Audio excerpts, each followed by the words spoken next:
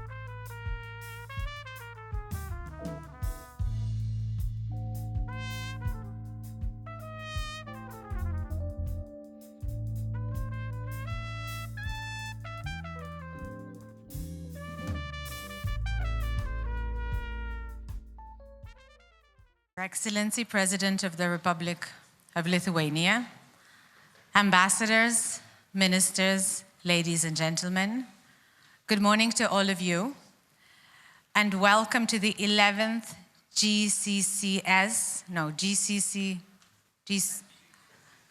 how do you do it? GSSC. Welcome to the 11th GSSC Vilnius Forum. Let's do it again, and let's make it a little more festive. It's a happy occasion. Many of you have gathered here. We are really excited to have you. Welcome to the 11th.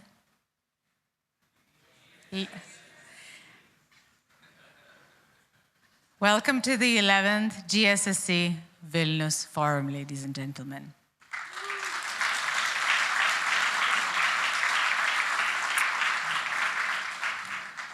Good morning to those of you who have gathered here and those of you who are watching us online. We are being broadcast on the GSSC public channels and also on the channels of the partners of the forum. LRT, which is the website of the Lithuanian Public Radio and Television. Globsec, which is a non-governmental think tank, which is based in Slovakia.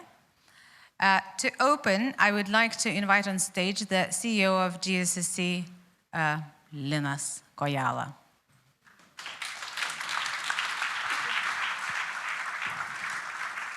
Your Excellency, President Gitanas Nausėda, distinguished guests, friends, it's a privilege for us to be hosting you at this forum, the 11th iteration of it. But it's also a very special occasion for all of us because we are increasing the size of the conference, increasing the quality of the conference every year.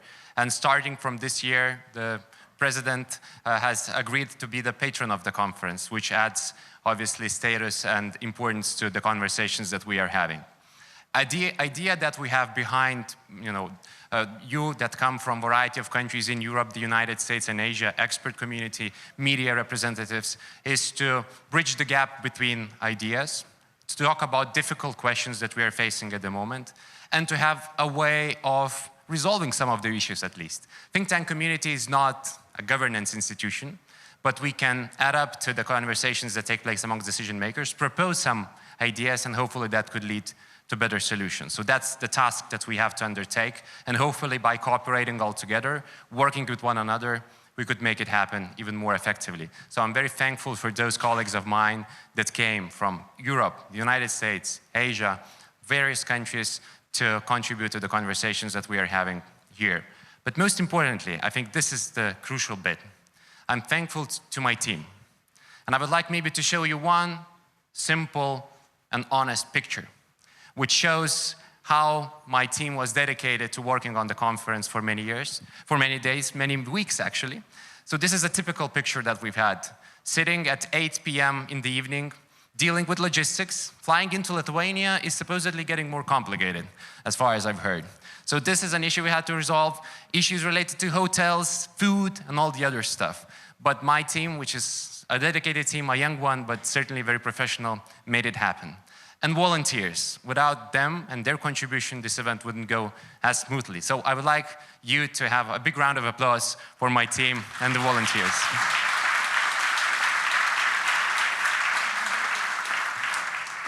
Thank you. And without any further ado, I would like to invite His Excellency President Gitanas Nausėda for a speech. Mr. President, thank you.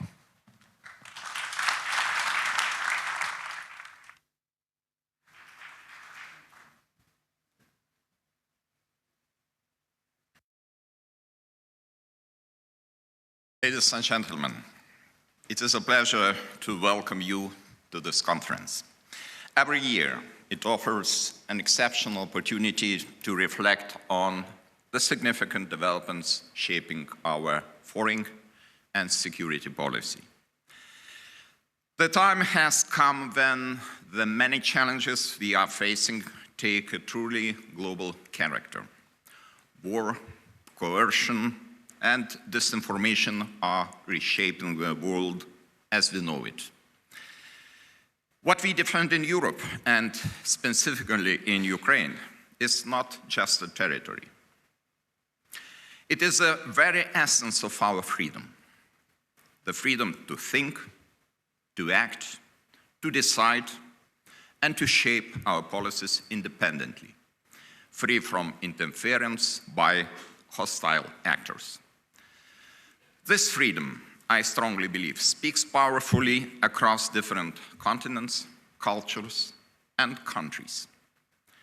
It forms the bedrock of resilience for the democratic societies here in Europe, in the Indo-Pacific, and elsewhere. That is why the rise of authoritarian regimes and their growing collaboration deserves our special attention. Armed with a complex spectrum of hybrid threats, Authoritarianism seeks to destabilize, divide, and undermine democratic values, not only in the Euro-Atlantic community, but also globally. The destabilizing role played by Russia and its proxies and accomplices is especially troubling. The Kremlin regime viciously attacks Ukraine, allocating 40%, think about it, 40% of its national budget to the war economy. Together with China, Iran, North Korea, and Belarus, it is also trying hard to reshape the global order. This makes investment in hard security and resilience a strategic priority everywhere, but especially in Europe. The time has come to build effective deterrence, strengthen the European Union, reinforce the transatlantic link, and support Ukraine as much as possible. Ladies and gentlemen, this year we took historic decisions to make NATO stronger, fairer, and more lethal. The Hague NATO summit confirmed what frontline nations have long known. Credible deterrence requires credible investment. The 5% pledge, with at least 3.5% to the hard defense and 1.5% to resilience, is a bold step forward. Lithuania is moving faster than most. Next year, we will dedicate 5.38% of our GDP to hard defense alone. For us, deterrence starts with readiness, not rhetoric.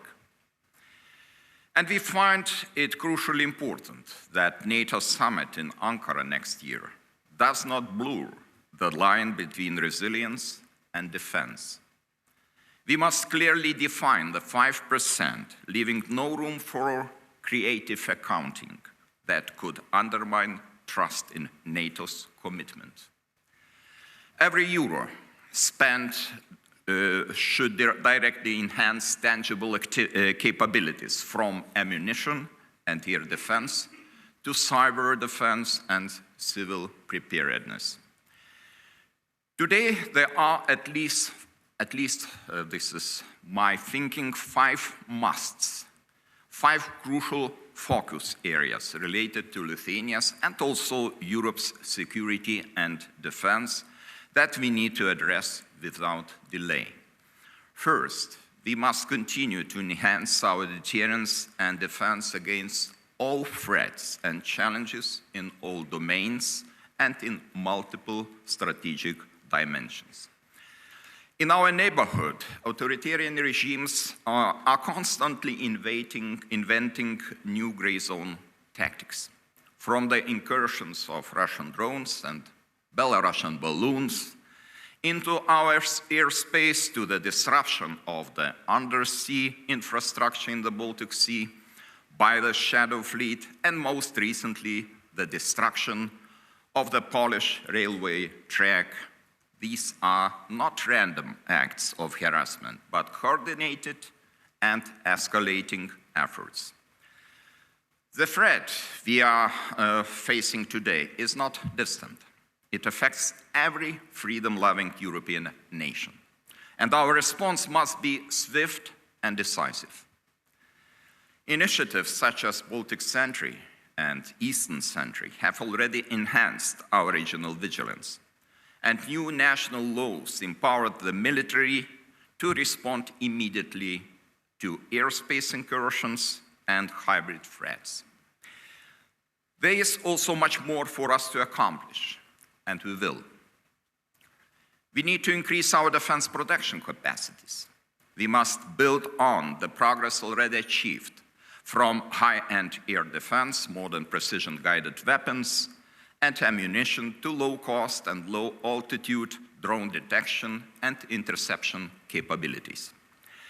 Therefore, I welcome the fact that 2 weeks ago, the German company Rheinmetall took significant steps forward in its cooperation with Lithuania.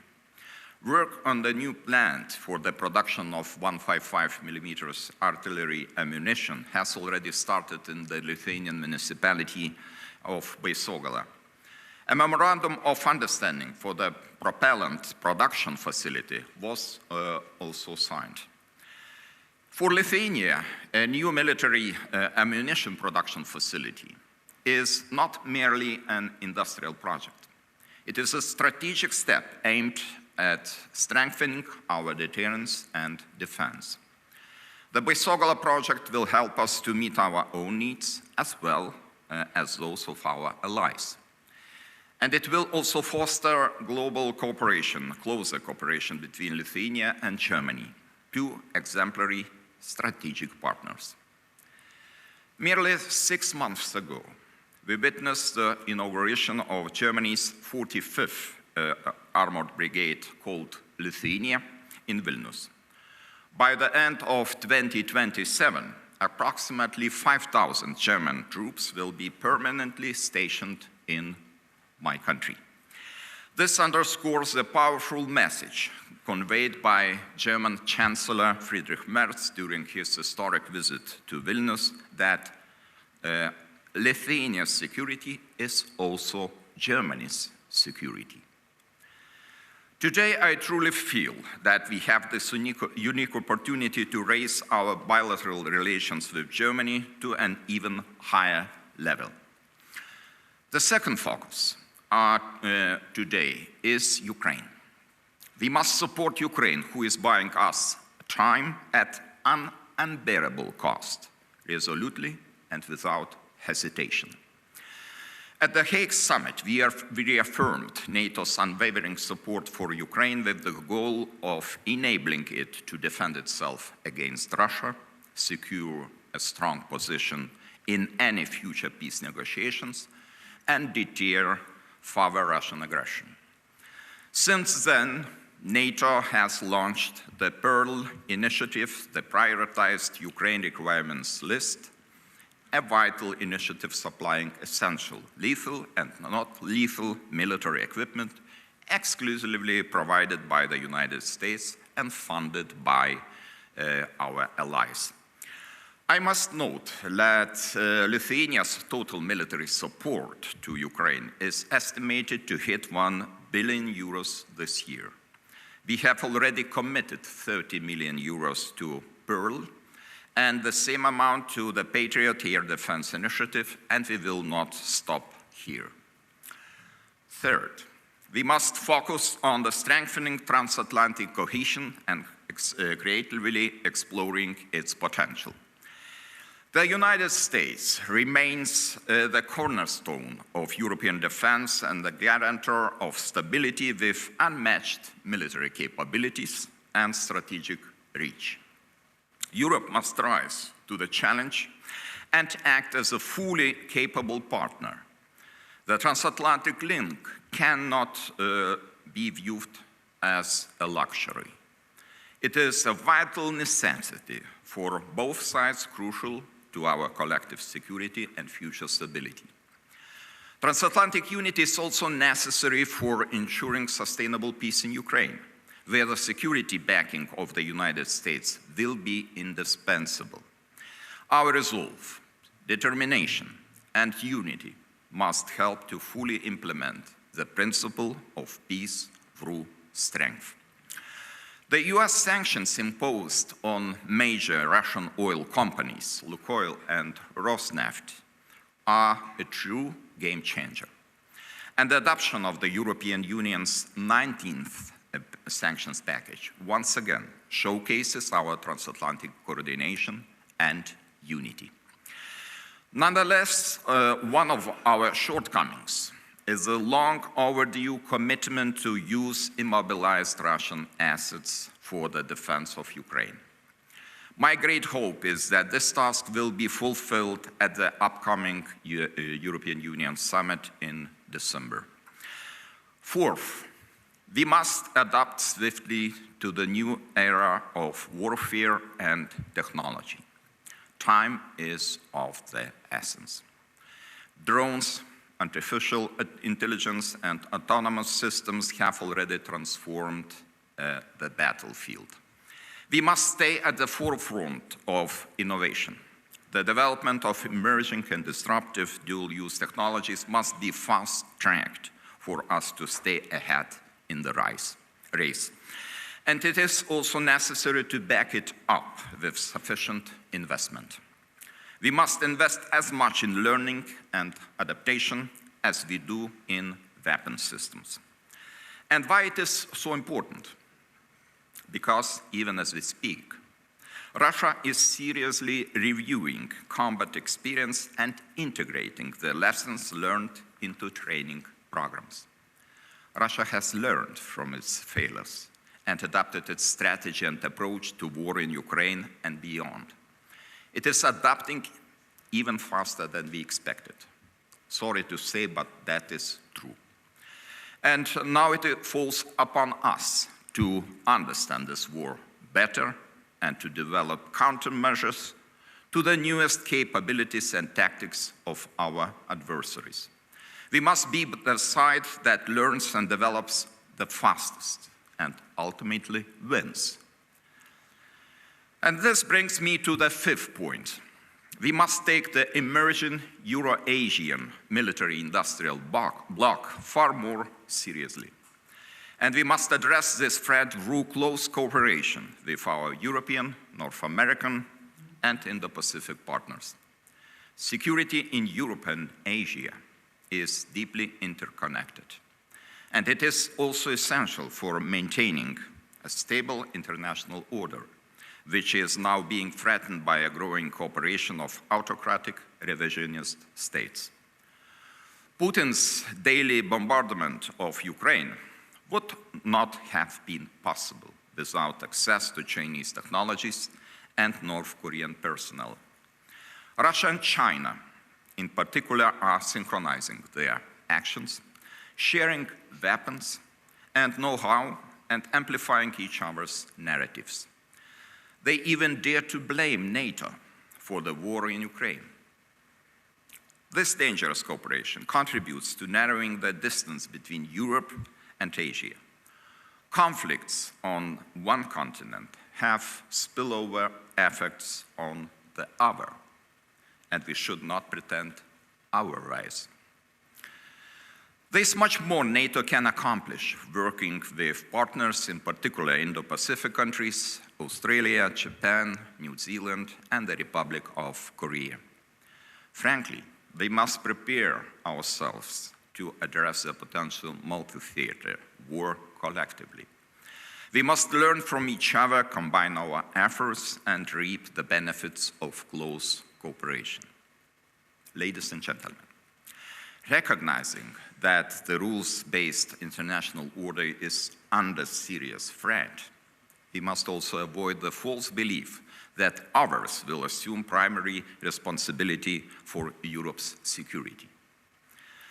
The European Union has its own role to play in strengthening deterrence and defense. This is not about replicating NATO's efforts, but about reinforcing and complementing them. It is precisely by strengthening the European dimension within the alliance that the European Union could successfully contribute to the implementation of NATO's core tasks. NATO and European Union need to enhance their capacity to function as a single integrated system. Both organizations must clearly define their roles in upholding peace through strength. It is what real European security architecture should deliver. Looking forward to the challenges that lie ahead of us, I want to underline the importance of the Defense Readiness Roadmap 2030, presented by the European Commission. I see the urgent need to start implementing the flagship projects as the Eastern Flank Watch, the European Drone Defense Initiative, and the European Space Shield.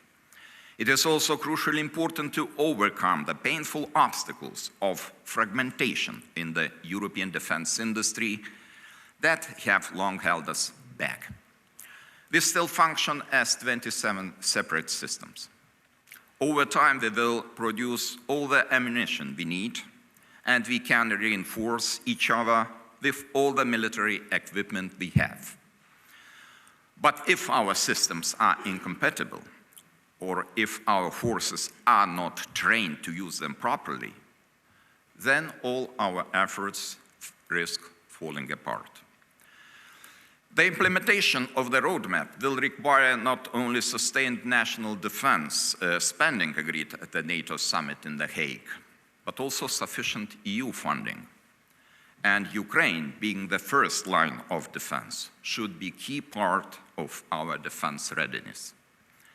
Ladies and gentlemen, next year, Lithuania will complete its preparations to assume the presidency of the Council of the European Union in 2027. Our presidency priorities will focus on strengthening security and defense within both the European Union and the broader Euro-Atlantic area.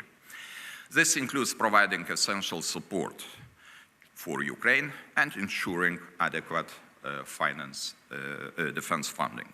We will work to enhance European competitiveness and economic resilience while aiming for an ambitious next multi-annual financial framework. We will also work to ensure internal security with a focus on effective migration management and securing our external borders. Furthermore, Lithuania will emphasize advancing EU enlargement and safeguarding the rules-based international order. We will maintain a strong and vocal European commitment to Ukraine's EU accession, supporting Ukraine's goal of joining the European Union by 2030. We will strive to ensure that enlargement remains merit-based and bilateral issues do not block this vital process. Finally, assuming the presidency, we will highlight the importance of historical memory, calling for the preparation of educational programs, strengthening collaboration among historians and experts to preserve European memory, and fighting against attempts to rewrite history. The memorial to the victims of totalitarianism in Brussels will be the right step in this direction. The realization of such a project is important for the common European memory, for the unification of Western and East Central Europe, and for the common approach to the history of fascism and communism. My sincere wish is for all democratic nations worldwide to find the internal strength to maintain our shared values and to use that strength for effective security and defense cooperation on a global stage. And now I thank you sincerely. I wish you all productive discussions. Thank you.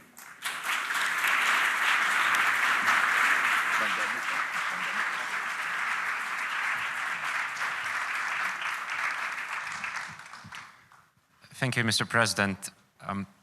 Just a day before the Russian full-scale invasion of Ukraine started, you were in Kiev, together with President of Poland, showing support and solidarity. Since then, as you were saying in your speech, Lithuania is among the leading countries in Europe and the world in supporting Ukraine's defensive effort, because we consider that to be our defense as well, defense of common values and ideas. Nevertheless, the aggression continues, and we're approaching the 4th anniversary of the full-scale invasion, and even a longer term when we look at 2014, when Crimea was annexed.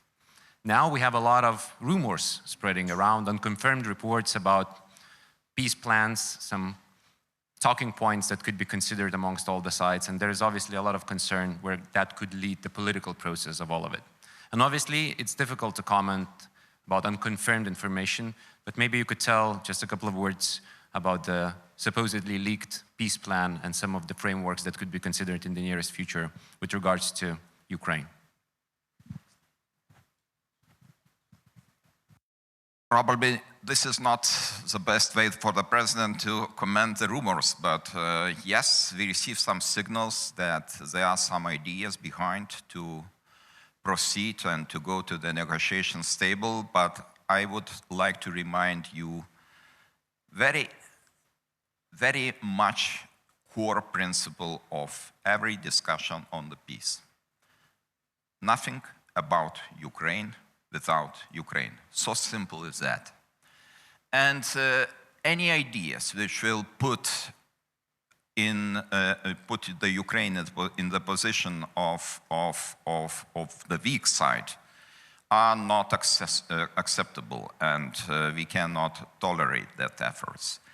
I think what is jumping out in the public area about the possible ideas, we are talking about possible or potential reduction of Ukrainian armed forces, territorial concessions, and some other decisions which would, of course, mean actual capitulation of Ukraine.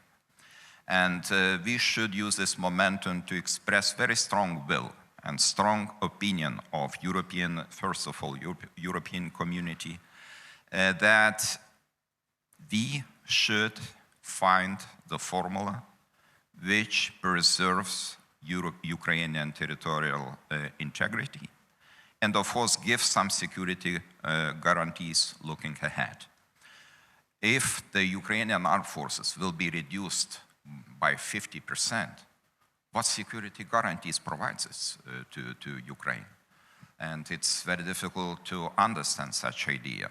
Yes, we can provide security guarantees ourselves as a community, as concrete countries, but then we must have very important elements of these security guarantees. And I think the backup or backstop of United States is essential in that sense. So I look forward to see the document, and I look forward to see the Ukrainian reaction. And of course, the voice of European community must be strong. We cannot sit aside and just comment the peace plans. We should take active role, and this is our historic chance to do it.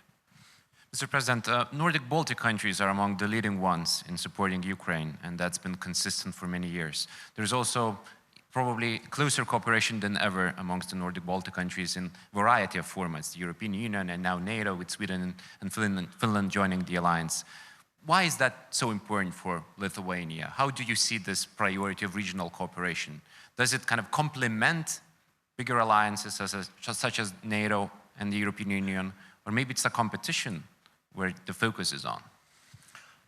The first element, like-mindedness. We are like-minded countries, and this is the basis to build up our cooperation. And actually, it activated after Finland and Sweden joined the NATO, because now we are the area of Baltic Sea. And we have a lot of issues to discuss. And actually, this morning, we already communicating between the presidents and the prime ministers of NB8 format about these new plans regarding the peace and what might be the NB8 reaction, because we are first and we are most decisive in that sense to react, to express our opinion, and in such a way contribute to European decision-making. This is not the key issue that some of NB8 countries are not the members of European Union, because in the field of defense and security, this is not the key issue. The most important issue is, of course, the very clear and strong position on the war in Ukraine and on the support to Ukraine. And Norway and Iceland, other countries, just going ahead, and really I admire the role of those countries in the process. In the speech, you also mentioned the German brigade. So I wanted just for you to have an opportunity to emphasize the importance of this project, and maybe you can update the international community on how it is ongoing, the process of deploying a brigade to Lithuania. Everything is going smoothly, and we are even going ahead of our time schedule in implementing the capabilities of training areas and also preparedness for the coming of German brigade. As you know, as already said, in the inauguration of German Brigade, or the first element of German Brigade, already took place several months ago. Now we are looking forward, and I think that we will do anything possible to implement all the necessary infrastructure elements and to be ready to accommodate and to welcome the full-size German Brigade, 5,000 soldiers, officers, by end of 2027. And of course, our partner, United States, remains very important. This is not about replacement of American troops by German troops. No, no way. I think this is very important to keep the focus and to preserve the focus of United States authorities and government in this area, because this area is threatened by Russia and Belarus. And now we enjoy the presence of American troops on a rotational basis. We have very strong and bold host nation support package, and we are even ready to expand it to provide more guarantees, more financial resources for additional troops to come. But of course, it depends on the political decision of White House, and I hope very much that this decision will be positive. And of course, this cooperation with United States partner in other field, for example, energy cooperation. It's very interesting that 30 cargos, LNG cargos, arrived at Klaipėda LNG terminal last year, 2025, and 71% of our import of LNG comes from United States.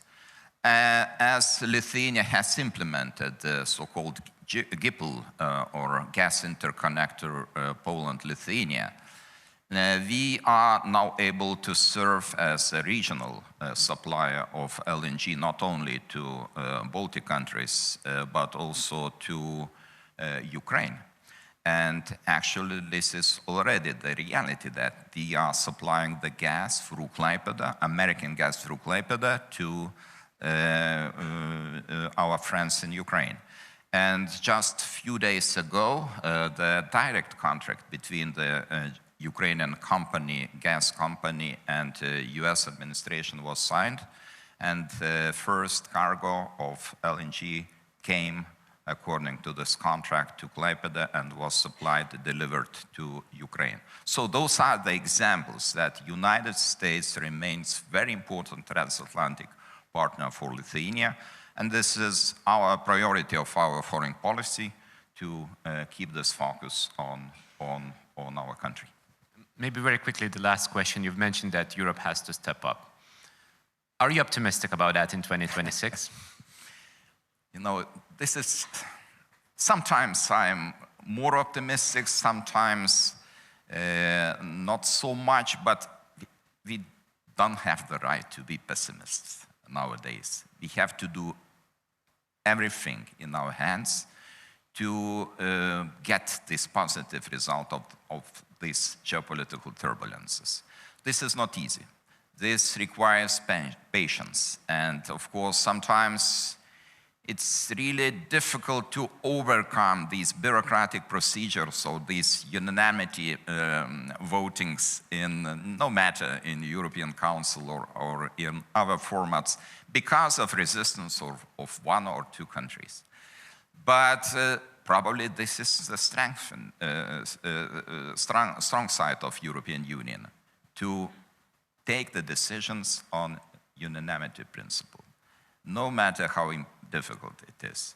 So I think we will have a lot of opportunities to go forward. I expect very much that we will be able to find the way out by looking for a possible start of negotiations on a European Union membership for Ukraine. I am strongly against the decoupling of Moldova and Ukraine in that sense. And I hope that our partners will understand the seriousness of the situation, and we will find all necessary decisions. On this optimistic note, Mr. President, thank you for being here. Thank you. Thank you.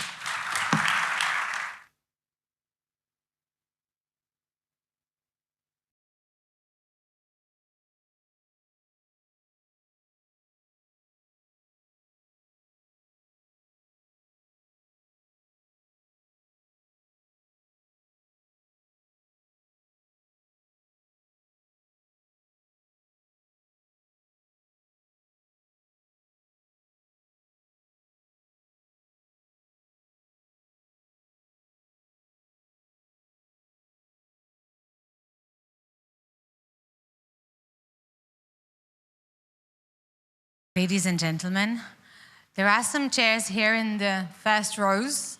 I can see some people standing, so if you'd like to be seated, there's a second row, almost empty, and then some other spots. Do come over here, do come closer to us.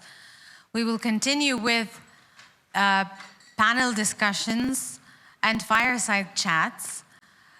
And the next conversation that we are about to have, we have actually called it a conversation. We will have several prominent speakers whom I will start inviting. I think the chairs are here. I can see that the Minister of Foreign Affairs of Lithuania, Kęstutis Budrys, is with us already. Do take one of the chairs. We will give you a big hand. Pick whichever you like. Maybe that one is best because of the photos. Executive Vice President of the European Commission for Technological Sovereignty, Security and Democracy, Henna Virkkunen. Welcome. We are very happy to have with us Secretary of State, Head of the International Policy Bureau in the Chancellery of the President of the Republic of Poland, Marcin Przydacz. Welcome.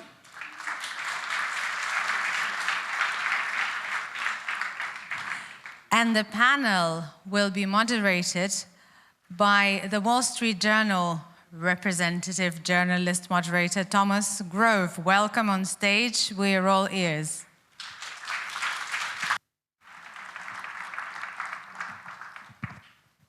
Hi, good morning. And thank you for joining us on our first panel of the GCSC Vilnius Forum. The title, as you know, is Where Europe Falls Short and What Can Be Done. We have a fantastic lineup of guests today. Minister, Mrs. Virkkunen, Secretary Przydacz, thank you so much for being here. I hope this is going to be a lively discussion. There's a lot to talk about. You know, as President Nausėda said, both the US and Europe have to understand their roles going forward to make this alliance work. And I think this is a crucial question that is being asked and discussed both in Washington and in Brussels. So let's begin. Thank you very much. Minister, I'd like to start with you. You know, I think whenever we're talking about where does Europe fall short, the question has to be put specifically, and that is to what goal, for what goal does Europe fall short? And I'd be curious to know, you know, in your mind and in Lithuania's experience, where is Europe falling short right now? And in your experience, what can be done about it? That's a lot to start from. And of course, it is a big question. And it covers from very hard security, defense issues, up to the resilience issues and then softer parts and the resilience of our societies. We have to do a lot. And I think that now is the very specific time to do it. Because, and an additional reason for it is the circulated 28-point plan. Be it real or not, doesn't matter. But those elements that are in there, probably you read it last night or this morning, they are the ones that once again forces us to rethink. So what's the future for European security? Because this is the plan there that already was written by someone for us. And one of the points, for example, is that Russia promises not to invade Europe anymore. So it's like, I swear I won't do this. And we are you know, somehow asked to believe that it can be something that can be respected and kept us the promise. Of course it won't. So this is the time, I think, when we have to mobilize ourselves and go into the in-depth discussion. So what's for the Europe? What is for the Europe security? And in it, when we will discuss it, one element will be without the question. That's the transatlantic cooperation. That's United States. For 10 years onwards, there are no scenarios, no deterrence tools that we can be, as the Europe, self-sufficient. What concerns hard security, what concerns collective defense, there are no alternatives and substitutes. So we should work with our United States friends and see into the burden sharing and meet the expectations from us. That's the first thing. Another thing is, of course, we have to strengthen ourselves. And then conventionally, it has to be there at the higher level. When we talk about the extended nuclear deterrence, yes, we are dependent, but what concerns conventional forces, we have to step up. And that is the increase of our defenses and increase of our defense spending. That's the task, absolutely paramount for Europe to be self-reliant, a little bit at least. Then there is the huge area for the resilience building. And it's in all the parts of it, not only the front line. Once again, it's not about the Baltic states or about Finland or going south. It's about whole Europe. So because what concerns sabotage operations, what concerns soft parts, they are not here.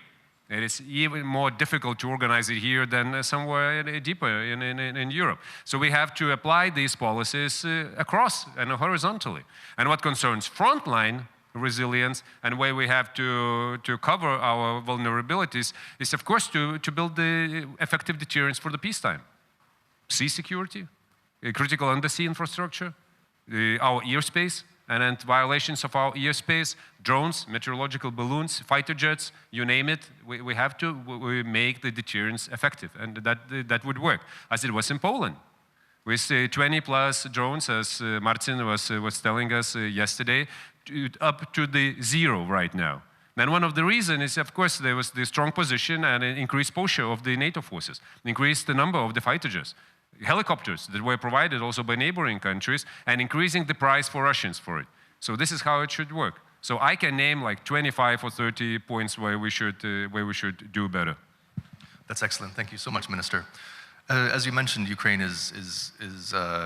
the conflict in Ukraine presents an existential threat for all of us, and we've seen very much, how technology plays a role in these kind of very incremental advantages that one side or the other gains at any particular time. And I'd like to ask you, Ms. Virkunen, how does technological innovation, how do you reconcile the need for fast-paced, at times fast-paced, and deep innovation with some of the stricter regulations that the EU does require?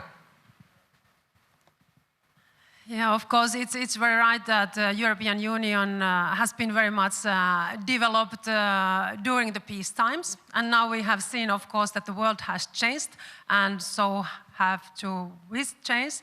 And things are changing also in the European Union, we see. So our main priority nowadays as a Commission is on security and competitiveness of European Union. And these are having very strong interlinkage also. So like you asked about the role of technologies, we see how hard now the race is globally on the technological competition is really hard. And here it's important that Europe is building up our own capacities, because very long time, of course, Europe has been very open for international investments, and our businesses, industry has very long global value chains, but we can see that nowadays these dependencies, they can also be weaponized against us. And that's why it's so important that we are building up our own capacities in all critical technologies, like AI, semiconductors, also quantum technologies, cybersecurity technologies. And I see that it's very positive also for our technological competitiveness that our member states now finally are investing heavily to defense and defense industry, because this is also giving a great boost for our technologies. And nowadays we see that these critical technologies, of course, they have utmost important role in our defense industry. And we can see this every day in Ukraine, and that's why it's very important that we are also learning all the time that what is happening in Ukraine. Just in this week, European Commission, we published our defense industry transformation roadmap. And there we are really clearly stating that we have to now build an ecosystem between our tech industry and defense industry startups. Hundreds of them has been established in the European Union during the last years. and with our defense industry and with our military, that we are able to combine critical new technologies with our defense industry and defense capabilities.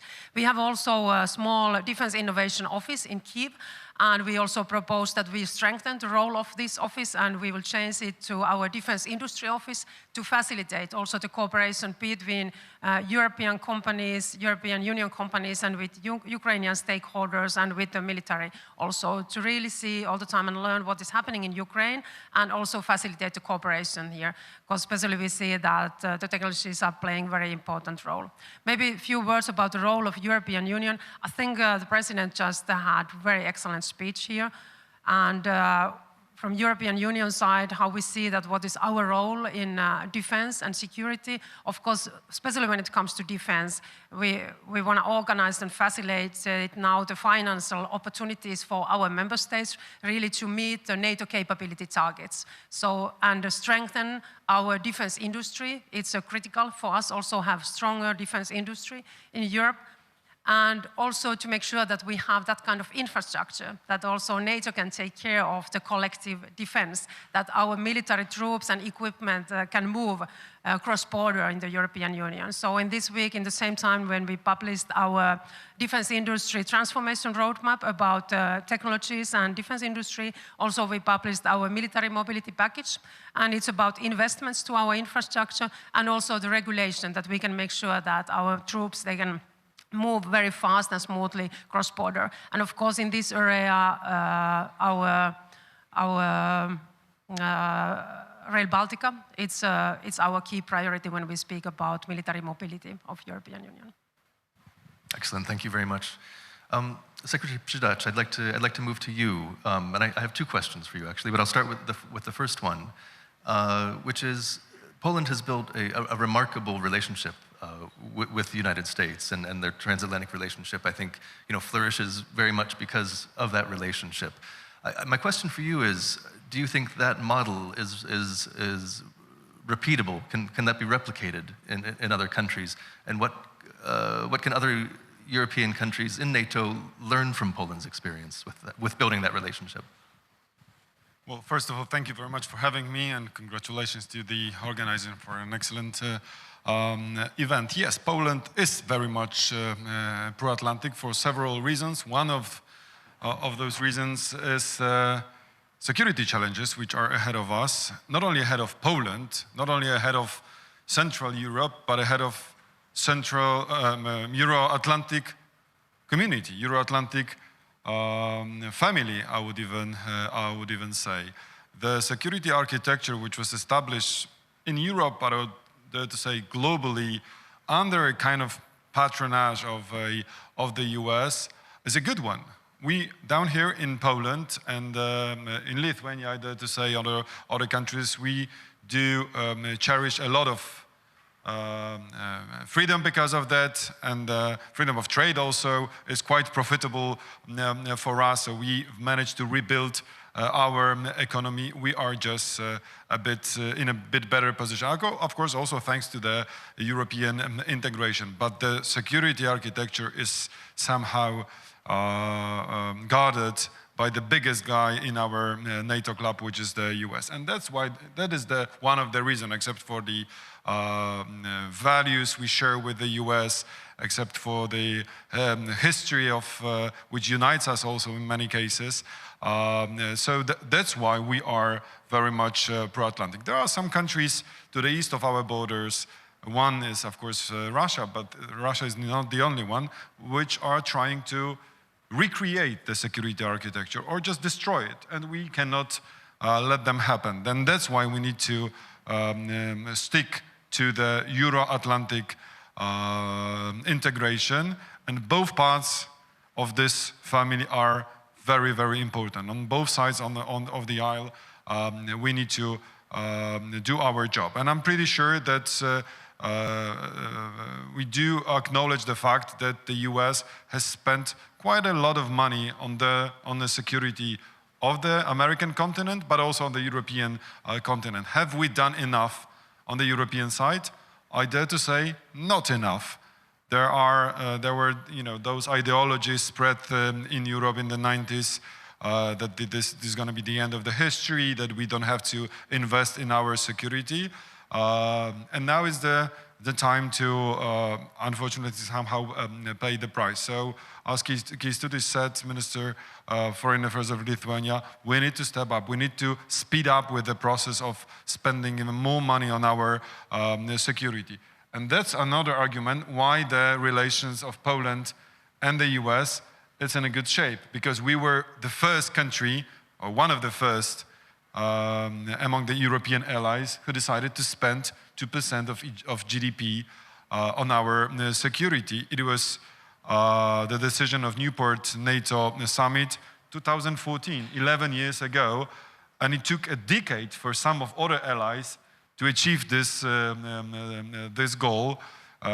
Some of them have not even yet reached that point. We are already with 5% in Poland, and that's another goal for other allies. So if you want to really build better relations, let's just do the homework. Let's just do what we are obliged to do and fulfill all the obligations.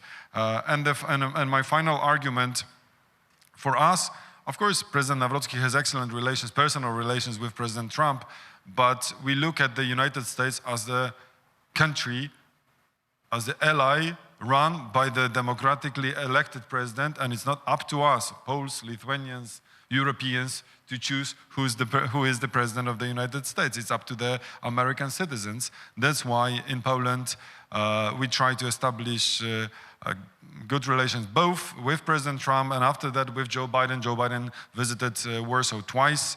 Mr. President Trump also visited Warsaw. So as you see, it's a kind of constant relation with the U.S. Regardless of the political situation within this country. It doesn't mean that we do agree with every single decision of the American administration. I could elaborate a bit more on that, but it's not always our decision. It's the decision of the U.S. administration. Our job is to try to convince them to change a bit their attitude, for example, towards Russia, towards Ukraine, towards Central Europe, and towards Europe as it is. It's a very interesting answer. Thank you very much for that. I would love to continue asking you my own questions, but I think the audience has some questions which I'd like to turn to right now. The first one is, how can consolidation and integration of Europe's national defense ecosystems be sped up to avoid suboptimal, that is too expensive or fragmented, outcomes of EU defense surge? I think, Ms. Virkunen, I'd like to ask you to answer that. Yes, we see that in many cases, European Union and our markets are still too fragmented, and we are lacking a real single market. So there's too many obstacles between the member states, and of course, defense industry is, I think, one of the most challenging markets, really, because historically it was a very national market, and the tradition how the defense procurement is done, it's often done member state by member state. And that's why from European Union side now we are especially encouraging our member states really to invest more in defense, but invest also more together and invest European, because we see that it's super important for us that we are building up our own defense industry capacity, because it's one of our critical industries, of course. And those instruments, what we are providing from the European Union budget, and for example, this new SAFE loan, 150 billion euros, there is one of the requirements is that there has to be 2 member states together in a project, and that's how we are trying to really encourage member states to work more together. And 70% of the components should come from the European Union area, also to encourage the process that we are buying more European also, and increasing our own capacities here. But in the same time, defense is something that it's a competence of member states, and each member state, of course, is deciding themselves. But with our financial instruments, we are trying to all the time support and encourage these processes that we are doing more together, really also to make sure that we are not having overlapping projects and we are not having loopholes. And now now in our defense roadmap, defense readiness roadmap 2030, we have also identified certain fields which are priority areas for us and where we are working together with member states. A few weeks ago, we also published a roadmap on that, and there we were identifying 3 key priority projects where the Eastern Flank Watch is the #1. So it's our joint effort really to make sure that now we are putting all the efforts to have a very strong defense in our eastern flank. And then we have also this drone initiative where several member states are contributing also to that. And then the space defense capacities, so space and air defense capacities. So these priority areas we are focusing now together with member states. And also, of course, it's not only about defense policy that we are working very closely, because like Foreign Minister said, we have to be prepared for different kind of hybrid threats all the time. And now we are in a really frontline country when we are in Lithuania. And Lithuania has, of course, seen and faced many of these threats already. So we see that migrants, they can be used as weapons in our external borders. We have faced sabotage on our critical infrastructure. We are facing cyber attacks. We are facing propaganda, disinformation, GPS jamming, also balloons here. So we have to work very closely together with the defense forces, but also with external and internal security all the time. We have to speak about our critical infrastructure, external borders, and the European Union and our member states are cooperating very closely. And here we have more common regulations and rules and also instruments already. So defense is a little bit different because it's competence of member states, but here we are all the time I think taking very important steps forward, and very important to facilitate now also to collaboration between the tech companies and our defense industry. Excellent, thank you very much. Minister Budrys, I think the next question goes to you. This is a little bit of an out-of-the-box question and may require an out-of-the-box answer, but I'm curious to hear your thoughts. The question is, would the additional 2% of GDP spent on defense in Spain, Belgium, Luxembourg, be more valuable than transferring them 0.5% on Ukraine directly? Do we really need unity or a focused solution? Yeah, sure. I think, would the additional 2% of GDP spent on defense, potential 2%, spent on defense in Spain, Belgium, and Luxembourg be better spent by transferring some of that money to Ukraine directly? Are we talking about unity or a focused solution is the question. That is not out from the box. Actually, that's from the right box that we are discussing, and that was the case also in yesterday's FAC meeting. That is the support to Ukraine and what we have to do on our own. We have to do both. On 2% additional ones, we pledged. We committed. That was the Hague Summit decision, that we will spend 5% of our GDP. So knowing the numbers of these countries, that's what we have to do. That's not the option, whether, you know, and it's not something to be discussed again. That's about go and implement it and do it. And we are doing it, not tomorrow, but for the next year. That's almost tomorrow, 5.4% of our GDP. Why we have to do it? Because we agreed, all of us, how we will fight. That was the key plan of NATO, operational plans that described in details in this direction, this direction, in this direction, how NATO will fight and how we will win. Not only fight and defend, but how we will win, how we will destroy our enemy. And for these plans to be executable, we need capabilities.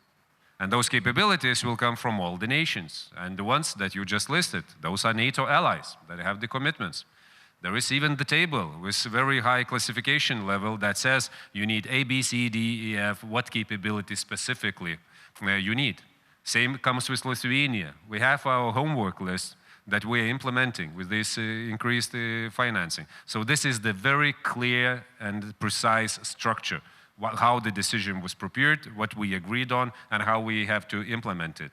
Once again, Russians are not deterred by our papers, not by our concepts, by some nice ideas. They're deterred by the steel and firepower. That's what we need to build. That's one. Second, on Ukraine. If we are not, now the situation is that we have around 9 up to 10 countries in Europe that are bringing all the major part of the support to Ukraine. And that is the reality. And then among those, that would be MB8, there would be Poland, Germany, Netherlands, probably someone else. You can see the tables of the Kiel Institute and the other sources. And this is the problem. And we know the needs of Ukraine for the next year. That's more than 50 billion euros that they need. Only for the military and war effort, that's more than 60 billion that they need. And then from Europe, that's around 40 billion. If we are not providing them this support, it means that they are turning in different scenarios. And it means that we cannot, as yesterday there were people describing the situation, Mike, one of them, we cannot go into these baseline scenarios anymore, because we cannot take as granted ceteris paribus that we are supporting them. So the scenarios would be different, and it will be more grim and darker if we are not supporting Ukraine, because there are no alternatives now. There are only two alternatives: our national budgets or frozen assets. And when I see both skeptical position on both items, that on national debt, if you may, or that is frozen assets, then I have this question: so from where else you think that we will get this money from? And if we are not providing for Ukrainians, then okay, let's talk about the dark scenarios that await all of us. It's not all about Ukraine. Once again, it's not military scenarios. That's social scenarios. That's economic scenarios. That will be political scenarios, and that will be collapse of European Union as such at the end of the day. So let's talk about this then. So answering your question, that is both that is needed. Or if you don't want to do 0.5 for Ukraine, let's use the frozen assets. That's at least for the 3 years, upcoming years, the resources for Ukraine. Excellent. Thank you so very much. Here's a question for Secretary Przydacz. If we want ultimate deterrence in the light of the US withdrawal from Europe, I think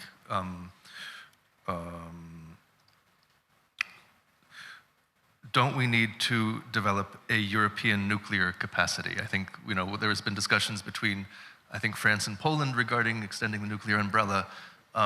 It's a very big topic to take on, but I think it's one worth addressing. Thank you. Well, first of all, I think we need to do our utmost to keep Americans in Europe as long as possible, at least until the moment we will rebuild our capabilities, our European capabilities, our European industry. And to do so, we need to finally spend a bit more money. We need to invest the money in this industry and in our military capabilities. The wake-up call was in 2008 with Russian invasion on Georgia. Then the next wake-up call was in 2014, the Crimea and Donbass. We woke up a bit, I would say, in 2014, not enough.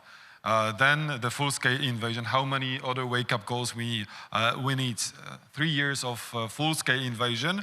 We move on, but not as fast as we should. So until the moment we really realize that we need to spend much more money on our industry and invest also in technology. We are technologically advanced, of course, but I dare to say not that advanced as, for example, our American partners in some spheres, for sure. And the question whether we are fully independent with regard to the resources we need for the military production. But the question referred to the nuclear deterrence, let's not forget that we are still in NATO. And there is a strategy within NATO of nuclear deterrence. So in this question, I could see a bit of feeling that the security of Euro-Atlantic region should be divided somehow between the Atlantic one and the European one. That's not the approach we oblast in Poland. Just opposite. We are NATO, so we need to work through the NATO instruments. Of course, we have to use also those capabilities which are within the European allies. France is a good example, and of course the United Kingdom, but the question is, what are the number of warheads which are at disposal of London and Paris comparing to the Moscow and other hostile regimes. So, and my final point would be about the presence of nuclear capabilities in Europe. We are in Vilnius, how many? 80 kilometers from, even less, from Belarusian border, right? 40? 30 kilometers. So we are just at the border with Belarus. I don't know whether you realize, but Russians have moved their capabilities, nuclear capabilities, to Belarus, building infrastructure. They are closer and closer and closer to NATO borders. Polish border, Lithuanian border. They invested quite a lot in their storages in Kaliningrad Oblast. Have we reacted to that somehow as NATO? Not in, attacking something, or just through our infrastructure, through our steps taken, for example, in Central Europe. No. When I ask some of experts of NATO in Brussels and Washington about our answer, the answer was, yeah, we condemned it. I think it's not enough to condemn only the steps taken by Putin. We need to react properly. That's why Poland and other Central European partners believe that we need to have also nuclear capabilities shared by other allies, but on a spot down here to deter. We don't want to use them. We don't want to have any nuclear interaction, just opposite. But if you want to be safe, you need to invest in your own security through that kind of instruments. Thank you. Thank you very much. This is a question for Henna Virkkunen again. What do you believe will be the EU's competitive edge in military and dual-use technologies? I think that we have a huge potential in the European Union, but this is, of course, very much now connected to our overall competitiveness in our technologies. And especially, we want to encourage and focus now for the areas on AI, for example, because there, for example, we have huge potential already, even that now the race is very hard globally, as we know. But Europe, for example, we have 8,000 startups in the European Union who are training and developing AI. And nowadays, many of them are creating dual-use technologies or defense technologies. So AI, of course, is one very strong field. And when we look at our critical technologies, the field where Europe is very strong, where we are not lagging behind, it's quantum technologies. And it will be, of course, the next very big thing in technologies. And also, it will change a lot in our defense and security. So quantum is something that now we are focusing a lot. We just published our first European quantum strategy, and we are working now towards Quantum Act. And I see that this is very strong technology from European side. If we are able now to do that, what we have missed often, because often Europe is really strong in research and science, as we know. Also in quantum, we are leading in science, so our researchers, their publications are #1 in the world, so they are leading there. And we have also tens and hundreds of very promising startups, but often the case has been with the new technologies that innovations are made in Europe, but the business is done outside of Europe, and that's why it's important that we are now creating also market conditions. And that's why I especially see that together with AI, we have to really combine now our quantum technologies with our defense industry and with these procurements we are now doing. So I think that this is, for example, very clearly the area where we can be very strong in the coming years. And if I could ask a follow-up question to that, there's another question here that is somewhat related. It is, Ukraine and Russia have developed technologies in which AI makes a kill decision without human input. Where is the EU's stance on this, and is that going to change? Yeah, with AI and lethal technology. With AI, like I said, we have very strong research and science here, and 8,000 startups who are developing AI.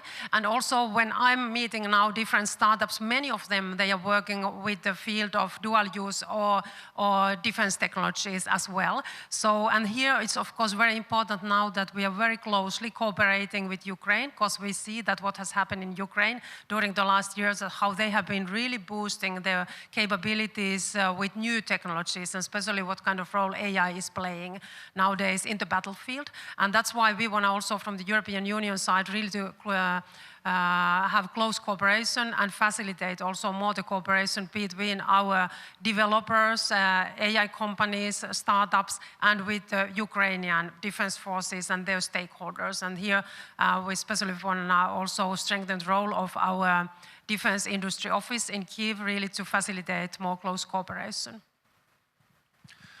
Thank you very much. Minister, the next question goes to you. The question here is, do you trust recent warnings from high-level politicians, intelligence officials, defense officials, that Russia wants to attack the Baltics in the next several years? Is that something that you base your policy around, or how do you approach those warnings? I haven't seen such warnings, first of all. And of course, I trust intelligence assessment, as I was the one who was producing also them. And I expected that politicians would trust what we assess. And there are no such an assessment that Russians are about to attack us in a couple of years. Those assessments, they say that during these years, the probability of Russians having the capacity and capabilities after the invasion in Ukraine is, and they will use it against NATO countries, is increasing. And especially in this period of time before 2030, when our capabilities are still not there. So I trust that assessment, and that is why I feel this urgency for us to increase our defenses and deny this possibility to attack us, because it works from both sides. It's one part is a threat, another side is vulnerability. So what do you do about it? They have the intention, of course, and they stated it in the paper. So there is no doubt in the intelligence community about the intents. They are there. The question is about the capabilities. We know that they want to build them. They're building new structures, and in Kaliningrad, and in Moscow military district, in Leningrad military district next to Finland and elsewhere. So we see this. But it doesn't mean that they would succeed in what they're doing. That's also about us. That's how deterrence works. So if we will meet them with our forces, with our plan, and with our robust response, so it means that we are better placed.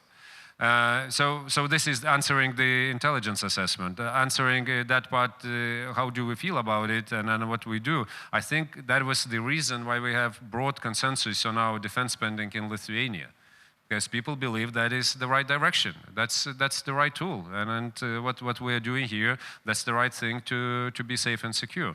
And that's why I want to talk more and more about in general, resilience of our societies. And I hate this, these lines repeating and repeating again about the weaknesses of the front line. There are so many good practices and stories and examples and lessons to be replicated elsewhere when we increased our resilience. At the same of the whole Europe. Look at the border. Look at the border with Belarus. And the very integrated system that is physical fence and with all the electronics that is installed there, and how we manage migration. And we are defending Schengen area here. We are defending Europe here, as Poland does on their part. So this is the success story. Yes, it started from 2 to 3 months of quite big, intensive, push and crisis. So there are other areas where we have the same, be it cyber attacks, be it propaganda attacks, informational attacks, and the other fields. So we have to strengthen, and the time is now. What I'm more worried about the absolute paramount principles, fundamental principles of international law that defends us all. And when I once again look into those 28 points, taking it as the food for thought paper, let it be, not a real plan. There are, too many things to think, at home silently about. It's about territorial integrity, giving away territories to Russia. Is it still working or not? Are we protecting it for the others or not? Sovereignty, limiting the size of the armed forces of Ukraine. Sovereignty is still there, or we can somehow cut it by our decisions. Inclusiveness of Russia into the future security structure of Europe. Do we really believe that it will prevent and then stop them? Then again, accountability, amnesty for all war crimes that were committed in Ukraine. That is one of the points. If there is no international accountability, what we are talking about? And it's like how we can, even pretend that there will be the framework for the proper fight and war and protection of the civil societies and so forth. I'm more worried about these principles. I know what we are doing here, but there are some larger things that we are questioning right now with what is happening around Ukraine. And that would be really harmful for whole the world, not only here. Thank you very much. I think we have time for just one more question. I think one of the more provocative questions here is strategic autonomy now dead? I would like to hear anybody's thoughts who would like to weigh in on that. Well, I hope this concept is dead. I do hope, really. We are not big fans of strategic autonomy if it's understood as a carrying links with of transatlanticism. If someone means strategic autonomy as rebuilding the capabilities of European armed forces, that we can discuss on. But it proved that in case of challenges in Europe, we had to react in a common way with our transatlantic allies. But I cannot hear many discussions about strategic autonomy now in Europe. But I do believe that our French and German allies and partners, they have not forgotten about this idea. Maybe one day they'll be back. But for sure, in Central Europe, they will not find allies for such a discussion. We are in favor of transatlanticism. I think when we speak about strategic autonomy, I think there's also many different interpretations that what does it mean. And I have also a little bit like a similar title, not totally that, but in my title, because it's technological sovereignty, and it's often also asked at what does it mean. And from our perspective, from Commission's perspective, it really means that Europe has to be able to act in all the fields, that we have to have certain capabilities ourselves, that we are not dependent in critical sector in one country or one company. So we have certain capabilities always ourselves to act. And also that we have like-minded partners, that we can choose the partners, that we are not dependent. And now we have to really identify all the critical sectors where we have to build our own capacity, because we have been often always very, very open for international businesses and cooperation. And it means also that we have built that kind of dependencies, also that we are not so strong in many areas where we should be. And of course, when we speak about defense, we know that our member states, many of them, didn't invest enough for decades to defense. So we have been very much relying on USA, and it's right what USA has been stating very long time, since 2014 from the summit, that Europe has to invest more to our defense, and now it's finally happening. Of course, we have to take much bigger responsibility ourselves also in this area. Thank you very much, Minister. If strategic autonomy means European Union is dealing without United States in this world now, and also what concerns security, I don't believe in it. And knowing where is the origin of the very definition, so that was about it. And so I think that cannot fly. But I believe in the European Union, that is the international actor, strong one, geopolitical actor and geoeconomic actor. For geopolitical actor, we need to define our interests and fight for them and defend them and enlarge. For geoeconomic actor, we have to act as one economic bloc and also defend our interests, what concerns our industries, what concerns our technologies, and see ourselves as another fortress that is in very strong relations with the other fortress, that is United States. I believe in such European Union, but it's a long way.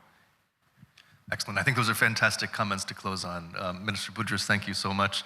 Thank you so much, Ms. Virkunen, and Secretary Przydacz, thank you as well. Let's have a round of applause for our guests. It was an excellent discussion. Thank you very much.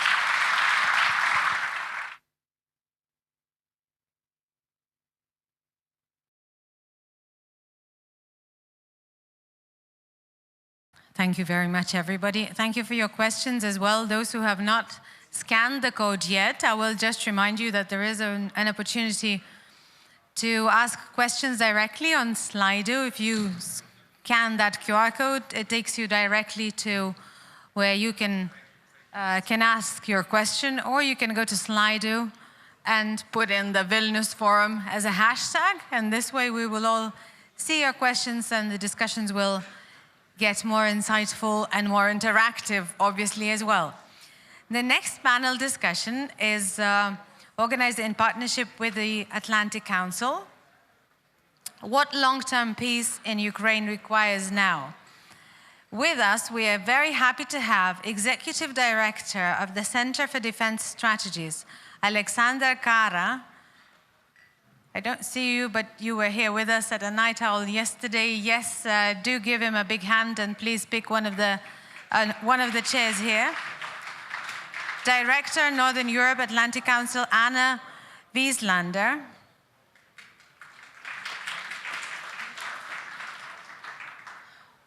Welcome. Associate Fellow, John Foreman, Chatham House and Nest, former UK Defense Attaché to Moscow and Kiev. Thank you for joining us and welcome. Chairman at the Center for Economics and Foreign Policy Studies, Takan Ildem. Welcome.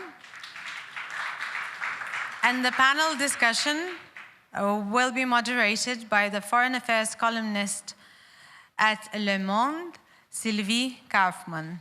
Welcome and have a fruitful discussion.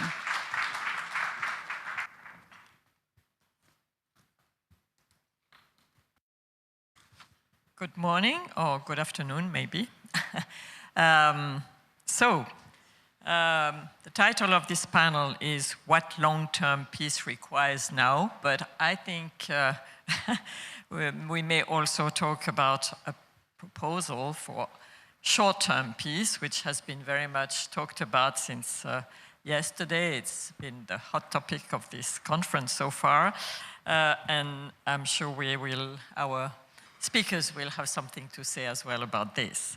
So please you can already send your questions if you have on this Slido app already now. So Alexander Hara, I will turn to you first.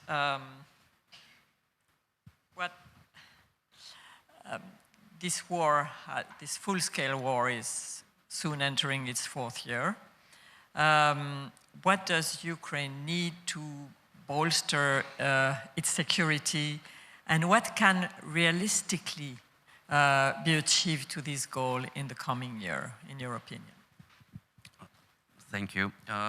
We have been fighting against Russians for 11 years, and it's full scale in the phase which is surpassing the time that the Soviet Union was fighting, and this artificially created great patriotic war thing.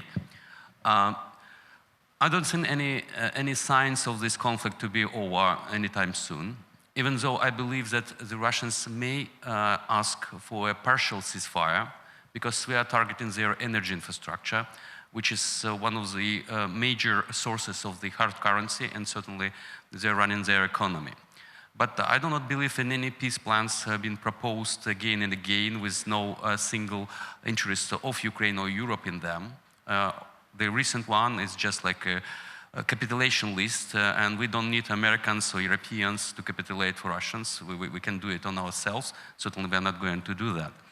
So what we need for security, and we cannot come up with any ideas that are not in existence.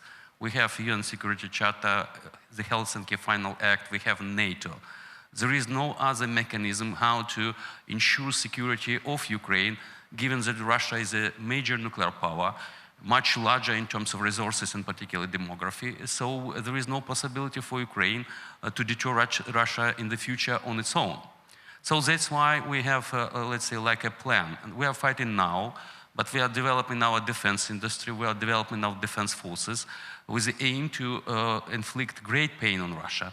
And in the future, to be capable of deterring them by conventional means, and hopefully, when we join the Euro-Atlantic Alliance, to deter Russia in Europe. And I believe it's really important to understand that in reality, Russia is not threatened by NATO. The only thing that is threatening Russia is that there is no space they can invade or exert their influence to. Belarus is absorbed. They want to do the same thing with Ukraine. Unfortunately, Georgia now is a semi-colonial state. Moldova is vulnerable. So if all those states are in the European Union and NATO, I believe the Russians would turn back to their domestic problems and will try to make their life better, not to fight against their neighbors. You mentioned Georgia. You say it's half a colonial state. Yeah. Do you think Europe has lost Georgia? Oh, no, I don't think that. The Georgian society is against this course to be closer to Russia. But given the political dynamics, they cannot do anything about that. And actually, the time of the soft or velvet revolution has passed. Nowadays, the tyrannic forces are ready to use force. And we've seen it on the street of Georgia. We've seen how Lukashenko dismissed the protest against the forged elections. And the same thing happened in Russia. So you cannot protest the KGB guys that controls all the money, media, and military force with just lighters and, the peaceful protests. So there should be something else behind that. Thank you. Anna Wieslander, I will turn to you now. What kind of security guarantees? Europe has been talking a lot about those security guarantees and trying to work on those. So what kind of such measures will Ukraine require, and what can its allies bring to Ukraine, realistically? Well, thank you so much for that question. Thanks for having me. It's great to be back here in Vilnius. Well, I want to start with perhaps broadening the question a little bit, since there are so many propositions floating around. And I want to start with what I consider to be the major risk before entering into the details of security guarantees. And the major risk, as I see it now, is that we are moving in a direction that we do not want, where Ukraine would end up decimated and with this lack of sovereignty that has occurred in discussions and as part of a Russian sphere of interest. And that would be absolutely devastating, not only for Ukraine, but for Europe as a whole. But there is a risk, and we have to see that when we are looking at these various components that are floating around, that we will enter this, some of us clear-eyed, perhaps some others will be sleepwalking, but this is a very dangerous direction that we have to look into. So why is this risk, I think, so urgent now? I think we have a difficult dynamic in this process where the US wants peace, Ukraine wants peace, Europe wants peace. We are open to indulge in peace discussions, while Russia is not. And that makes the whole process dynamics tilt into Russia's favor, into this direction, where Russia's long-term interest is not only to take Ukraine, but to divide Europe into spheres of interests. So this is how Ukraine's future affects the whole of Europe. Now, given the risk, there are also some components that are common. We have talked about trying to keep the transatlantic cooperation and unity in dealing with the future of Ukraine and how important that is. So I think it's important that we are in agreement that Ukraine should remain a sovereign state. That's absolutely bottom line. No capitulation, as you said, you don't need any help with that, but you need help to maintain and secure the sovereignty of Ukraine. And that's important for everyone. And the second part is, of course, that there is unity on the EU accession. It's supported by the US, and the EU has started that process, which is good, and it should continue. But in order to reach that, to maintain the Ukraine sovereignty and to reach the EU membership, I see three things, and this is what comes into security guarantees. We need to create that stable environment for Ukraine in order to reach those goals and to stabilize the future of Europe. And for that, Ukraine needs to have a strong army. That's, I would say, the first deterrent for anyone. It's about sovereignty, it's about holding your territory, it's about safeguarding your populations and your institutions, your democratic institutions. And if you don't do that, the Ukraine will not become a member of the EU either. So those things go together. So strong army integrated into Western defense industrial base is key and cannot be compromised. Secondly, the security guarantees. The coalition of the willing has been working in Europe for this. I don't have the details of how that plan looks, but I think the most important component here is that it has been led by the UK, or is led by the UK and France. It will involve European troops mostly, and that is a challenge for us, of course.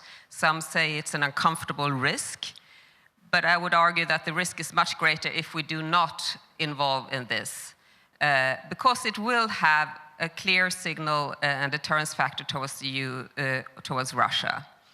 And I would have liked to see us perhaps doing more even now on that, an air defense shield or helping out with more visible troops on the ground in Ukraine. Already at this stage, I think would help deter in the future Russia. And of course, the US should be part of this. Worst case, if the US is not, Europe should still be working on a solution where Europe guarantees or is present in Ukraine to the extent that it's needed by Ukraine in order to maintain its sovereignty. So this is a very important point. And then my third point is that NATO door has to remain open. It is open now, as I see it. The North Atlantic Treaty has an open door policy. We have various writings, the irresistible path, a reversible path for Ukraine to join NATO. But there should be no new writings that close that door. I think at this stage, that's perhaps where we can reach a broad consensus and where we have to really signal. So those three components, because if we don't keep the door open to NATO, I think it will also be difficult for Ukraine to join the EU. Those things are connected. This is one European security structure, and we need to maintain the core components of that structure. So I believe there is it would be even better if we had a stronger alliance across the Atlantic on how to proceed with Ukraine and the peace talks. But there are some components that I think are important, the sovereignty aspect, to keep that, and the EU track. And then these three, a strong army, a European coalition of the willing, and an open door to NATO. If we can maintain that structure, I think we can move ahead. Thank you. Thank you very much, Anna, but this is exactly the opposite of... Your 3 points are totally contradictory with these, some of the points included in this 28-point plan. So we can... That's why I'm pointing them out. Absolutely. I think that was clear enough. Yeah. Thank you. Ambassador Tildem, President Zelensky visited Ankara a couple of days ago and had talks with President Erdogan. So can you tell us the role that Turkey could play in securing peace in Ukraine? Well, first of all, it's a great pleasure to be back in Vilnius. And I think our discussion is a very timely one when there are so many speculations going around regarding the possible peace deal. Well, first of all, a few words on that, and I will pick up some of the points of Anna. We all want to see peace, to end this ongoing war, because the Ukrainian people are, with their heroic act, are the ones suffering. And it is for the European security as well. And we have to recognize that. First of all, any peace deal should follow the fundamental principles that underpin European security. They are enshrined in different documents, starting with UN Charter and the Helsinki Final Act and the founding documents of the OSCE. I agree that in recent years, the instruments of European security collapsed. But we should not revisit the fundamental principles that underpin European security. First and foremost, respect to sovereignty and independence and territorial integrity of countries, inviolability of international recognized borders, and also not to threaten other countries or threaten to use force. And one other issue related to keeping NATO's door open is for every country to be able to choose its security arrangements, whether to belong to an alliance or not. As I see the speculated draft or ideas floating around, they are corresponding to the expectations of Russia more than Ukraine. And therefore, we need to be absolutely clear in our messages to our American friends that they may be prioritizing pivoting to Asia-Pacific region, which is very understandable. But to fix this problem, which may equate to capitulation of Ukraine, would not solve the problem. We will have perhaps 2-3 years of relative calm, but I'm sure that Russia would regroup whatever capabilities that it has and choose to resort to another confrontation. So Ukraine should be at the table.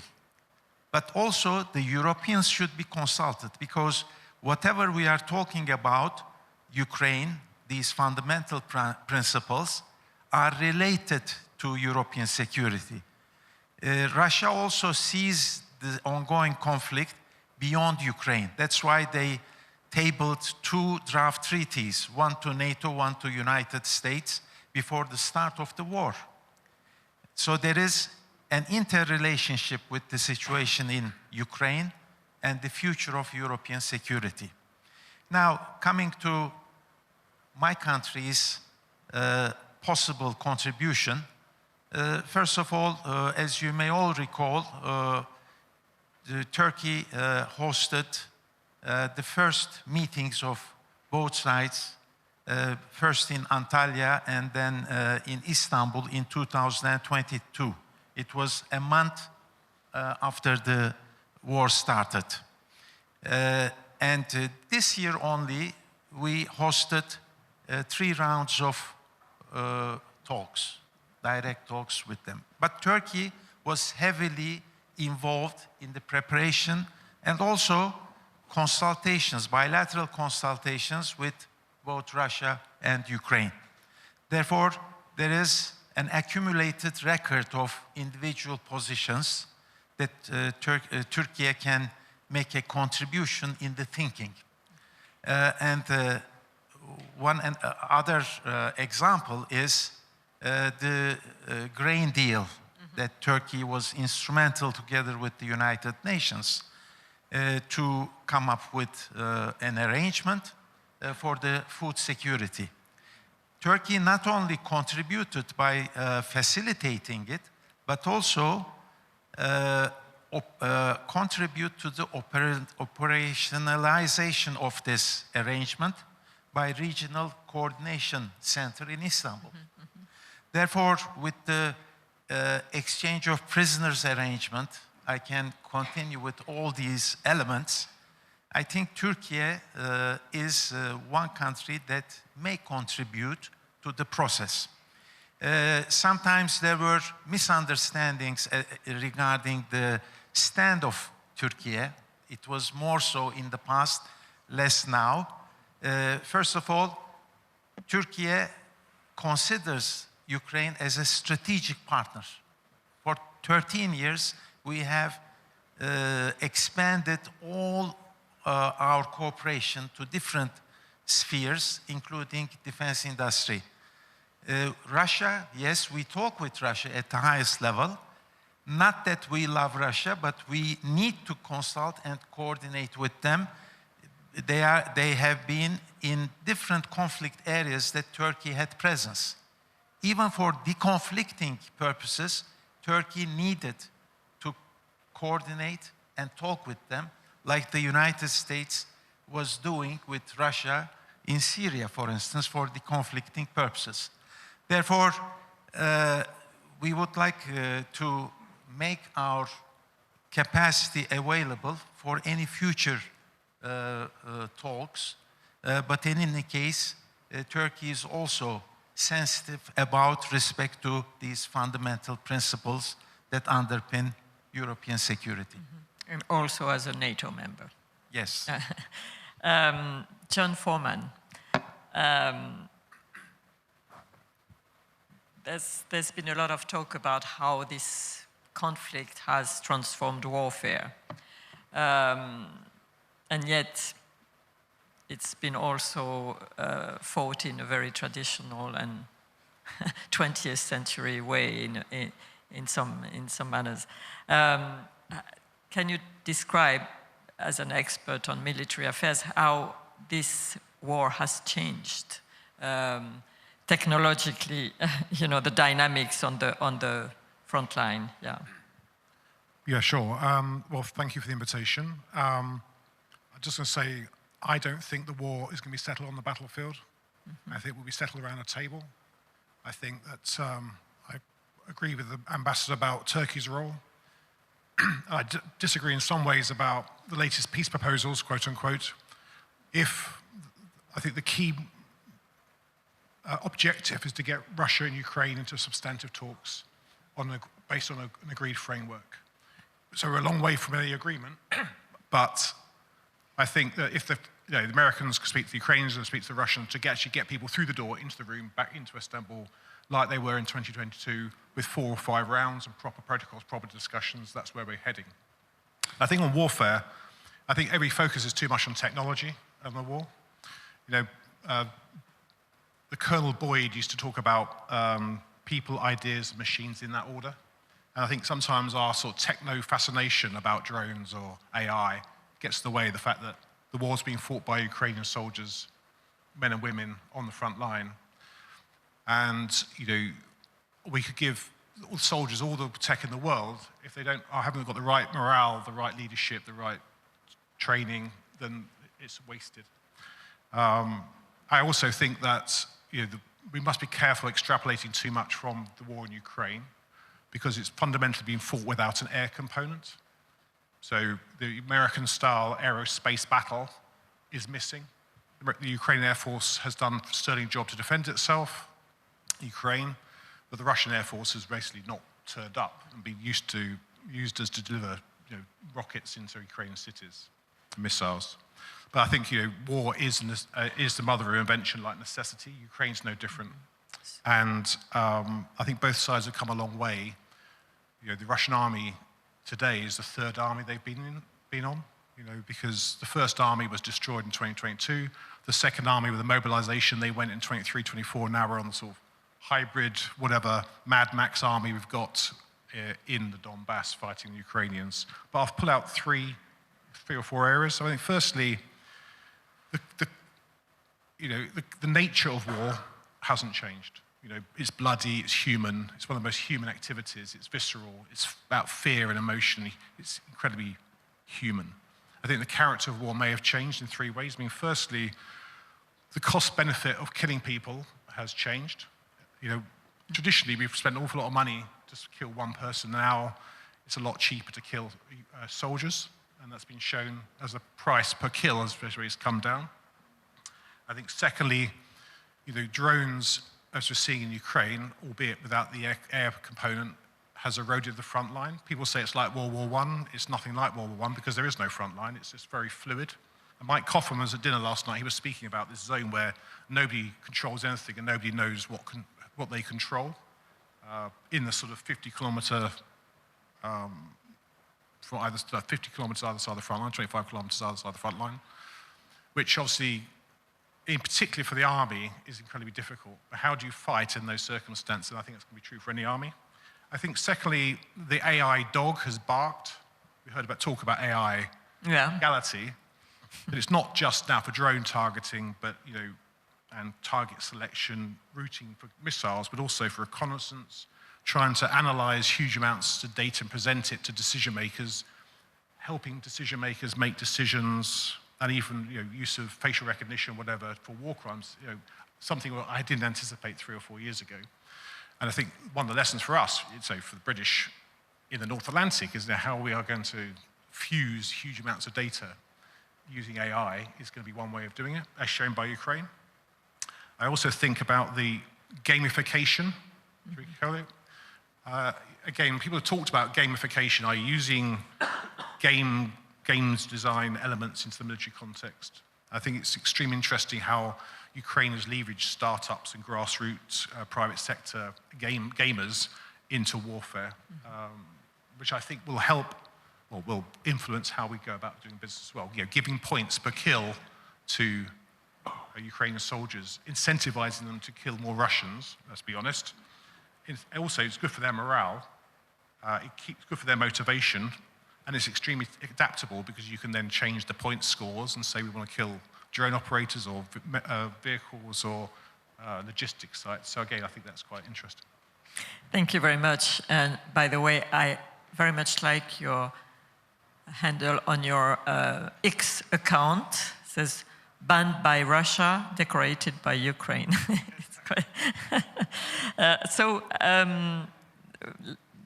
we have already quite a good number of questions from the audience, and there one particularly to you, Mr. Foreman, on a completely different dimension of this conflict. According to point 17 in the leaked peace plan, the US and Russia will extend the 1991 START nuclear arms control treaty. It allows for 6,000 nuclear warheads for each from today's 1,500 each. That's New START. How do you assess this? Well, I was glad the question of nuclear weapons came up in the last session. Obviously, United Kingdom's a nuclear power. We're investing an awful lot of money in modernising our nuclear deterrent. The renuclearisation of British defence was a key principle of our strategic defence review. So we believe that nuclear weapons help ensure peace in Europe. And I was concerned, the fact that this New START is not START 1, as the document says, but the New START lapses in February and should be extended.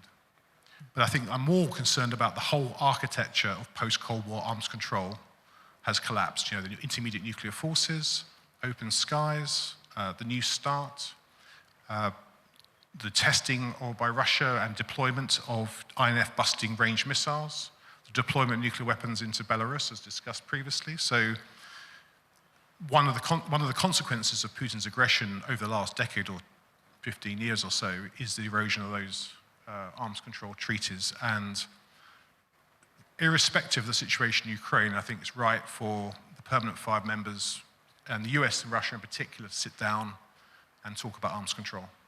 It shouldn't be beholden on the situation in Ukraine. Thank you very much. So a more general question about the future, that may be a distant future. If we are to set up a new security architecture, first, who would be the party the signatories? Second, can we find a third party that supervises the architecture? And if so, who can take such a role of monitoring or even sanction the wrongdoings? You want to take this? Alexander, yeah. First of all, may I just add a couple of words about this New START treaty? I don't think the Russians has been trying to use this strategic balance and strategic stability talks to get concessions from the Americans for decades. And I don't think that this administration would agree on that for the simple reason. One thing that there are two major powers like the United States and Russia. And now China is stepping up in this direction. So they're going to have 1,000 nuclear warheads and means to deliver in 5 years. So what is the reason for the United States to limit themselves with Russians while there is a rising threats from China? It's the first thing. And second, as John rightly mentioned, that there is the other agreements that Russia violated. For example, INF Treaty that forbade the development of intermediate range missiles in Europe in general. And actually, the Russians has been violating. That's why the Trump administration withdrew from this treaty. Once again, there is no reason for Americans to negotiate it with Russians. Why? Once again, because of China. And China stockpiling this type of missiles with the aim to shift the balance in the Pacific. So that's why I don't think that the Trump administration would buy the thing and exchange it for Ukraine. About security architecture, once again, we cannot come up with the better ideas that we have. We have the UN Charter, Article 51, the right for self-defense, and NATO was based on that. And it's an open organization, and there is no way how to close doors for some nations over there. And we cannot invent anything else, and we cannot invite Russia to be part of this security architecture because they are revisionist power. They want to break this status quo. Actually, Brezhnev agreed on that in 1975, and now the Russians are trying to redo that. So you cannot create something new with Russia, except to keep and to invest more into NATO. If there is no United States, and certainly they are going to withdraw in some time in the future from the European security, let's say, arrangements, Europeans need to take their security in their hands.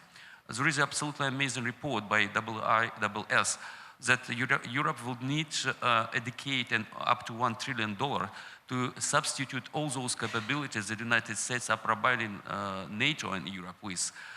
And certainly, since the Americans are not withdrawing in the quick pace, you have enough time and you have enough resources to build up genuinely European defenses. Thank you.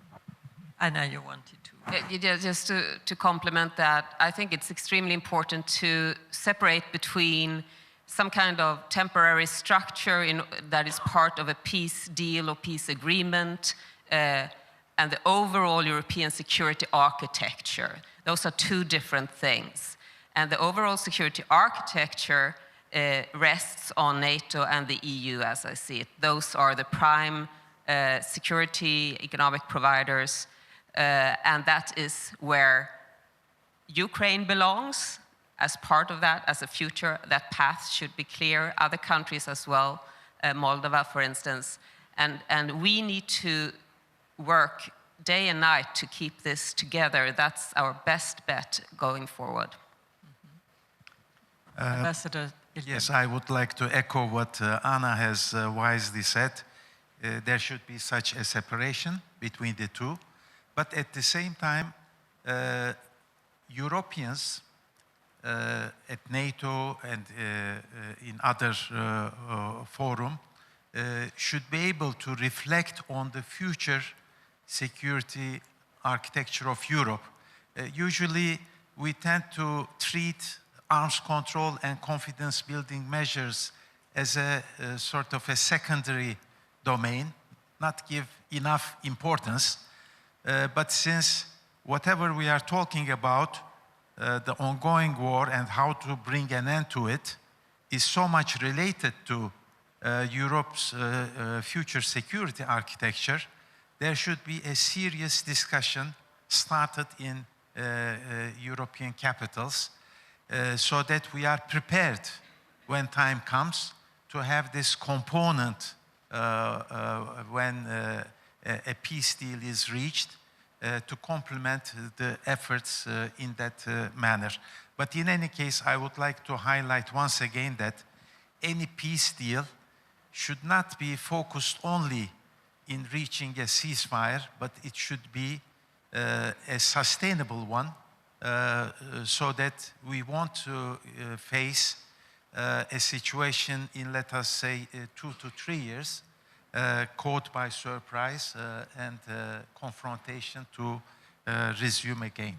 Absolutely. You wanted to add something? I think the last part of that question put the finger on the nub of the problem on the specific ceasefire verification. How do you verify and monitor ceasefire along a 1,000-kilometer front line when the OSCE couldn't really do it in the Donbass under the Minsk agreement? So who does it? It's not going to be the coalition are willing because they're not prepared to deploy their troops forward. It can't be nobody because Russia will just try and drive a coach and horses through any deal. So it'll have to be somebody from outside Europe trusted by both sides. Very clear. There's another question which is fairly general, and I know it will be probably difficult to answer, but I think it reflects very well something we hear in our public opinions, I think all over Europe. With continuing Russian hybrid attacks in Europe and unrealistic peace terms for Ukraine, how can Europe step up and showcase unwavering support for Ukraine? When will Europe show that we are not afraid? Go ahead. I'll start and just say, I think Europe is stepping up. You know, Europe with a small e, not the European Union, all of us, including those who are outside the European Union. And I have some figures here, actually, given to me by the Chief of Defence Staff who just left and said, you know, since 2021, Europe is spending 770 billion euros or dollars more than it was. And then in the next 4 years, Europe will spend $1 trillion on defence collectively, and that Europe is now outspending the United States on defence for the first time. So that's quite good. So why do people get this impression that we're never doing enough? Because there's an awful lot of Euro doomsterism around, Yeah. gloom and doom that, you know, we can't do anything as Europeans, small e, without the Americans, which I think we are. Now, I think on the question is we should be doing more on resilience. I think the bigger threat is the internal threat rather than the external conventional nuclear threat from Russia. That's where we should be investing heavily, I think, as the ministers, the president said, and making good on the 1.5% of GDP as promised at the NATO summit. Anna. Well, I also think that it's important to have broad conversations on these issues. We need to have much more public outreach and I think political leadership on these issues that are difficult. Hybrid warfare, we just started talking about hybrid warfare. We talked about hybrid activities for a long time. Now the tone is getting sharper, but we still do not speak to the public, which usually thinks about other things like school or health or, you know, why the bus didn't come this morning or food is so expensive in the store or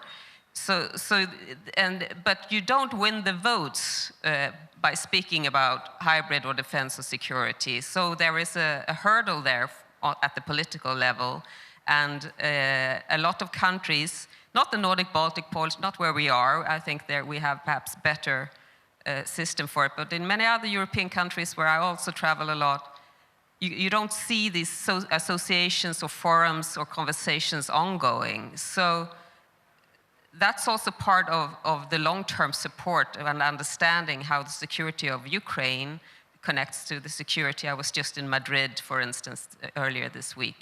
It's a long way geographically, but we all share the same destiny. We all share the same destiny, and we need to understand that in this dangerous environment that Europe is navigating, we all need to realize where the threats are. Ambassador Ildem, yeah. Well, I think this requires lots of conversation, as Anna said. When we talk about societal resilience in fighting against hybrid threats, it requires buy-in of the societies, and it requires also perhaps comparing notes among ourselves, having best practices, because some countries are frontline countries having more experience in countering those hybrid threats. Now, a few words regarding the boosting of deterrence and defense. There was a discussion whether we call it strategic autonomy. I also don't like this expression. Maybe it is better That was my question. The qualification could be strategic responsibility. And since Europe tries to expand its capacity to produce capabilities, it should also be open-minded towards non-EU allies who can make a great contribution with their defense industrial capacity. But unfortunately, inclusivity is not taken as a given, but rather political obstructionism is in the game.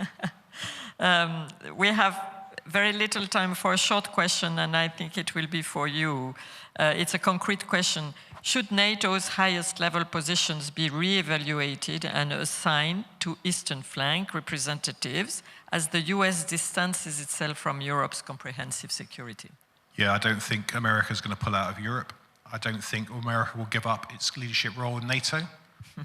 Irrespective of the sort of chatter, it's imperative to keep the Americans in and the Russians out. That means, bringing, as the president said, unmatched military power and nuclear weapons. So I would say what we want is the status quo going forward, in particular on the role of Supreme Allied Commander. In terms of roles, each nation gets flags, number of flags for a number of posts. And I think that process has adapted to the presence of Finland and Sweden. So I think that's how it works. But any idea of giving up American role for a European leader, British or German, French, should be a non-starter. Okay, well, that's all we have, I'm afraid, but there are more panels and interesting discussions to come. So thank you very much for your contribution. Thank you.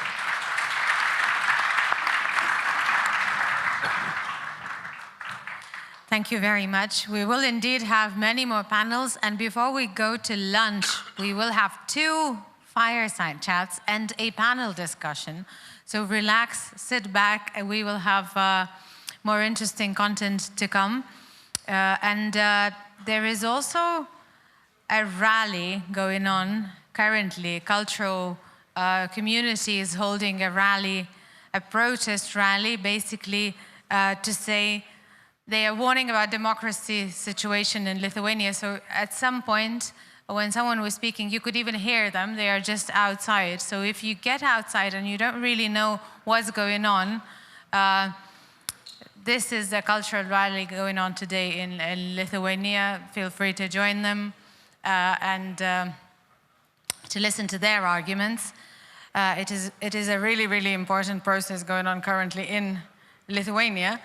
With that, I would like to introduce a fireside chat, which is taking place now.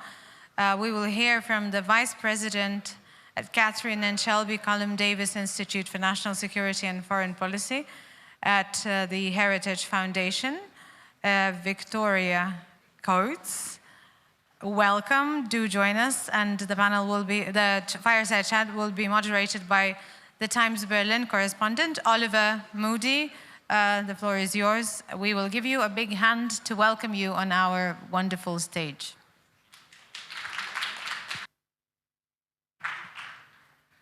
Yeah, welcome to one of these fireside chats without a fire. You'll have to imagine the fire, or maybe it's the world that's on fire. Victoria served for many years as an advisor to some of the luminaries of the US Republican movement, from Donald Rumsfeld to Donald Trump during his first presidency. Don't forget about Ted Cruz. I like the shy, retiring type zone. And before all that, you wrote a doctoral dissertation in the history of art on Cosimo Massimi, who was a cardinal from the Papal States and a patron of the arts in the 17th century, a period when the Italian states were going through political fragmentation, economic decline, and falling under the influence or the direct rule of expansionist neighbors. When you travel through Europe these days, how often do you think of Massimi's Italy? Well, Camillo Massimo is one of the most interesting people never to become pope, and he didn't become pope because he died prematurely, but it is a very interesting study in the history of diplomacy. The reason I wrote my dissertation on it is he collected autobiographically. He collected at important points in his life, and important artists like Nicolas Poussin caught on to this and actually gave him works at important points in his life. So that was the premise of that. But I was thinking about him a great deal. I came to Vilnius from Lisbon and Madrid and Helsinki, and Massimo had been the papal envoy to Spain during the reign of Philip IV, knew Velázquez personally, was painted by Velázquez, and so the diplomacy of those years was very much in my mind before we came here. So let's turn to contemporary. I did not expect that question, but fortunately I was prepared. Well, had to provide something unexpected. Turning to contemporary diplomacy then, and let's talk about this so-called 28-point plan, with the caveat that we don't know exactly which version of it has been presented to the Ukrainian government. I'd like to ask you two questions. The first is how you think we should be thinking about this document. Is it, as Foreign Minister Budrys suggested this morning, a food for thought paper? Is it a kind of take it or leave it ultimatum that has to be thrashed out by Thanksgiving, next Thursday, as some of the reports suggest? Is it even, an attempt to shift the blame for the continuation of this conflict from Russia to the Ukrainians and the Europeans? And then secondly, what do you think that Donald Rumsfeld, as a loyal Republican, but also as a stout opponent of Russian aggression, would have made of this project? Well, that is an interesting question. I would say, again, I would echo the caution about the so-called 28-point plan until we actually see what is in it. I think the administration has shown in developing the 20-point plan for the Middle East, a lot of engagement with the region. My understanding is that during the United Nations General Assembly meeting in New York in September, President and Secretary of State engaged in a really unprecedented round of bilateral diplomacy to get the views of the region on the plan. And also, of course, very close engagement with the Israelis, which was revealed when the president made his historic trip to Israel and then to Egypt to get regional sign-off, comprehensive sign-off on that deal. And that's what sets that deal apart, because historically, having labored in that salt mine for some years, we would have an American plan or we would have an Arab League plan, and sort of never the twain should meet. And now we actually have a plan everybody signed off on. And I would see that as the model for anything that's going to come with Ukraine. The president has shown no inclination to walk away from Europe. In fact, I think you can argue that the last 10 months have been some of the most productive months for Europe, for NATO, that we've seen in at least 5 years. And certainly the conversations we're having this week, which are all about increased NATO European defense investment, the kind of statistics we heard on the previous panel about Europe outspending the United States, that would have been impossible to imagine 3 or 4 years ago. Now we're having that conversation. So I would see there being a great deal of personal diplomacy from the president on this issue. The relationships he's both reestablished, the new relationships he's established over the course of this year will be enormously important to this. And I think when we come out of whatever this process is going to be, he's not the most patient of men, so I could see Thursday being a kind of deadline that you're going to put on something like this to force everybody onto the same page. And important, finally, to realize we're looking at the 4th anniversary of this war coming up in February. And there hasn't been a comprehensive end the war plan yet from anybody. And so rather than condemn it out of hand and assume that this is going to mean the marginalization of Europe and handing Ukraine to Russia, I would look at what the president has actually done, both in his first term vis-a-vis Ukraine and then over the course of this last year. And I think we could be a little bit more hopeful about it. And the second part of the question? The Rumsfeld part. Now, one of the things about Rumsfeld is he also served as ambassador to NATO for President Nixon in 1974, which is why he was on a beach in the south of France when the news of Nixon's resignation broke. And he got to go back to Washington to become Gerald Ford's chief of staff. And of course, yesterday we had Mr. Cheney's funeral, so it's sort of end of an era there. I think for Rumsfeld, looking at this conflict, he would be right now in a conflict resolution mode, that if he did not see a viable path to actually defeating Russia, he would probably agree with President Trump that the critical thing is to end this slaughter and then figure out how you make Europe a very unattractive target for Putin. And that is why the defense pledges that came out of The Hague, in my mind, are the only thing that really matter right now. We need the economy of the scale of the EU to be investing on that scale in Europe, and then, because that GDP for the EU, it's 10 times the Russian GDP. I mean, there's no competition there. So if Europe is investing properly, supported by the United States, of course, with the United States nuclear deterrent, of course, that should not be an impossible task for us. But in my mind, preventing Putin from doing this again in Ukraine, or God forbid a NATO ally, has to be our top priority. I'm conscious that we've spent all morning talking about transatlantic relations and Europe and Ukraine and Russia. But at the same time, over the past 12 months, we have seen a series of very dramatic and fast-moving developments in the Middle East that have huge relevance for European security, even if we're being parochial about this. The fall of Assad, the campaigns against Iran and Hezbollah, and most recently, the peace deal in Gaza. I would like to ask how you see the contours of power in the region shifting over the next 12 months.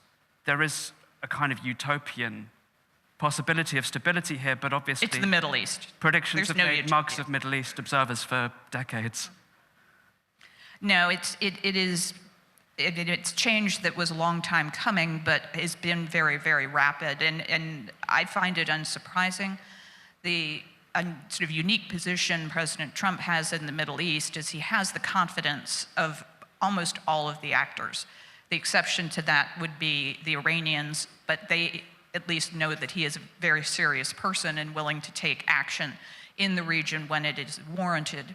But then, on the other hand, to have the relationship that was on display this week with the Crown Prince of Saudi Arabia, the relationships throughout the Gulf are extremely strong, but then he also has a very good personal relationship with Prime Minister Netanyahu, President Sisi, the King of Jordan. Go down the list. They all have confidence that he is a man of his word. He has been very engaged in the region.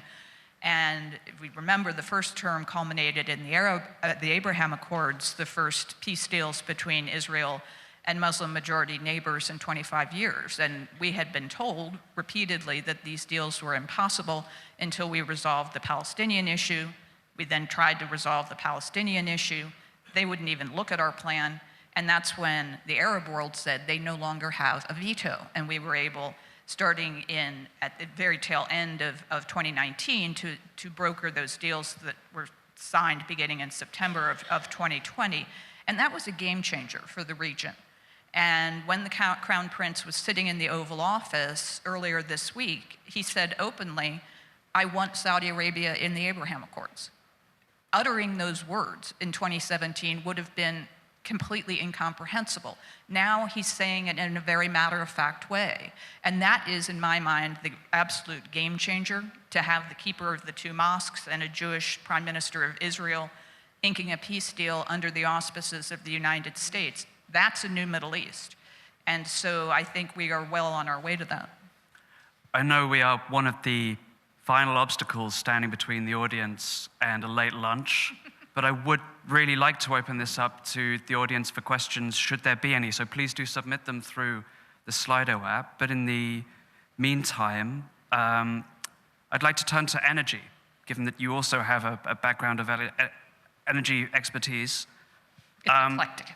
Last year, the average industrial electricity price in the United States was the equivalent of 7.5 euro cents per kilowatt hour. In China, it was the equivalent of 8 cents.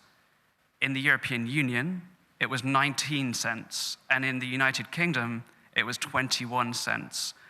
Given the decisive role of energy costs for the development of industry and the wider economy, and given the increasing importance of electricity to the economy of the future, where do you see this going, and how can Europe get itself out of this gigantically disadvantageous situation?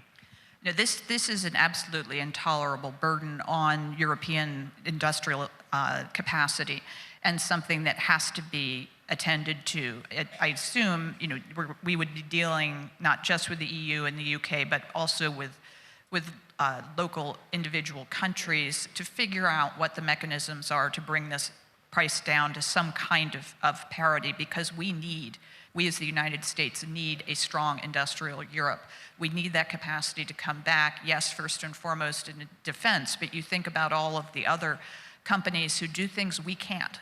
One of my most interesting meetings in Helsinki was with Nokia, and the kind of telecommunications expertise the Finns have. Our companies were all put out of business by China. We don't have that capacity anymore. We need that to be strong in Europe. And as you say, Oliver, our electricity demands over the next 5 to 10 years, all the estimates I've seen are completely horrifying. It's doubling our need. We are not reducing our need for power. We are increasing it exponentially. And so as that demand increases, you could see additional, even more devastating price spikes for Europe if the way that you generate electricity is not reformed. And from my perspective, being a Pennsylvanian, I'd like to see that from more American natural gas, which is something we are and can continue to surge and increase the exports of out of the US. I'd like to see a lot more attention to civil nuclear, particularly the small modular reactors. I know we've all been promised those for 15 years, but they say they're actually coming online in 2026, and so that can also be transformative. And I would just add that both of those energy sources will reduce emissions. Nuclear has no emissions. Our natural gas is much cleaner than, say, Russian natural gas, and so also has that desirable effect. But this is a huge challenge for the continent. We have just under 90 seconds left, and I'm keen to impose Prussian time discipline here, but we do now have some questions from the audience, and I will pick one out. So in the next 70 seconds, please answer, for how long will the Trump administration tolerate European countries buying energy sources from Russia? That is a very important question, because I haven't seen the 2025 numbers yet, but in 2024, Europe imported more Russian energy than any other time previously. So again, in the then third year of the Ukraine war, imports from Russia were increasing. Now, some of that is coming through India, which imports Russian crude, refines it, and sells it as gasoline to Europe from India. That is an EU loophole that the Indians are exploiting. I expect to see the president really bear down on India. We had to do this in the first term with the Iranian exports when we took them more or less to zero. So we can surge additional product to India or free up other molecules on the market to go to India, so they don't have to be dependent on that, and they're not selling it into Europe.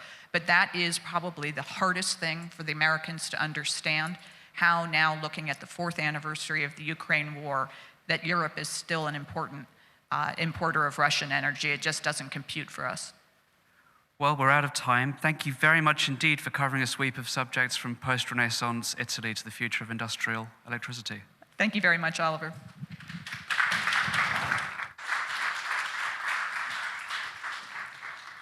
Thank you both. And it wasn't just you standing between lunch and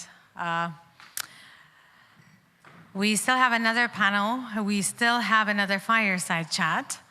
So bear with us. It will be a good one, I can promise. Can regional pacts replace grand alliances? The panel discussion is organized in partnership with the Swedish Embassy in Lithuania. State Secretary to Minister for EU Affairs of Sweden, Christian Danielsson, I hope is with us. You are? Yes, welcome. I think the best bet would be to find your picture on the wall and then sit somewhere around it. Thank you. Senior Fellow at Brooklands Institution, Norman Eisen, welcome and thank you for being with us. Head of Berlin Office and Senior Policy Fellow at the European Council on Foreign Relations, Jana Puglerin. We are happy to have you. Executive Director for Europe, International Institute for Strategic Studies, Ben Schreier. And I'm very happy to invite on stage commentator on foreign affairs and international security at Nikkei, Hiroyuki Akita.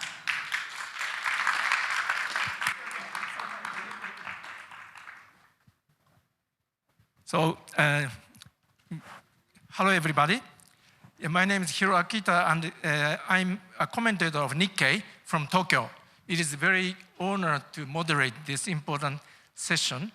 And as a journalist, I grew up in Tokyo, but as a journalist, I spent 4 years in Beijing and 6 years in the US. So I think fat in my body is made of Chinese food and American beef and Japanese food altogether. So I think this kind of a hybrid fat in my body can help to facilitate the discussion with a broader perspective geographically. So essentially, this session will explore the answer about how grand alliances, such as NATO, function better. Specifically, we'd like to find the answer for two key questions. One is, how can regional or multilateral security framework complement framework like a NATO better to secure Europe or elsewhere? And second key question is more broader perspective. How can NATO collaborate effectively more with other US allies, especially in the Pacific, to deal with Russia, China altogether? Because Russia can keep fighting in Ukraine, partly because China and North Korea are helping. So it is very important for us to join together to push them back at the same time. So let's begin. Maybe starting from Mr. Danielson. Yeah, maybe go this order. So my question to you is, how can regional security framework, especially in Europe, complement a NATO function to better protect frontline states such as Baltic? And what is the challenge Europe is facing in this regard? Well, thank you, and thank you for inviting me to be here back in Vilnius. And as some of the previous panelists have pointed to, it's probably extremely timely to have this discussion. Now, let me start from the angle of because I think repetition is good. The European security and the European balance, if we can use that, has been seriously shattered. That's the reality. We are living in a new world. And that has also had direct repercussions on how we work within NATO and how we work also within EU.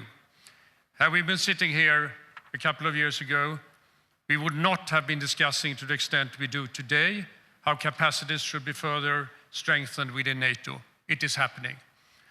Were we sitting here 10 years ago, we would not have been discussing when talking about the EU, defense or security. It's happening.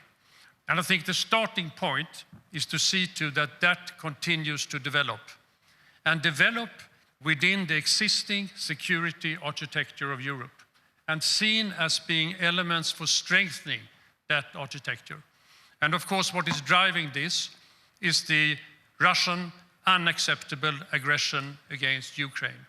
And what we are doing this for is to see to that in short term, we can deliver on the support to Ukraine, which is, to be very frank, it is not only, as been mentioned for many of the panelists before, not only the issue of supporting Ukraine's fight for freedom and independence, it is Europe's fight for freedom and independence. And I think we need to have that in mind, because that's essential. Now, would you have been sitting with me here, well, I would be then representing a neutral country, say 20 years ago, I would have been cautious about strengthened regional cooperation in the security field, simply because I think our thinking, although the neutral in those days, was that we were well served by a NATO which encompassed all the free world, so to say. Today, it's not different, but it's different in one element, namely that we see clearly that we can work within the regional context in order to strengthen and complement what is happening and what we are doing within NATO, and also what we are doing and how we are thinking within the European Union. And to be us pointing to it, what we are doing right now at the regional level in strengthening our resilience on the Baltic Sea is a good example. The kind of discussions we have politically between what we call the NB8 plus Poland and Germany is another example. What we are doing in terms of planning, which is within the NATO context, in terms of strengthening our regional security, is a third example. And what I see we will continue to do is to have these both elements going together.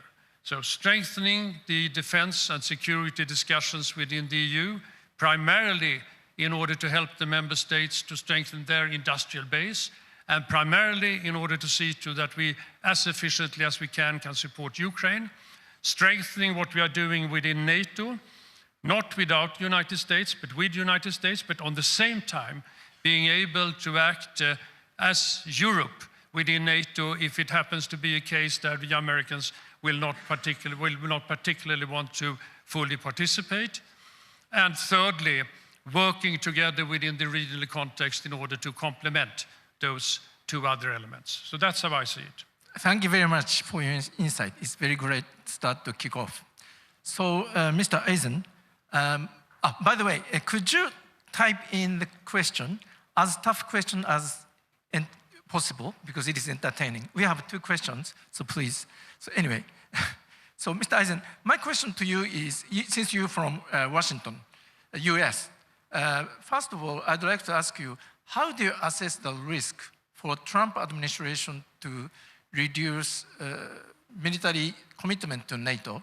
And then how do you think Europe can mitigate the risk better?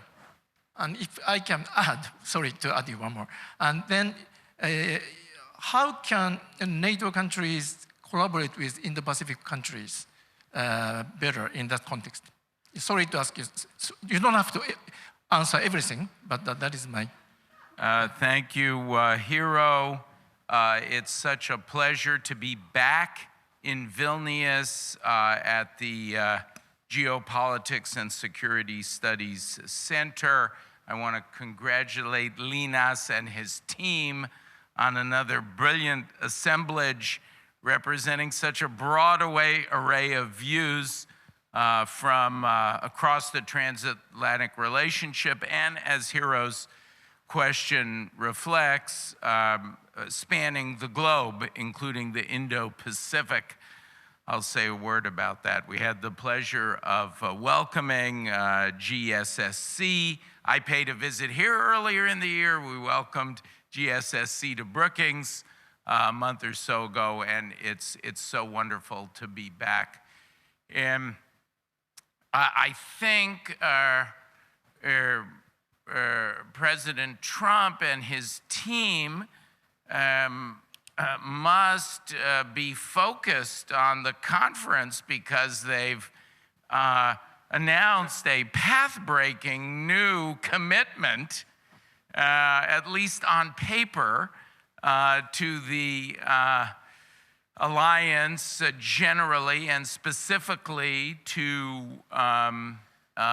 Ukraine as part of the Trump peace plan for Ukraine. It would have been nice, Hiro, if they had checked with the Europeans before making that kind of a commitment. I can't help but reflect on the commitments that were made to Ukraine when it abandoned its nuclear weapons by far more reliable interlocutors. So while I don't take this commitment to the bank, I'm not prepared to say it's an ironclad guarantee that Ukraine, President Zelensky, or Europe can rely upon. At least, Hiro, it answers your question.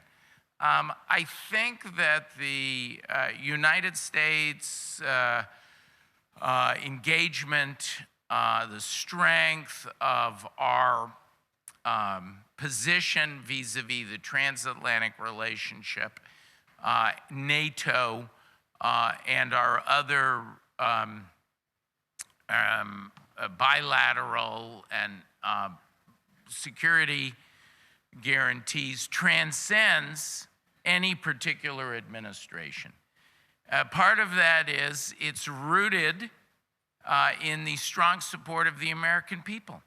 2/3 of the American people believe in NATO in poll after poll after poll.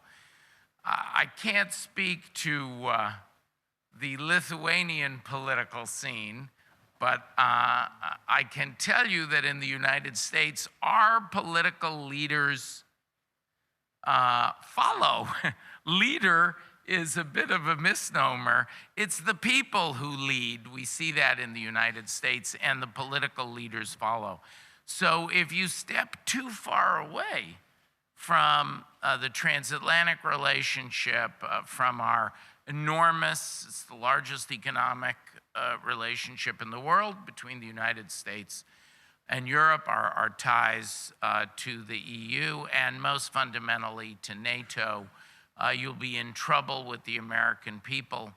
And I think despite the many failings and the attempted undermining of the NATO relationship, the transatlantic, the EU relationship, it's not that easy to break. I believe, so that's point one in response to your three very broad questions. I'll just make two other, and I think, however dubious the peace plan may be or the security guarantee may be, at least the fact of the security guarantee speaks to that enduring connection. I'll make two other very quick points. I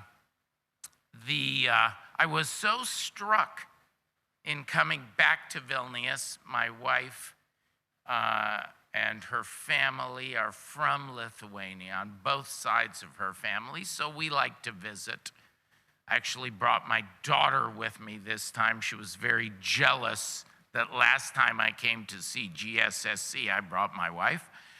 I was struck, of course, by the antiquity, the many cultures, classic, medieval, and modern, that run through the historic, this UNESCO historic city center. It reminds you of time and the ebb and flow of relationships. Dr. Eisen, could you speed up a little bit? Okay, I'm almost done. I'm almost done. I won't cover all the centuries. Japanese is very polite, so I don't. Yes, I won't cover them all. Within 2 minutes. What it reminds you of is that empires come and go.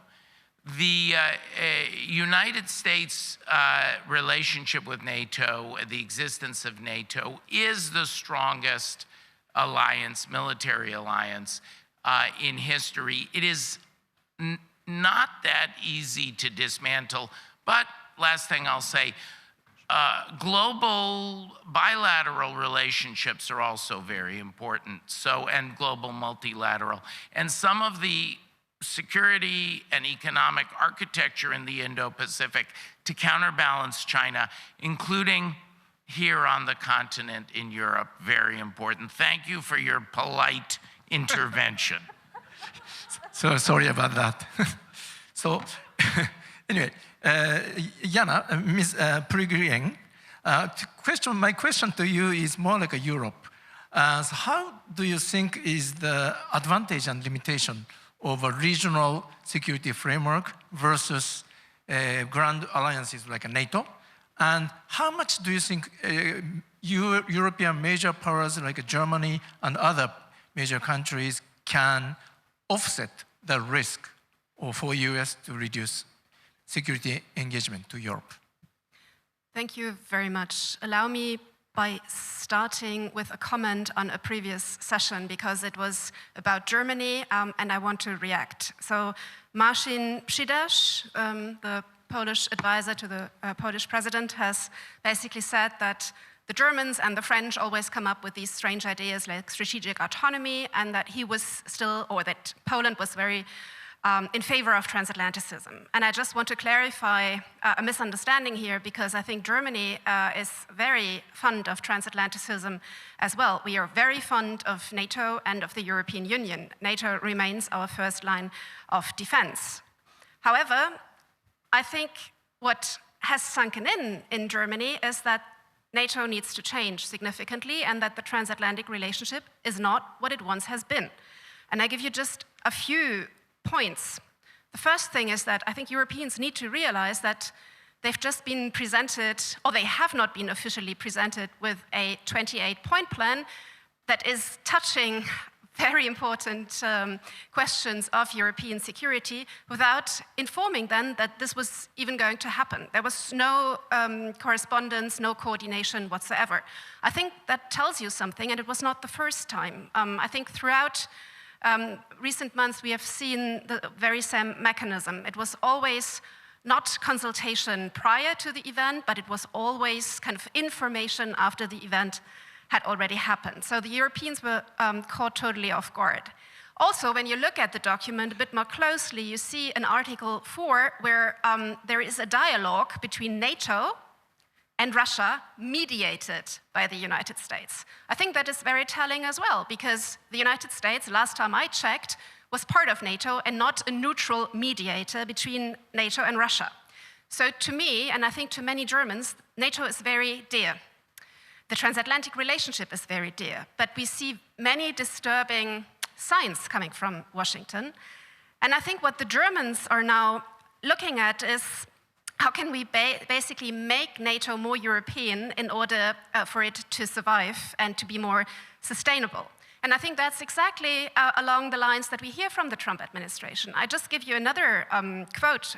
This time Marco Rubio, already in August 17, when he was talking to American television, when he called the war against Ukraine a very tragic thing. And then he said, but life in America on a daily basis will be largely unaffected, whether there's peace in Ukraine or not. And I think this is the big difference nowadays that we need to reckon with. The Euro-Atlantic security space that many people here cherish a lot, I think is really divided into an American security space where kind of how this war ends is not considered to be a threat, where Russia is not considered to be a threat, and a European security space where Russia is very much considered to be a very acute threat, and how this war ends is seen as kind of fundamentally important for the future of our security. So, that is how I would like to explain the German position. We want to become more European in NATO, and yes, the Germans, I think, are ready to show more leadership. The best example of this is the NATO battalion here. From a German perspective, it's a total it's the brigade here. It's a total game changer. It's the first time that the Germans commit to permanent presence in another country. And given our history and given the fact that in Lithuania, we have played a very negative role in this country's past, the fact that German soldiers are welcomed here and basically praised is something that is very, very appreciated in Germany. So we want to play our role and we want to step up. I'm worried when I look at my country more when I look at domestic politics. I'm not so much worried about our commitment to this country, to NATO, and to us wanting to step up. We want to tick the 3.5% box by 2029, and we're going to succeed. But domestically, my country is in very poor shape. There is an internal discussion amongst the Christian Democrats that is basically eating the party, and where Chancellor Merz is in a very difficult position. We have now the basically third mini crisis, or actually potentially big crisis in this coalition, not so much caused between the coalition partners, but caused by a fight within the Christian Democrats. So yes, to wrap up, Germany wants to step up. Germany still is very fond of NATO. It needs to be more European-led, as Pete Hegseth actually says on every occasion. And I'm not going as far as the US NATO ambassador, who just encouraged Germany to basically put forward the next secure. I think that is maybe a bit premature, but yes, I think Germany is ready if domestic circumstances allow. So for us, NATO remains the first line of defense. EU is seen as an enabler for a stronger European defense, and coalitions of the willing are very much appreciated and seen as part of a coherent puzzle. Our challenge is to make this puzzle of the various actors coherent. Thank you very much. Thank you very much. So, Mr. Scherer, actually, we met last time when you were based in Australia. So I'm sure that your party is also hybrid as hybrid as mine.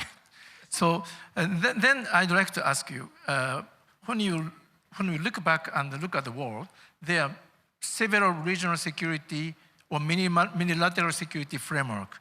How much do you think how much impact do you think they will be able to have in the context of NATO or US alliance network in the Pacific?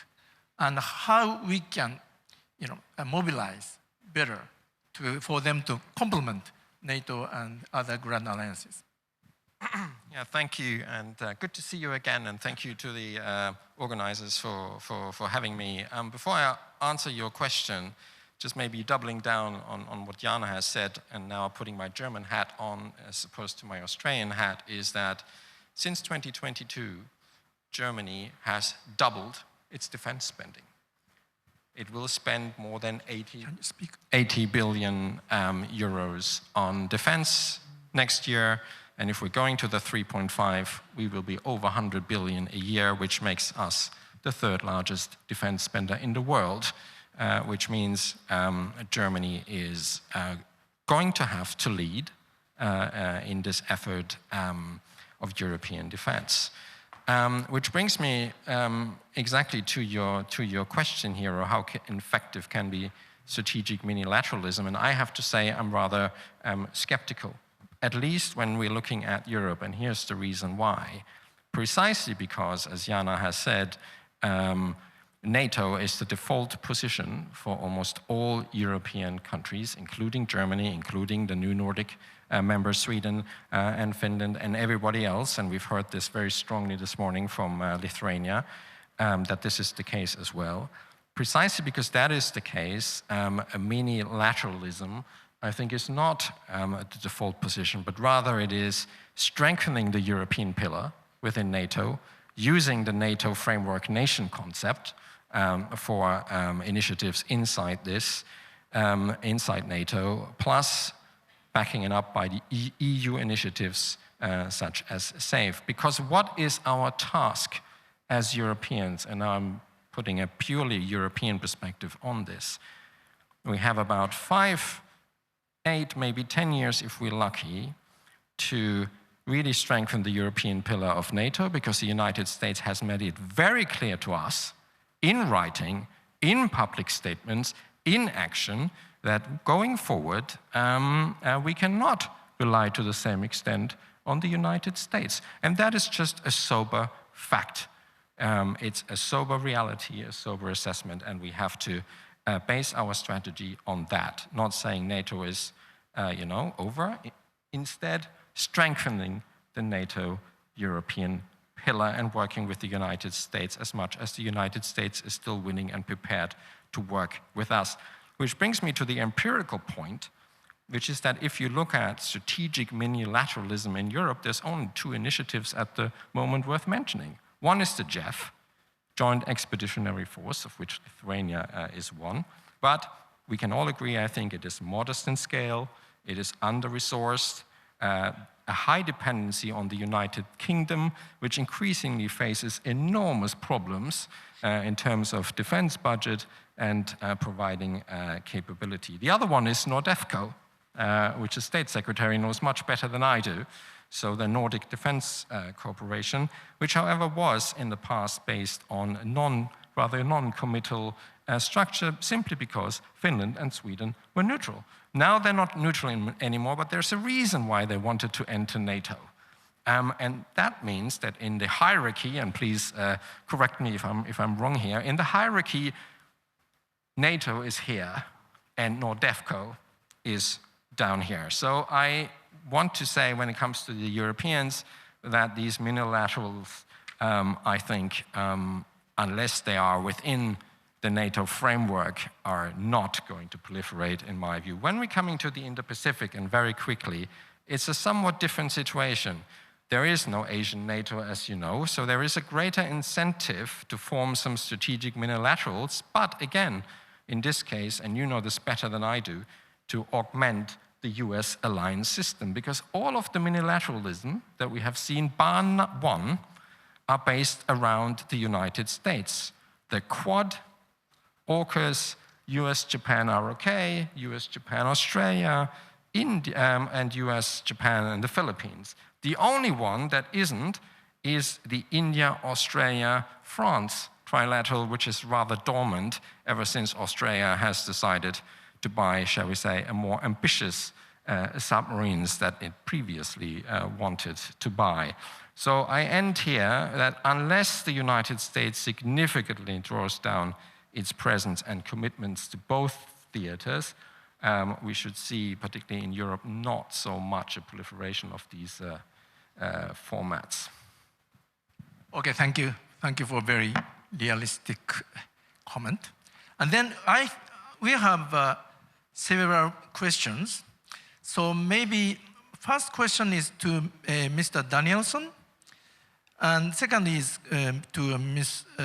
Brugren. But first to Mr. Danielson. This is the question.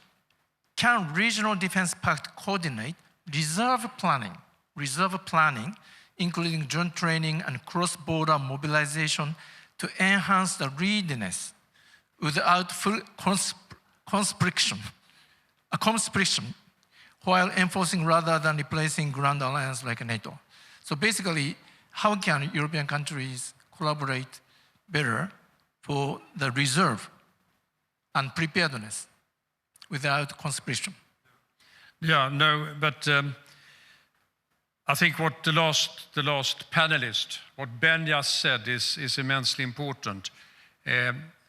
The framework which we are working within in the Nordic area is NATO.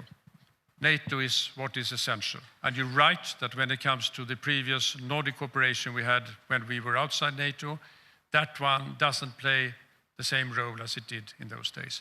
And of course, for us, those who speak German, the Zeitenwende we did was the dramatic change of attitude when it comes to our security and joining NATO, which was dramatic. 210 years of neutrality was changed into belonging to NATO and the alliance as such. And that has changed also the whole way we look on security. So that's the reality. Now, on the question of what we do on the regional side, it's cooperation within NATO.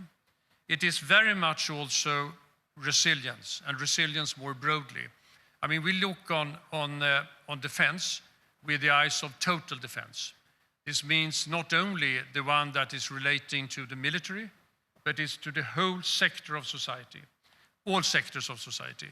And I think that's something which is fairly unique for Sweden and Finland, something which perhaps we should try to inspire other countries to look into. And there are a couple of elements to it.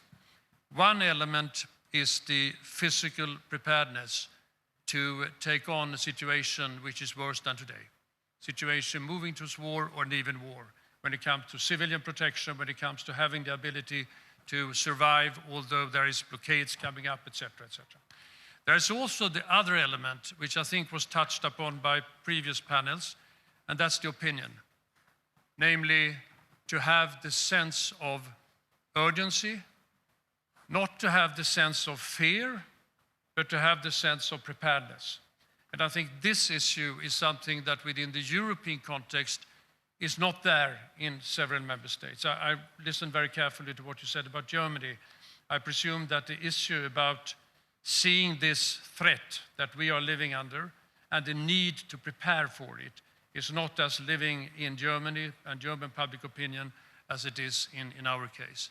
And the third element, which we are looking into now, and which I think is going to be one of the more important one as we move ahead, is the whole issue of cyber hybrid, in particular the social media, and how that one can play out in the resilience point of view. Okay, thank you. I was struck, just one more comment, I was struck how the elections in Romania were influenced by manipulations, changing the whole setup of those elections by outside forces using TikTok. And we can see that coming with populist parties and others in our countries. And that is something which is serious, also from a resilience point of view. I stop here. Okay, thank you very much. So, Ms. Purgrin, it is a very general question, but not easy question. What else do you think, apart from the shared history, can be, what else can be strong enough to unite different European nations, other than shared history? What can unite European nations other than a joint history? Right, right. So I think we are united by a lot of things. We are united still, by and large, by joint values. We are united by being democracies. We are united by, I think, being small or being medium powers. And when it comes to foreign security and defense policy, I deeply believe that no European country, not my own country, Germany, which has kind of the biggest population and is still quite wealthy compared to other countries, can make a decisive difference on the global stage. So I think what we are united by both values, but also still by interests. I think it is in our joint interest to defend us collectively, because kind of divided, I think we will just fail. And so for me, the answer to the challenges we are currently in is strengthening European cooperation. I'm not talking more EU, I'm not talking more Brussels, I'm including the UK, I'm including Norway, but I think there is a bunch of European countries that are still united by sharing kind of the same perception of where we want to go. And I think we would do good kind of working more collectively and jointly. Okay. Maybe just a two-finger addition. I think we are also mostly still united by threat perception, particularly those countries much closer to Russia or on the border to Russia, but also Germany. One of the positives, I think, is that if you're now looking at German threat perception, Russia is now perceived by the majority of Germans, over 60%, as a threat, which is a marked change to the past. And here again, coming back to our starting point, I would really like to hear from the American administration whether Russia is still perceived as a threat. Because if you look at certain national documents that the Trump administration has put out, it's markedly different from the Biden administration. Now, that might be tactical, but it has created a lot of uncertainty with many European powers. Actually, so yes, actually I have a question also to you, so please, let me ask you a question, but also please make a comment. So question to you is this. US is likely to reduce the US engagement in Europe, but where will it then save the resources? Where will the saved resources will head to? Will it go to Indo-Pacific or Western Hemisphere? Yeah, that is a question. My two-finger intervention in the last question leads me to the answer of where resources will be directed. Okay. I was very struck in listening to your analysis of the domestic political pressures and difficulties in Germany in thinking about the same in the United States. And it is something that unites us, committed transatlanticists on both sides of the Atlantic do need, I dare say, even in Sweden, notwithstanding your accession to NATO, we need to make the case for the values, interests, yes, for the shared threats and the shared history to our publics. I think the past years have been a wake-up call about that community of interests among those of us who are committed to the transatlantic alliance. I wanted to say earlier to Christian's point that 10 years ago, you would have heard from me when I was ambassador in Prague, why are more NATO nations not meeting their 2% of GDP defense spending commitment? Because the threat was already evident. Now we're more aware of it. I believe that we are not going to see a net diminution of the United States commitments globally. Personally, I'm dubious looking at the extreme interventionism. Forget what they say in the Trump administration. Look at what they do. There's a posture of continued or perhaps even greater, let's say continued intervention in the global sphere that is going to require the dedication of security assets. And so I'm dubious that they will actually shrink in Europe, but to the extent that they are redistributed, I think you'll see more focused on the Indo-Pacific, particularly countering China, and more investment of those security assets in the Middle East, where the United States is placing itself in a more of a mediator process that is going to require security assets to be deployed. Thank you. So, Mr. Danielson, here is another question. US and Canada have to refocus security attention to Pacific. How will this balancing best take place from European point of view? Maybe if Jana also wants to jump in. Yeah, just a question again. Was it US? So this question is that US NATO member, US, Canada, has to refocus its security attention to a Pacific from Europe. Yes. And how can Europe mitigate or adapt to this change? Yes, I think we have to, from a European point of view, of course, we expect to continue to work closely with transatlantic friends, the US and Canada, of course, and see their solidarity and ability to support us with the issues we have, predominantly Ukraine for the time being.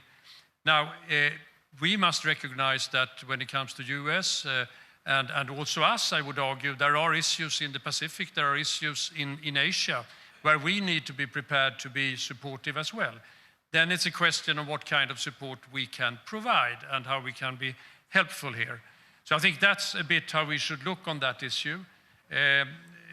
But I come back to that I think an issue which has been raised by a previous panel is also to see the broader context. I think you, in fact, raised it, namely that we cannot see Russia's aggression against Ukraine, the unacceptable aggression, in isolation from what is happening in Iran, what is happening in North Korea, and what is happening in China. And here I think we have something that US and Europe can look together on, important as that is. Thank you. So I have 2 minutes left. So maybe question, Jan, do you want to make a comment on this, or? I think what the Europeans should do is first acknowledge that this is going to be a fact. It did not start under Trump, it did start under Obama. We saw it also coming from the Biden administration and all the strategic documents. So this is not a bug, this is basically a feature. This is a trend, this is happening. So we need to deal with it, it's understandable. The resources are limited. The US cannot fight 2 wars at the same time. They need to prioritize. We need to prioritize as well. So my best case is that Europeans focus on kind of at least conventionally deter Russia in Europe, and the United States focuses on the Indo-Pacific, which is also beneficial to us because of the trade routes, that are also kind of in our interest that they are open. So I would see some kind of shared labor, or kind of work share between the allies. The important thing is that the alliance still stays united, and that basically does not lead to kind of the separation of the security spheres, but to a good cooperation. Okay, so I have a very technical question to you, Mr. Scherer. But the question is, you have mentioned JEF, and also NORDFCO as a regional military cooperation format. But none of them include Germany. Do you see a potential to get together all of them into a single group with Ukraine in it? No. I don't, but what I do see is an opportunity to getting Germany more involved, and I think that is what's happening, because what we have to do, and that is what NATO has decided to do, to upgrade its regional defense plans. And if we're talking about a more integrated Arctic-Baltic space that NATO needs to take care of, and Europeans increasingly so, if I look at the Arctic, I see a couple of lead nations inside NATO, which involves the UK. That is where Jeff, I think, could actually, from my perspective, play a more important role, together with Norway, the United States, and Germany, who just negotiated an access arrangement with Iceland, which is quite interesting. And in the Baltic Sea, I actually do believe that the lead nations should be Sweden, Germany, and Poland, supported by the United States, if possible, and other regional actors. And just yesterday, Paul Jonsson, the defense minister of Sweden, signed a new MOU with the German defense minister in Berlin. And I think it's not written down, but I think what is behind this is both sides wanting to work more closely together on defense cooperation, practical defense cooperation in the Baltic Sea, and I think the State Secretary would agree. Thank you. Thank you. Maybe we can go on another 1 hour, but I see that 0 sign here. So maybe I had better to wrap up now. But thank you very much for very great ingredient and recipe for the deeper thinking. And please join me with to applaud for panelists. Thank you.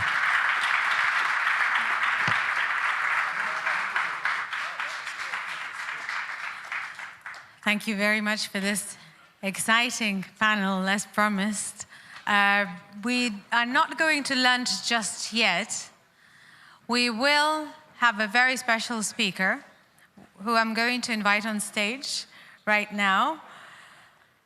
And he's senior counselor who's specializing in European defense at Palantir Technologies, Peter Andrisiak, and he will be talking to the CEO of GSSC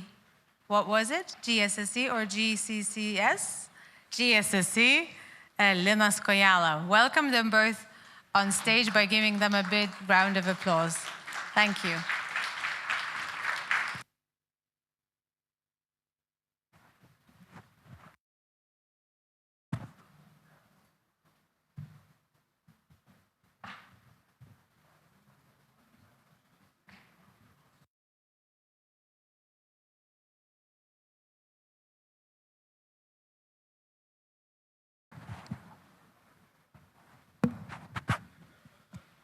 Thanks a lot. It looked like Formula One. I mean, what just happened on stage with volunteers changing the setting of chairs and bringing fresh water bottles, which again shows how important it is to have the team ready, and I'm very proud of that.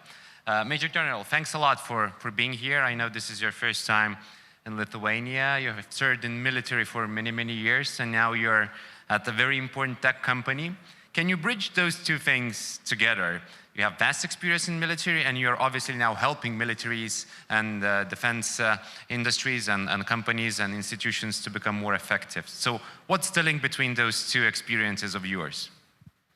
Thanks, Linus, and I appreciate the opportunity to be here to talk about Palantir and what we're doing. So I think the problem we're trying to solve is really a simple one, right? And I think it's what every chief of defense or every tactical commander wants to solve, right? And it's this idea of enhanced real-time understanding that enables data decision-making, right, at scale and speed, right? It's real simple, right, is what we're trying to do. And so my experience, I've been a chief of staff 4 times, I've been a commander. This is always a problem that you try to overcome in the current environment, right, which now is proliferated with information. Commanders and staff are overloaded. And I'll just kind of set this up with kind of a scene of what it looks like in probably 95% of the operations centers in any organization. You'll walk in there and they'll have a bunch of screens similar to what you see behind me, but probably 3 times as many. And it looks pretty impressive, right? Because each one has its own map, its own information. And then what you find out is that none of those systems, or most of those systems, don't talk to one another. And then when you find is what the staff does, the staff's contribution is the same thing that we've been doing for 30 years, is using the Microsoft Office suite of tools for warfighting, right? You limit the staff to PowerPoint slides and what they can fit on an 8.5, 11 sheet of paper, right? And it is hugely problematic, and what you're relying on is the senior leader to integrate all that to make decisions, and I don't think that we're really doing them justice. And where I come full circle is I was a customer of Palantir, and we used Maven Smart System, and it's a paradigm shift in terms of getting towards solving that problem. And I could talk more about that again. Yeah, so data-driven approach is certainly what matters. How do you see the change happening over the last 5 or 10 years in real life, in the lives of decision makers that have to tackle the issue of having so much data points, coming their way, but not necessarily kind of prioritizing well on which ones matter and which ones are just a noise?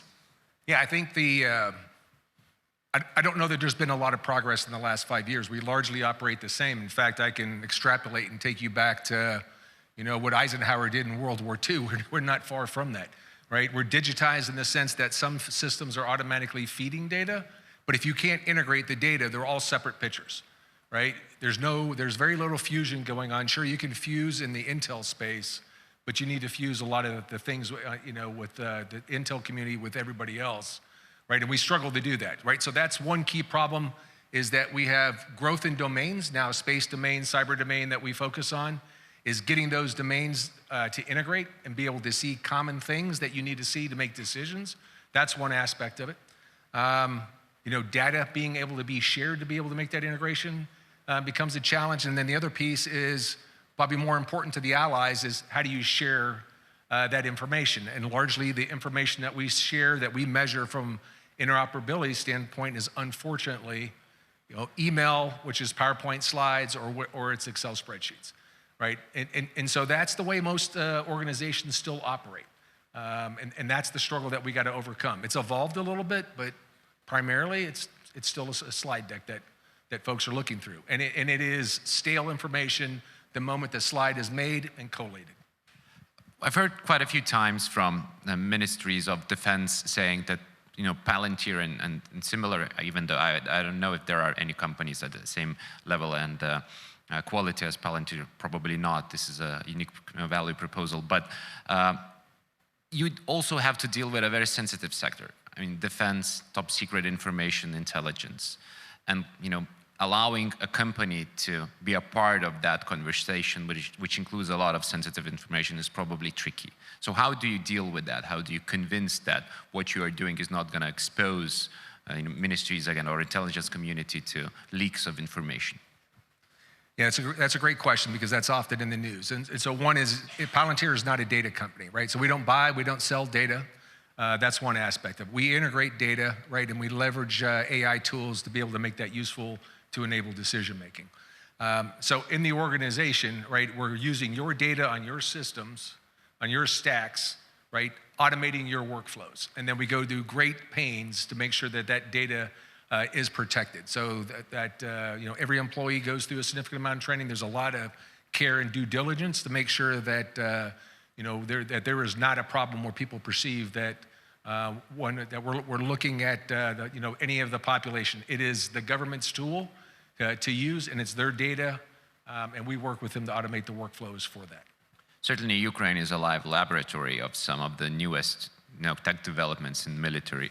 That's the unfortunate part of Ukraine being attacked by Russia, but certainly developing in many ways to tackle a much bigger adversary. So what lessons do you learn from Ukraine? Let's have a broader picture. How does the nature of warfare changed in your perspective? Is there a major change happening? Because some say, look, we've never talked about drones as much as we do today, and that's not going to change. Others argue, well, we still talk about some of the same stuff that we could have been talking about decades ago.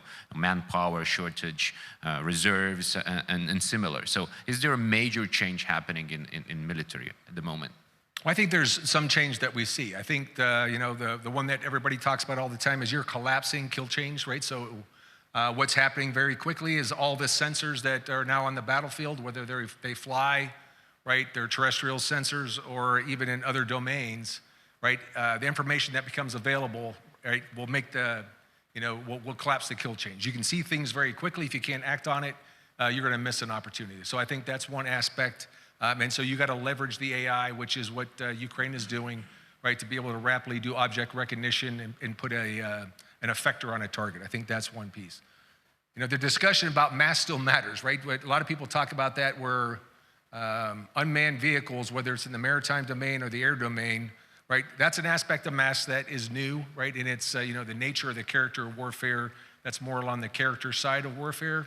It's obviously growth and proliferation, and they provide value. But I don't think we can dismiss that it makes armored formations obsolete, right? We got to be able to watch. They got into a war of attrition, right? We're static lines, and I still think that maneuver warfare, right, is a key piece of it. We just got to make sure we don't lose that lesson.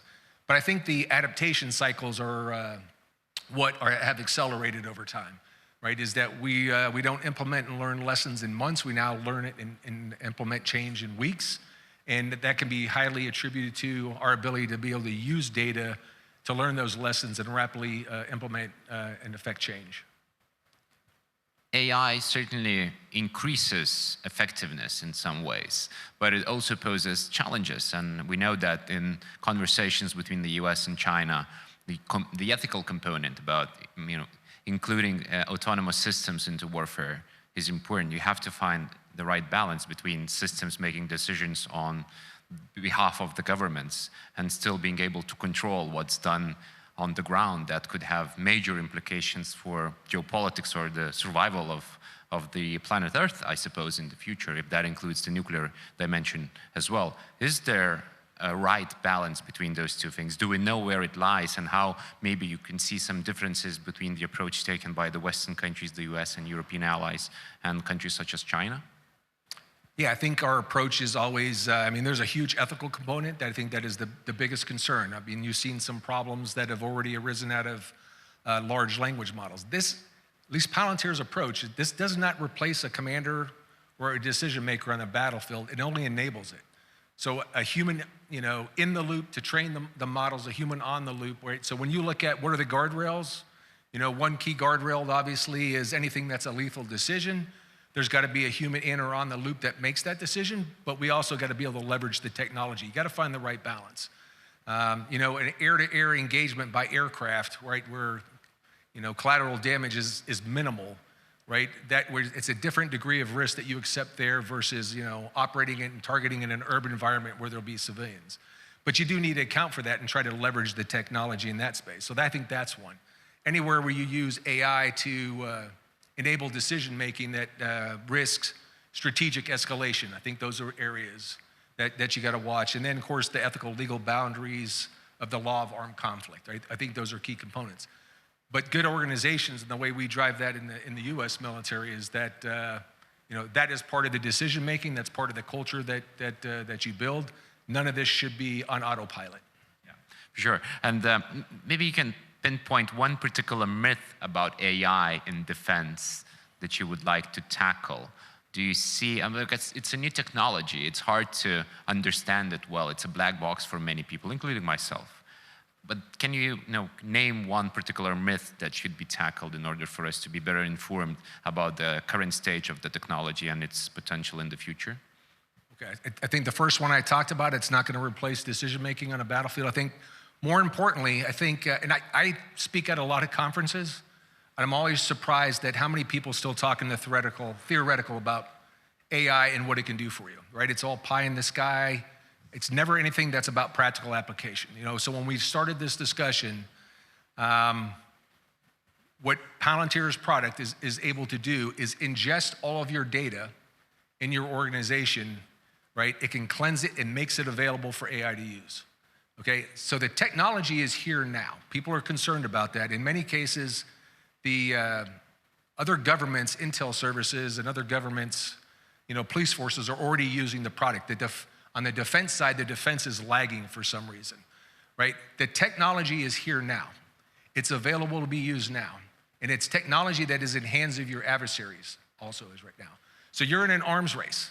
And the question is, do you want to be first and win in the arms race, or do you want to continue to wait, right, till it becomes perfect? It's never going to be perfect. Human interaction with the technology is the key piece of that, but you also can't wait for someone to come in and teach you what you need to understand about it.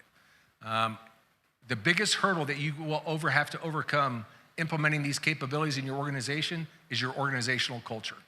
The technology exists, we can ingest the data, we can make sense of the data and layer on top of that AI tools that you can use and affect change immediately, right? But the organization, right, needs to be able to organize itself and educate the workforce about the tools that are available to you now. A black box is something that you plug in and you run and hope that it's going to solve your problems. The Palantir product is not like that. Forward deployed engineers is how we operate. So we come on site with the customer. What workflows do you want to integrate? And it's about pulling in those priority data sets, layering on top the AI tools to make your life easier.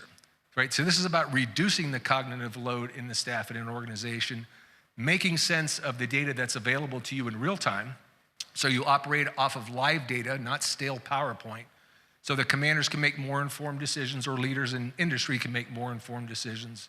That's what this is ultimately about. And it's here, it's now, it's available. And how does that differ when you consider the differences of size and quantity of militaries? For instance, the United States and Lithuania are very different in scale. Does that differ, the leverage we can use, coming from technologies such as Palantir or AI in a more general way? So I think it scales. I think, when everybody claims, because the United States is great because it's so big, but it's also a bigger problem to tackle. So I think, everybody has an all-domain issue that you need to integrate all the domains of information that's available to you from all the domains that you do fight in. But moving to a data-centric organization and leveraging the AI tools is the best way to get after sharing. Almost 90% of intel that goes into the NATO C2 structure comes from the United States. We can't continue to limit ourselves to a Word document or PowerPoint document to share via email. We need to be sharing data objects, streaming live, and that's what we're trying to, get to. And then the other 31 of NATO benefit from that technology being available there. So, coming to an end, by the time we meet next year, in November or December, what would you like to see achieved, again, in 12 months that are coming up in your area of work? And what's the biggest risk that you need to consider in trying to achieve that goal? Yeah, so it's not about what Palantir can do. The risk is inaction, right? Because right now, as I said, the technology exists. Coming into your organization, you can affect change, right, in a matter of weeks, just based on how fast you can integrate the data, right? If you continue to get caught up in lengthy procurement processes, right, I always tell people, what's the value of it? If anything were to go wrong, right, that's of data and information that's available to you, What's the value of that information for senior leaders, right, whether they're political or military, to make those decisions? So the risk is inaction on a potential customer's end. And Palantir is not trying to crowd everybody out of this. Right, there's plenty of room for other companies to be able to participate in the process. Technology breeds innovation, right? People bring other unique solutions as part of the larger ecosystem. But I just think this idea of inaction, right, will also, put at risk innovation. Major General, thanks for being here today.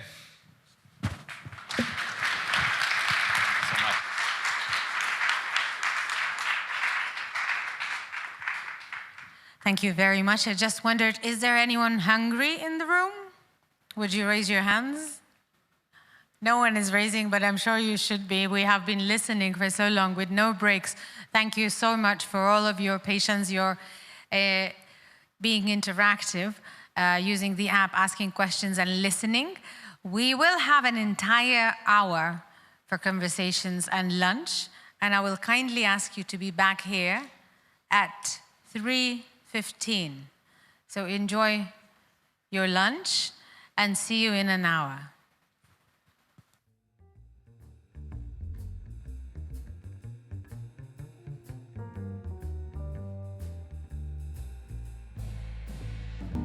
Geopolitikos ir saugumo studijų centras kviečia Jūs į jau 11-ąją Vilniaus užsienio politikos ir saugumo konferenciją. Lapkričio 21-ąją išgirskite Lietuvos ir užsienio ekspertų diskusijas apie geopolitiką, saugumą ir mūsų regiono ateitį. Konferenciją stebėkite tiesiogiai LRT Mediatekoje.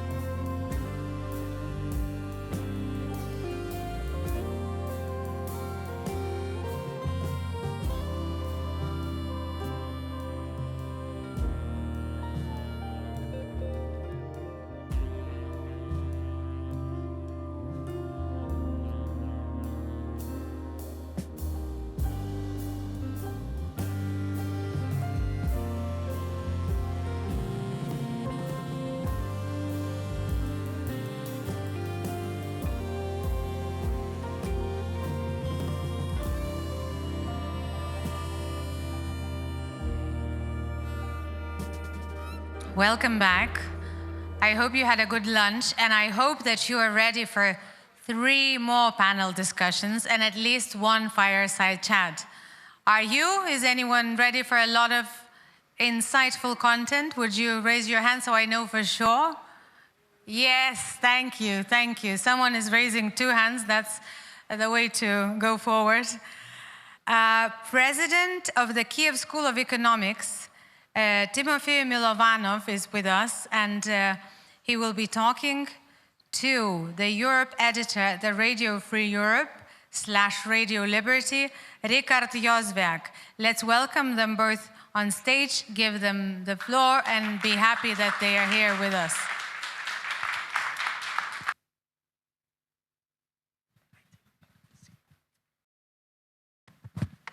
So let's kick off immediately. This is a fire chat, and it's also going to be quick fire, Tim, right? So we start immediately. Before I occupy Tim too much, I remind you that you also can ask questions, not by raising your hand, but scanning there, and so I get your questions on the sliders. If you have questions, please put them now.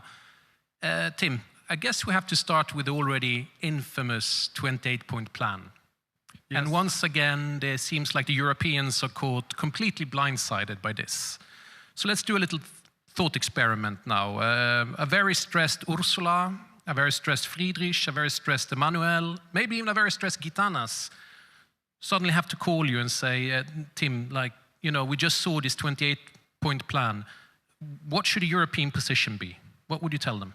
So I don't know. I think I understand better the Ukrainian position. Of course, the Ukrainian public is rejecting it out front as a surrender plan by Russians and Americans this time.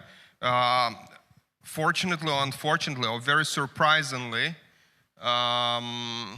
it looks like it is much more real than in previous times.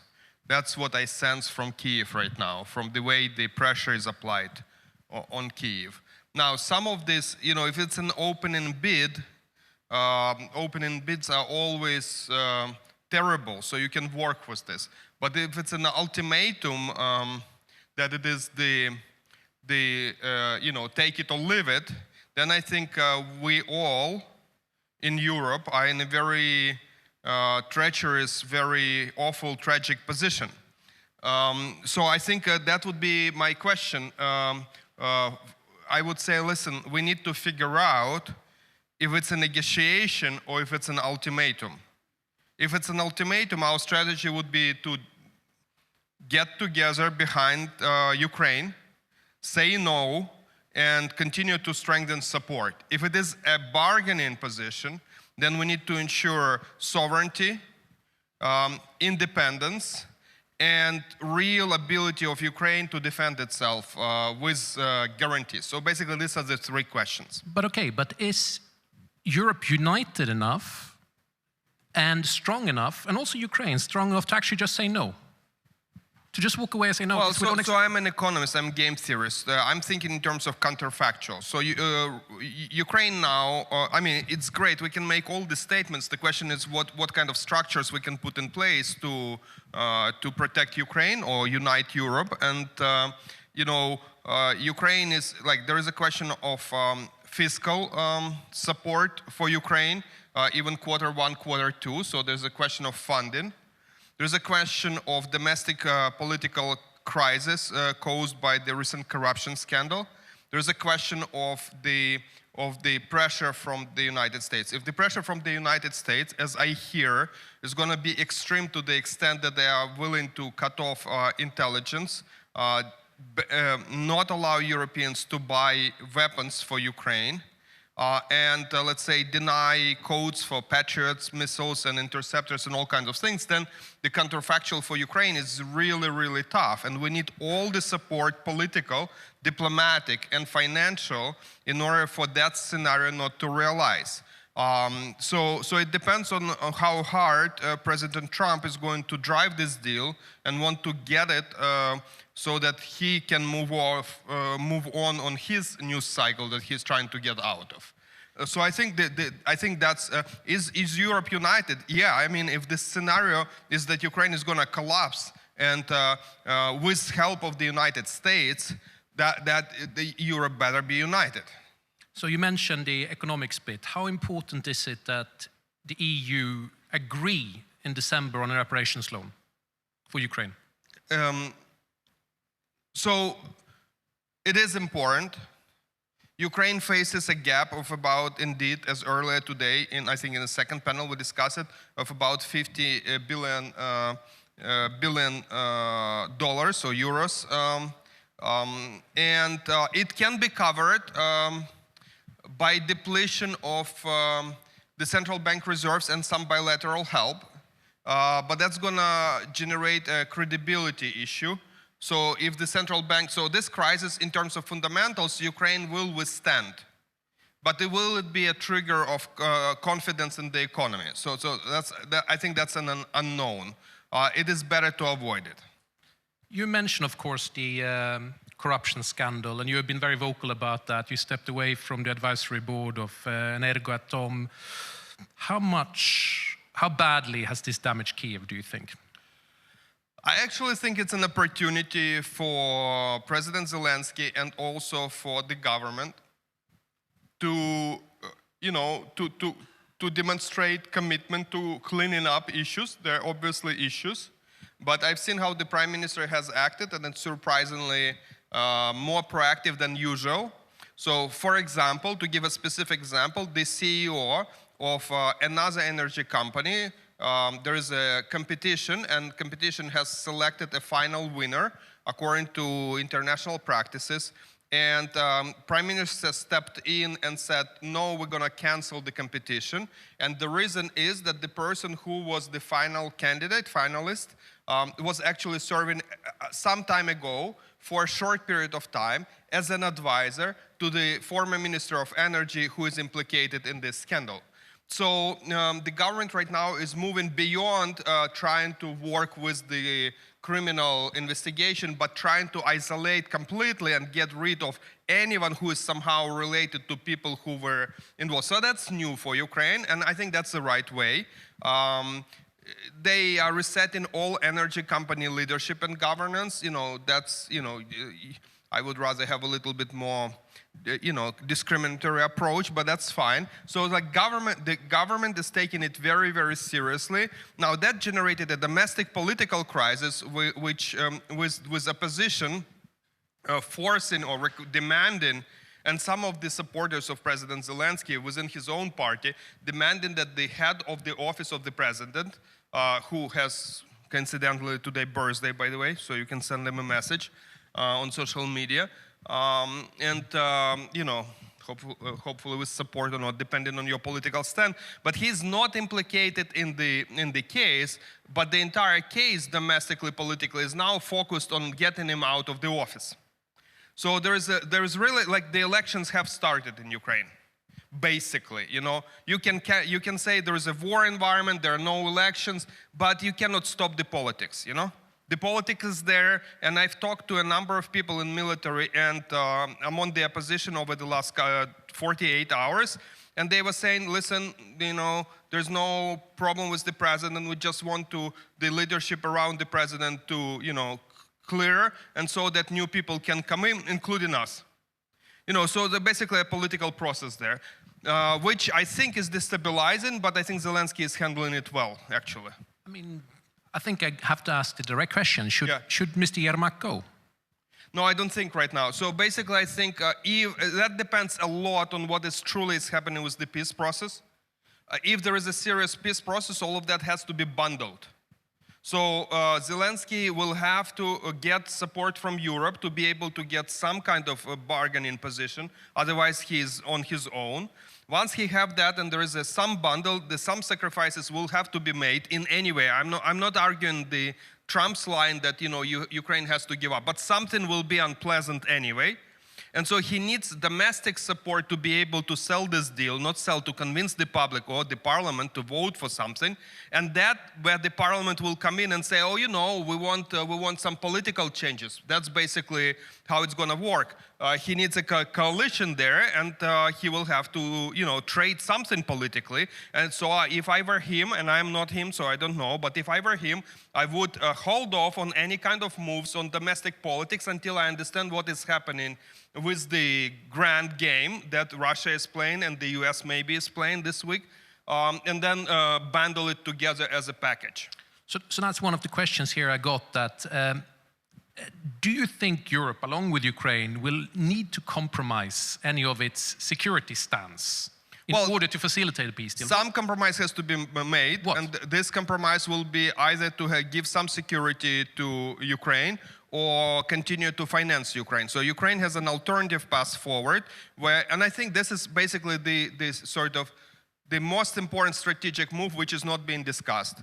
About a year ago, a little bit later, when the Trump administration made it very clear that the entire NATO discussion is basically completely off the table regardless of what Russia does, President Zelensky has changed the strategy on military. Instead of trying to build security by becoming a part or trying to argue or getting closer to NATO, Ukraine has and asking for more weapons, including from the United States. That process continues, but basically Ukraine moved 100% all of its energy into developing a domestic military base. We have seen that the drones, the deep strikes, the scalability has improved. We also have seen already cruise missiles. We're months away from ballistic missiles development. Prototypes are being tested.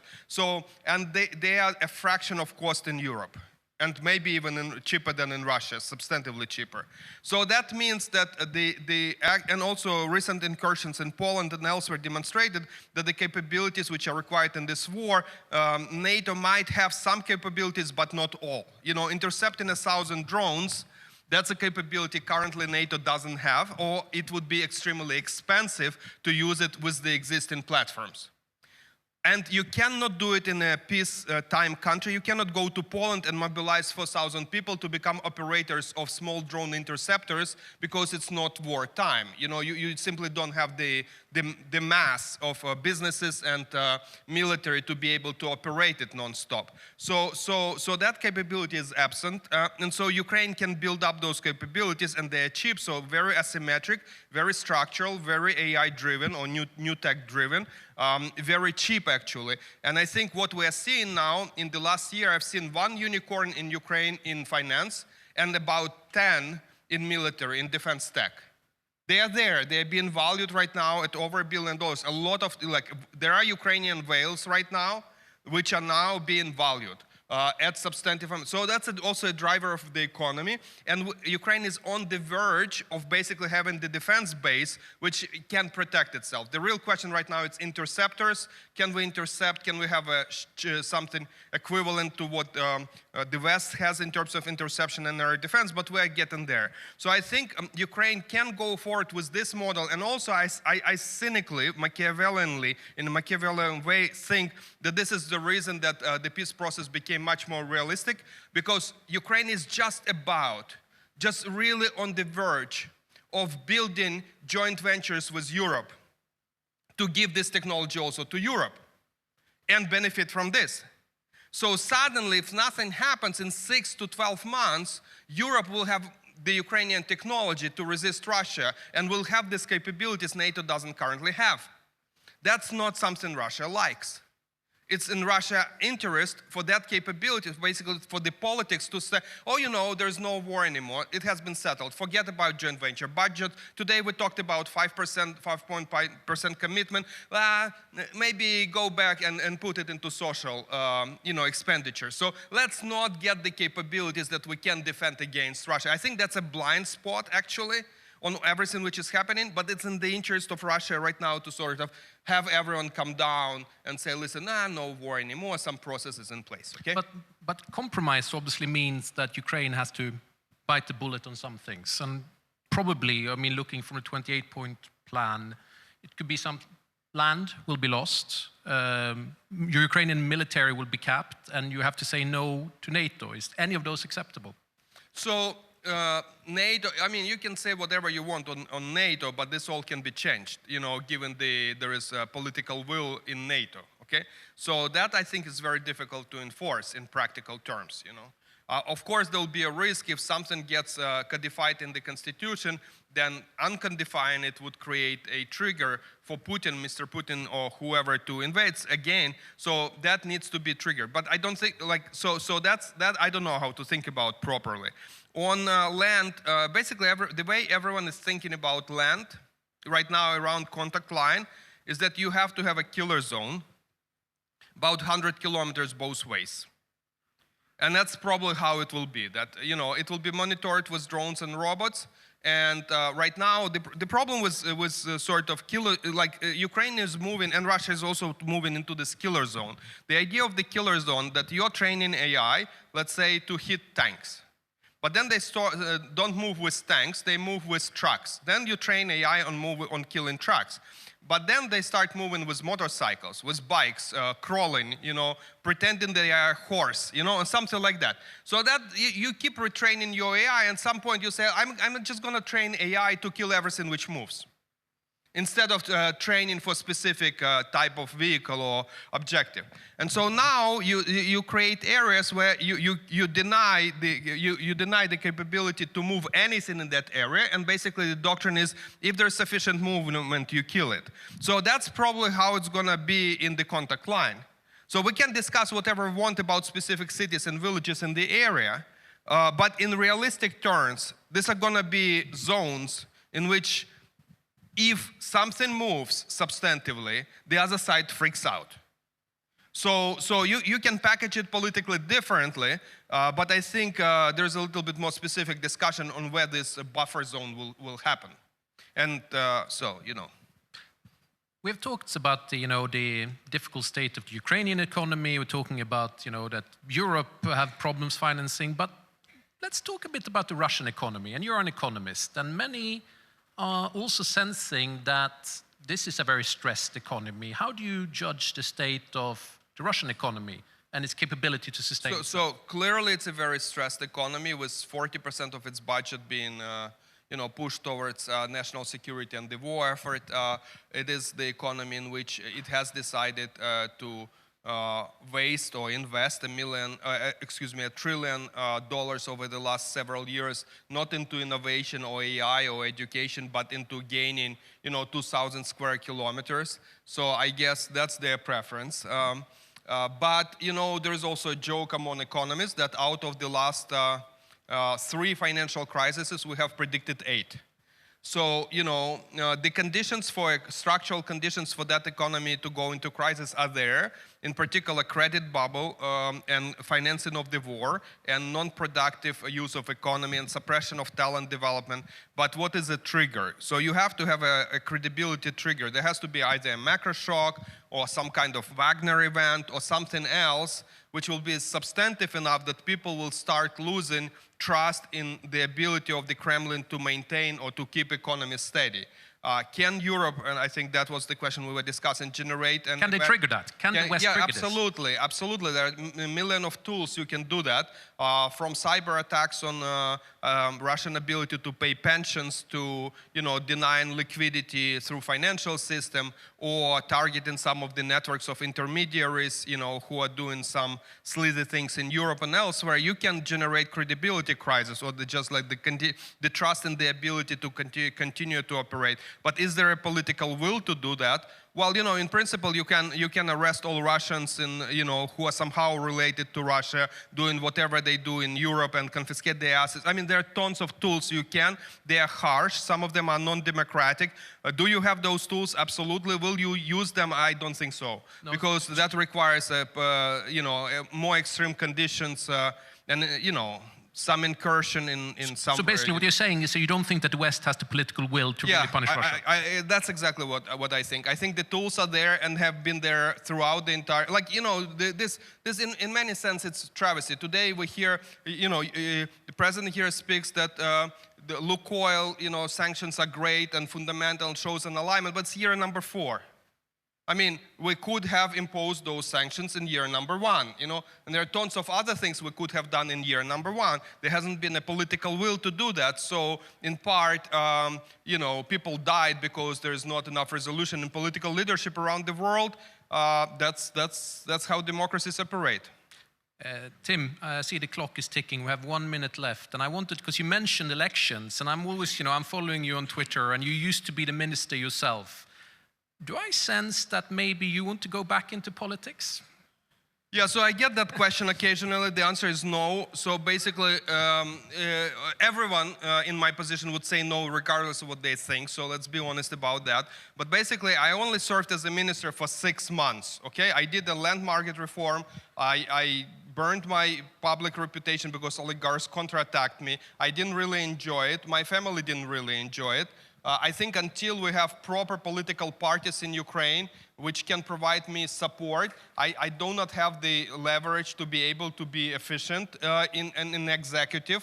But I also think what Ukraine needs is a lot of educated new leaders, and that's why I went to build the Kyiv School of Economics, and now we have 2,000 students, up to from 20. You know, when I start, I think we need to get to 20,000. And then Ukraine will change. And then there will be no scandals on corruption if we actually educate new generations. Thank you. Ladies and gentlemen, thank you very much, and give up for the future Finance Minister of Ukraine.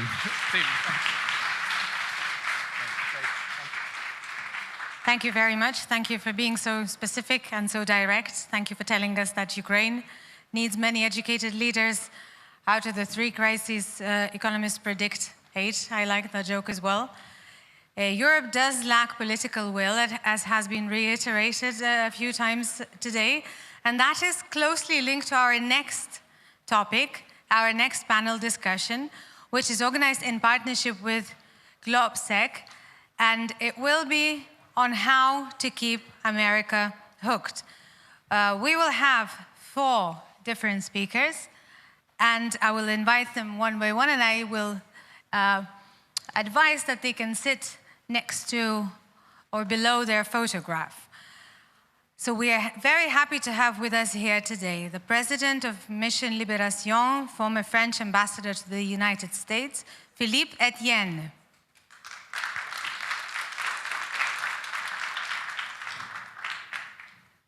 Welcome. I think this is the right time to take one of the chairs, and please be seated.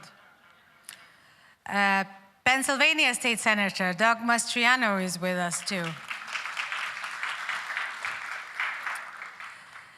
Director of the Swedish Institute of International Affairs, Jakob Hallgren. Welcome. Member of the Lithuanian Parliament, Laurynas Kasčiūnas. Founder and CEO of GlobSec, Robert Vass, will be moderating the panel. Welcome and have a fruitful one.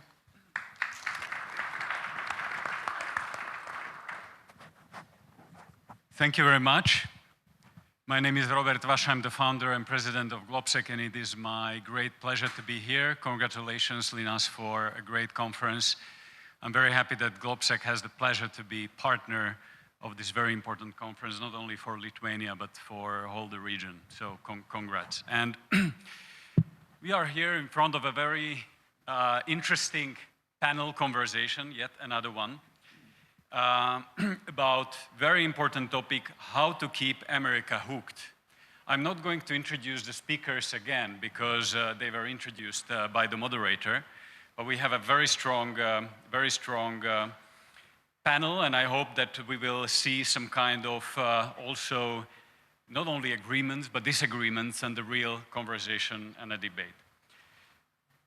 We are living really in one of the greatest systemic transformations since the end of Cold War. This is not just a period where we can sit and wait what will happen, and I think hope is not a good strategy. I think we will not come back to the transatlantic relations as we've seen them before. So this is really a systemic transformation. At the end, the world will look completely different. The rule-based order that have shaped global politics for decades is being tested from every angle. The Russian aggression, China's assertiveness, US shift to our more transactional approach.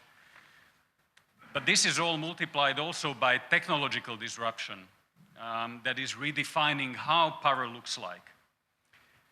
Europe in the last decades has been building its economic success on several things that I think has been false. First, on cheap oil and gas from Russia, that is over. On cheap goods from China, that is also over. And on cheap security provided by US, that is all over. So we have a huge investment gap in Europe that we need to fill very quickly because we are facing one of the most dangerous periods.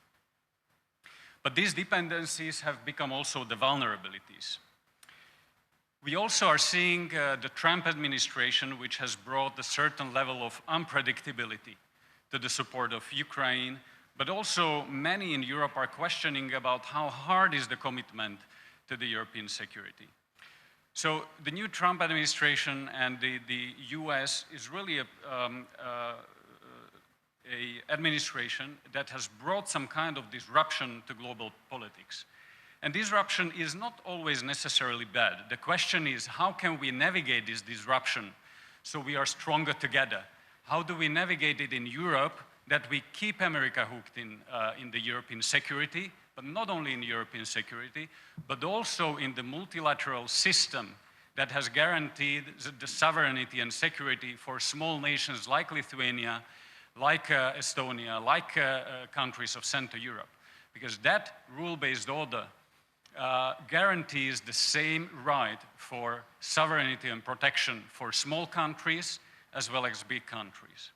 And we are seeing some kind of shift also in here, where the big powers tend to trade territories of smaller countries. And I think this is a shift that we have to acknowledge and we have to also deny.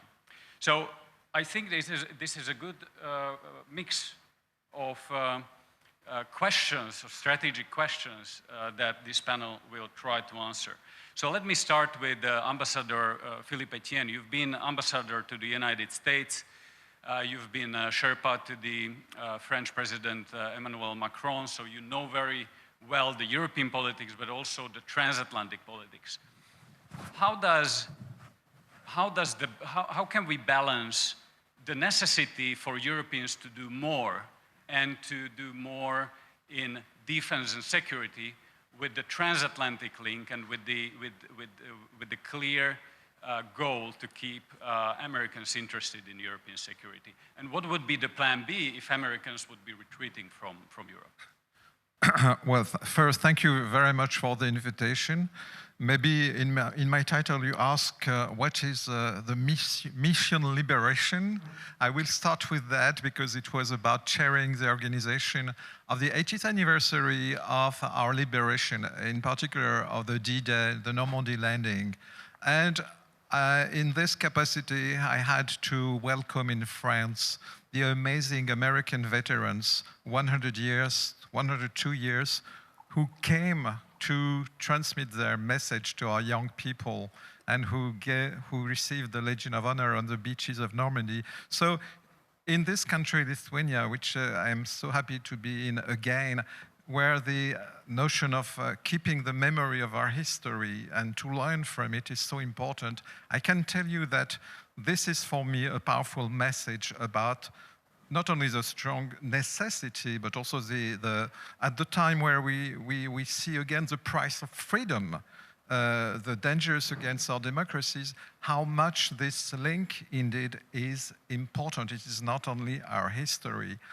At the same time, as you said, there is this, Robert, you mentioned unpredictability, but there is also what other panels have enlightened, which is the fact that the United States has moved, and everybody has moved in the world. There are new priorities. We know a bit also in France, the Indo-Pacific region, because we have some presence there.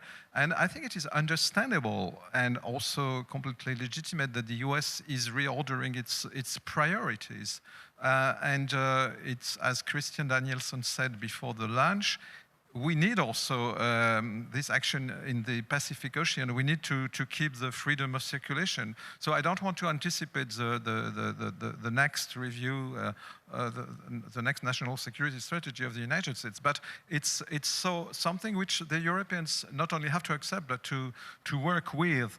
And I think, to answer your question, there is absolutely no contradiction between having a stronger European defense on the one hand and keeping the transatlantic link. I will tell you something from my experience of Ambassador of France to the United States. I met a lot of folks in the US, both from the two parties, by the way, who told me more or less the message: you speak very much about doing things, including European defense. Well, do them.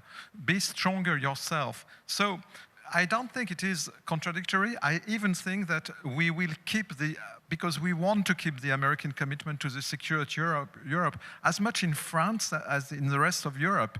And to keep it, I think but I speak under the control of American friends, I think we will keep it all the more than we show ourselves ready to take more on our shoulders, to do I know there is this expressions, burden sharing, burden shifting, to be able to do things when our American friends are not willing to do it, to have the capacities. So it is not contradictory. On the contrary, I think we have to draw many, many lessons from the war in Ukraine. We have a very priority, which is to develop NATO, to adapt NATO to this.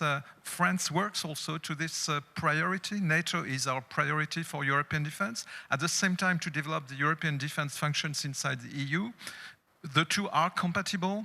The two have to work together to avoid duplication in the two directions. And third, of course, as EU, not forget that we have other European countries like the UK, like Turkey, like Norway, with which we want to work. Let's think of the coalition of the willings, which the French president launched with the British Prime Minister. So I don't want to go to the details of what we have to do with NATO, neither with the EU. We have positive developments with the EU starting to fund itself new instruments for stepping up in our defense. Somebody reminded us this morning about something very important. The Europeans now, France also has doubled its budget of defense in a couple of years. We now are spending globally very much. Somebody said more altogether than the United States. But we have to spend it in a very efficient way. This is the reason why the way we build this European market for defense equipment is very important. It is not only about budget, spending more. It's about performing efficiently, both military and in the military equipment industry. This is a question of the budget, not only the total amount, but how we spend it together. I will stop here maybe. If you want me to come into more details, I will be happy to. We will definitely come back some of the very important questions and points you have raised. I have and especially on the European industry military base, that is a very important question to go. So we might dig deeper into that. But I've said that there is a certain kind of unpredictability, but one thing is very consistent, that all the US administrations have been saying to Europeans, you have to do more. You have to spend more and you have to do more. And I think the Trump administration has been very efficient in putting the right pressure on Europeans, because as a consequence, we have been able to raise the budget of NATO and of the European side of NATO tremendously up. So the outcome from the Hague Summit is really a breakthrough, and I hope that we will also, that it will not stay at the commitments, but we will be able to also implement it. So, Senator, let me come to you. You are one of the leading politicians on the state level in Pennsylvania.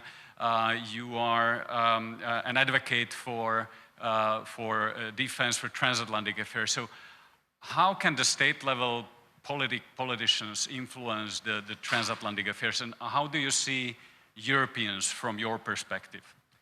Well, it's an honor to be here. Linus, thank you for an outstanding event as well, and it's great to meet so many of you. We are in partnership, separated by an ocean, but you see in the uniform there, I did 10 years in Germany during the Cold War, after the Cold War. I was an exchange student to North Germany as a kid a couple times, and so you know, in many ways, my heart is in Central Europe.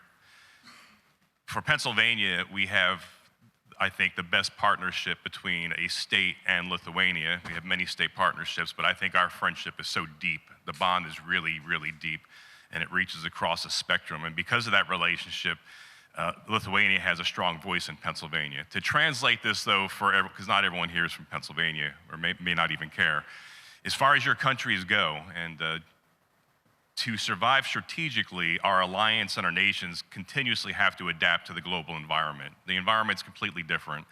In the first Trump administration, only 5 of the 29 member nations were spending their promised 2%. Many nations were around 1%, lowballing the United States, hiding underneath the security umbrella we provided, and enjoying economic prosperity, social benefits, while the American people generally felt slighted. But that's changed now. Here we are 10 years later, and about 22, 23 nations are over the pledged 2%, and now on their way to 5%, especially in the case of Lithuania, that's going to set the standard for that in a couple months, it looks like. That's number one. If you want to have a voice at the table with Donald Trump, pay what you promised to spend. Just don't talk about it. You know, number 2 on my list here is buy American. And, you know, I know France has a big defense industry, Germany does, many countries do. Everyone wants the money to be, you know, spent on their own. But look what happened yesterday in Washington, D.C. The Prince of Saudi Arabia, once again, is spending an hour during an interview with Donald Trump before the world because he invests in America. He promised another $600 million in American industry. And that gets the president's attention. That shows respect. That shows a partnership rather than benefiting from an American security umbrella without paying your costs.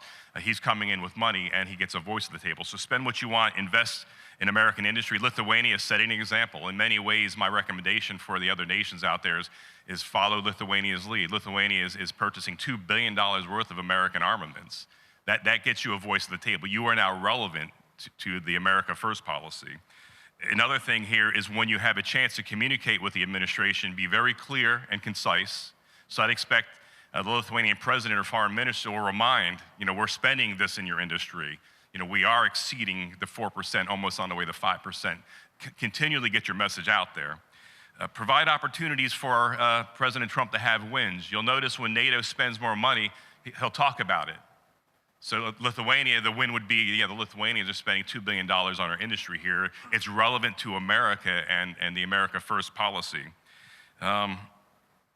Manage disagreements privately. Having a public dispute with the administration is suicide.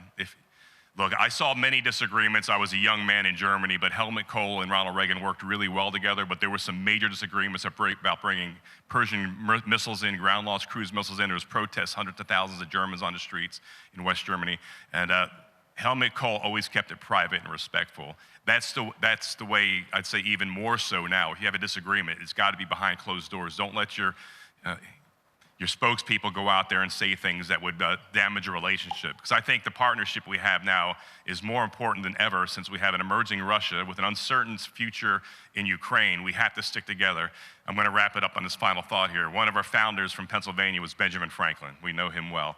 And what he said was interesting when we were signing our Declaration of Independence. He said, either we hang together or we hang separately.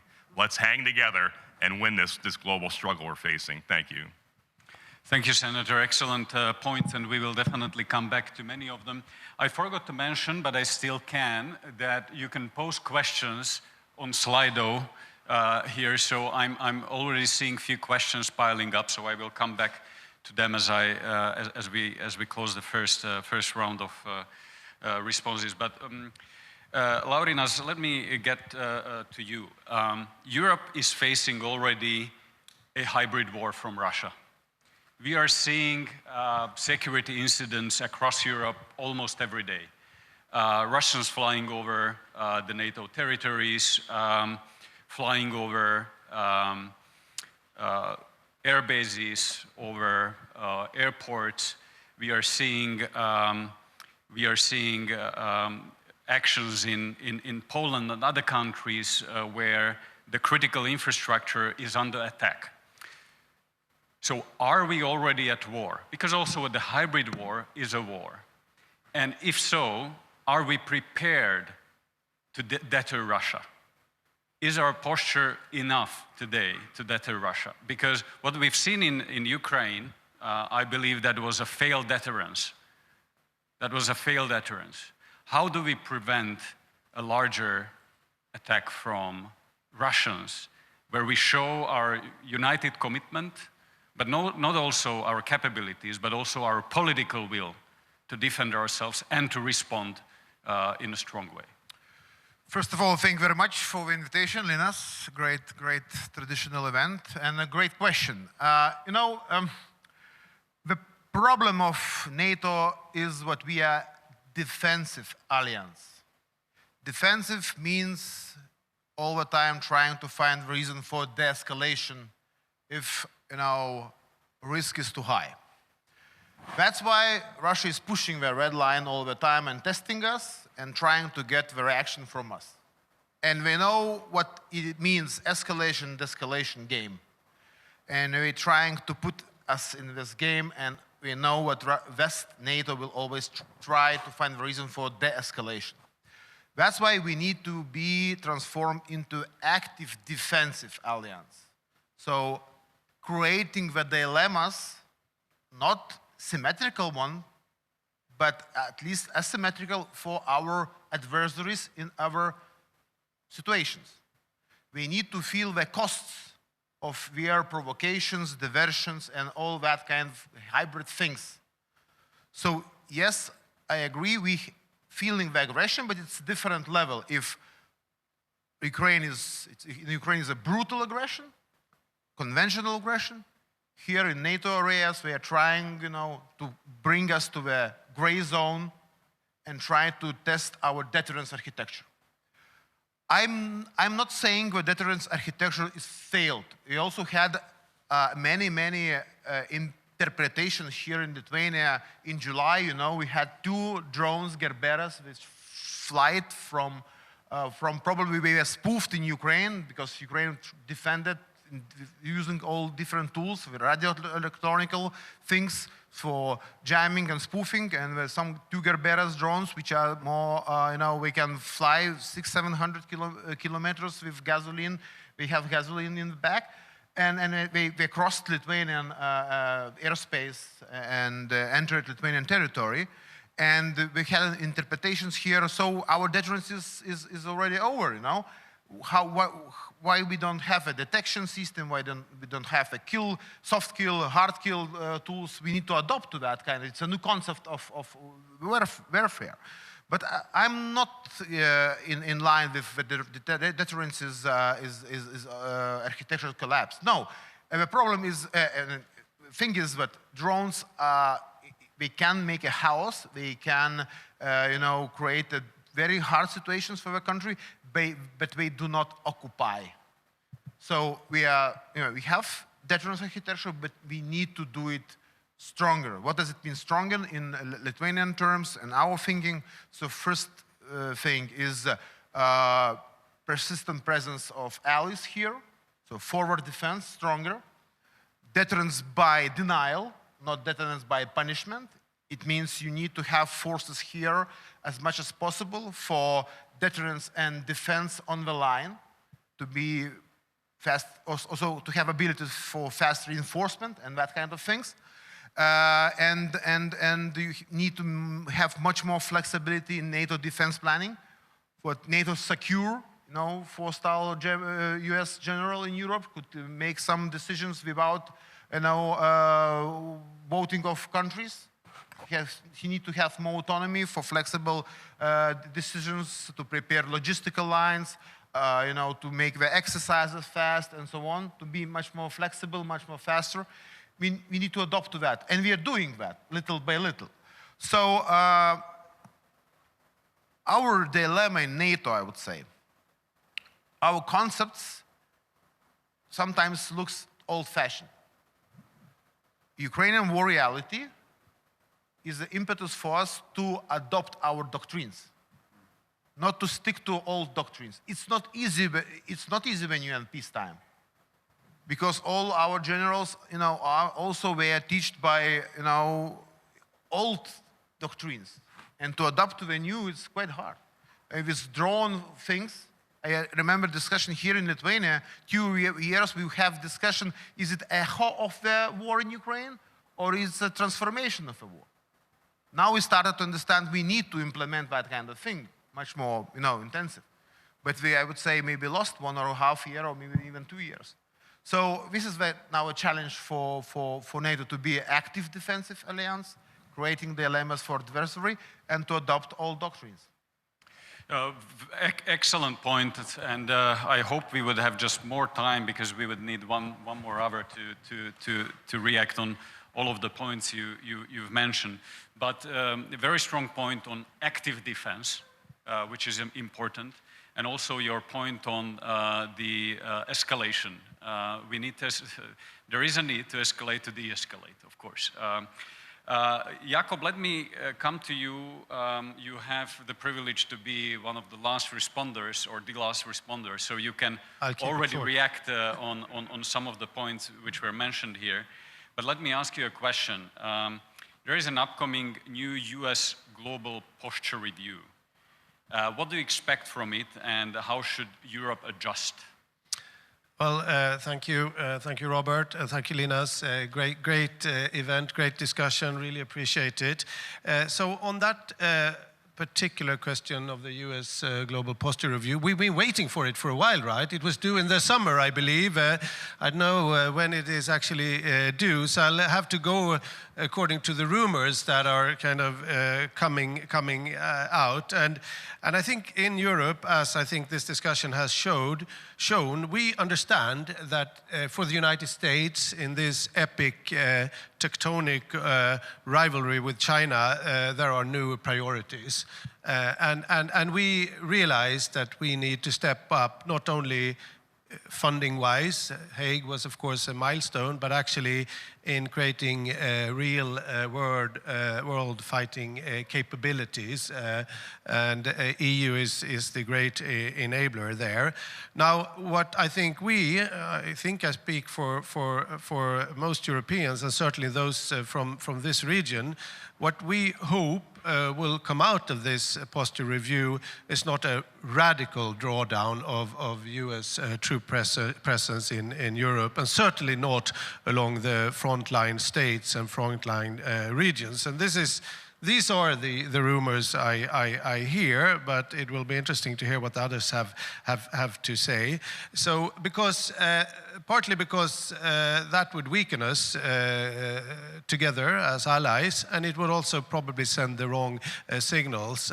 Russia respects strength. And if the drawdown is too drastic, it would maybe come across as weakness. And the second reason, I think, is really that the European and the Asian theaters are much more interlinked these days. It's not as if what is happening in Asia is de-linked from Europe, and that has been talked about already a lot, but I think the North Korean troop deployments in Ukraine and around Ukraine is the best evidence of that. So that's incredibly important.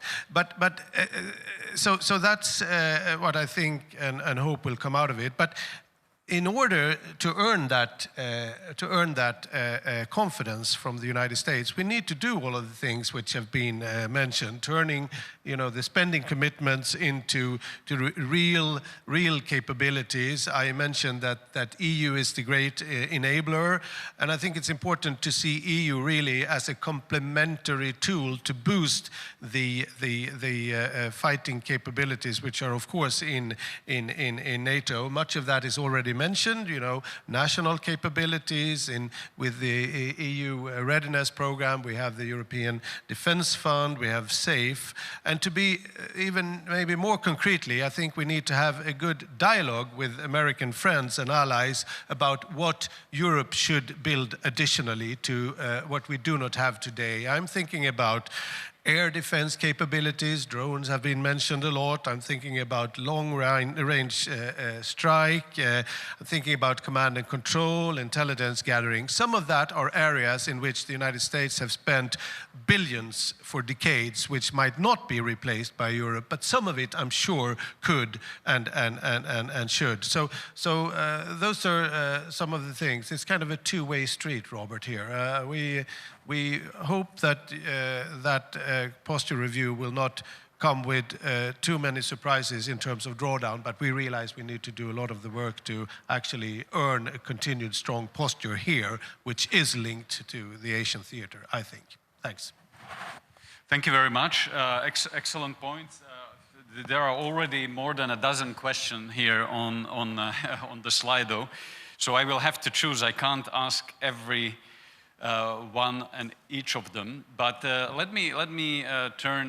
There is a question for Ambassador Etienne. Will France extend its nuclear deterrence to NATO as the UK has done since 1961? Well, for us, of course, in view of the war of Ukraine, it's absolutely essential to increase also what I would call, although I am not expert, the conventional deterrence. Everything you have said to how to learn the new grammar of escalations, of strategic communication, all of this, we have to learn a lot. But of course, the nuclear deterrence on top of that remains absolutely essential and has been essential in the Atlantic Alliance. And our nuclear deterrence, our independent nuclear deterrence, is part of this. And our presidents, including President Macron lately, have clearly stated what is the meaning of this nuclear deterrence and has proposed to open a dialogue with other European countries. It is not about replacing the American nuclear deterrence. I heard somebody on this stage saying that we don't want to replace the nuclear. Of course, it has never occurred to us. This is something which we want to discuss with our European allies, because you cannot stop at the French border what we call the vital interests, of course. So this is something we have proposed to discuss. This is the notion. We want to have a conversation with our European allies without saying we want we think we can replace the European deterrence. And here, may I make one more point on the military industry? Because both of you mentioned this, and I think to develop the European military industry doesn't mean we will not cooperate with the American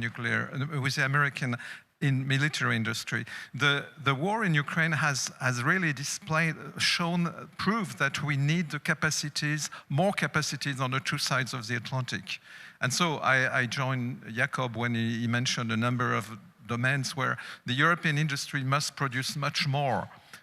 And I know the example of France because I was ambassador to the US, and we also buy really important essential capacities in the US industry, but we need to reinforce, it is one of the lessons from the war in Ukraine, we must to reinforce what we call the industrial and technological base in Europe of this defense industry, which is again not contradictory with cooperation. Let me stay at this question because there are a lot of questions in this regard in Slido, because many of the questions are referring what Senator said, buy American and invest in Americans. But also there are a lot of questions, for example, one that wouldn't it be more smarter to turn it around because we need to invest in ourselves in Europe.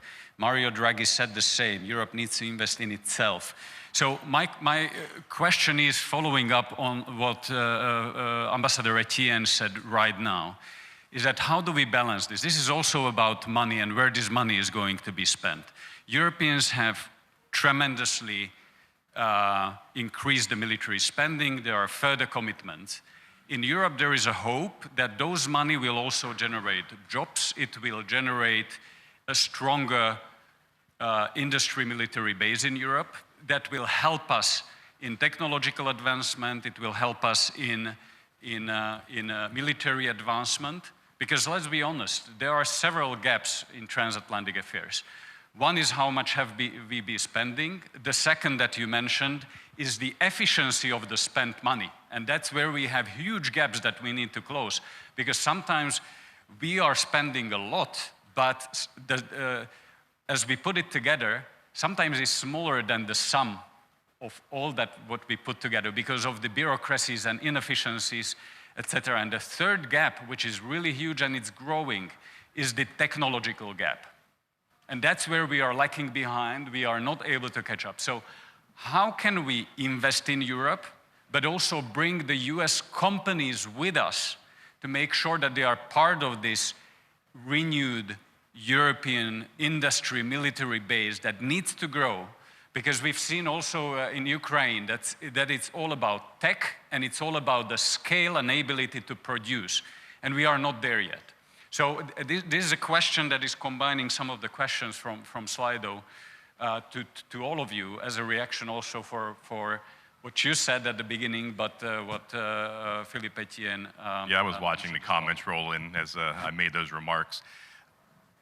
I know it's not popular or well received maybe from the major European powers. I get it, you have a massive defense industry as well as Sweden and so many other countries do, but I'm just offering you advice, take it or leave it. If you want a seat at the table, Donald Trump wants results. He wants to see investment, and that's how you do it. And Lithuania, you've done it right. $2 billion in aircraft and infantry assets and Javelin missiles. That gets his attention. That's more than a Saudi prince offered yesterday, $2 billion. I think he offered $600 million in additional investment. That message needs to get into the White House, and that's how you get a serious voice at the table, because you show you're investing in America, you're showing partnership. I think I like to compare it to my experience in NATO. 4 years in NATO, 3 deployments to Afghanistan in NATO with NATO brothers and sisters from Lithuania and elsewhere. I led the one center that had 80 men and women from 18 different countries, and we stood together. I wasn't in front, I wasn't behind. We stood shoulder to shoulder against our common enemy. I think this is symbolic at the strategic level when you invest in America when you can, that it's showing Donald Trump that we have a partnership. That's just the reality of today. And so take my advice if you want, but if you want to be taken serious in the Oval Office there, invest in America, show partnership and friendship. I know there's critiques about public disputes and what have you. Don't be one of those people making a public fight with Donald Trump or his administration. You will lose in the end, and your country will lose in the end. He's been very clear. He expects people from other countries to have their country first. America first. We're Americans. We expect you to put your country, but be practical as well. The strategic environment is the dynamic. The last thing that I have never seen before, living 10 years as a soldier, in Europe and watching Americans die in training accidents many, many times, especially during the Cold War, we had so many in Europe at the time, that it would be hardly noticed by the local media. It'd be an article, an A-10 crash, an American pilot died, or somebody was run over by a tank. What Lithuania did in March, when 4 of our soldiers from the 3rd Infantry Division died tragically in that training accident, your nation stopped. You moved heaven and earth to rescue our 4 men, and then the honor and homage you paid them and respect. I mean, this catches the attention of not just our president, but the entire nation. And for that, I say on behalf of America, thank you for taking care of our men. Thank you. Any thoughts, Jakob? Very briefly, I think that's exactly, of course, the way you should treat the fantastic contribution that America brings to European security. That I think that should be standard practice, of course. Now, I just wanted to say, representing or coming from a country with slightly outsized defense industry in relation to the size of the country, that it's possible to combine.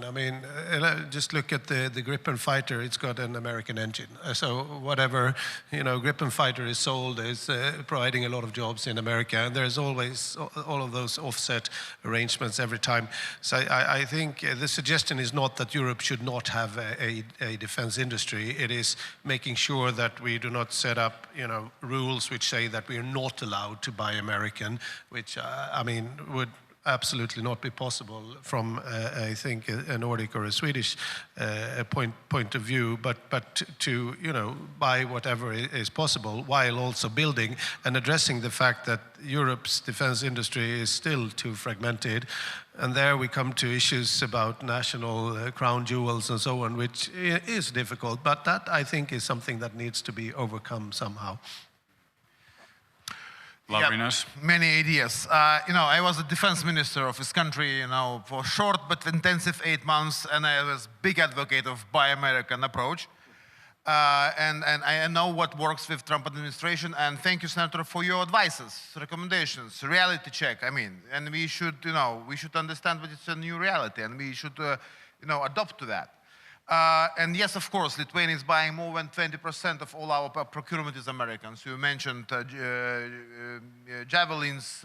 We are second biggest buyer of GLTVs, Oshkosh, HIMARS, and that kind of things. So we are doing that.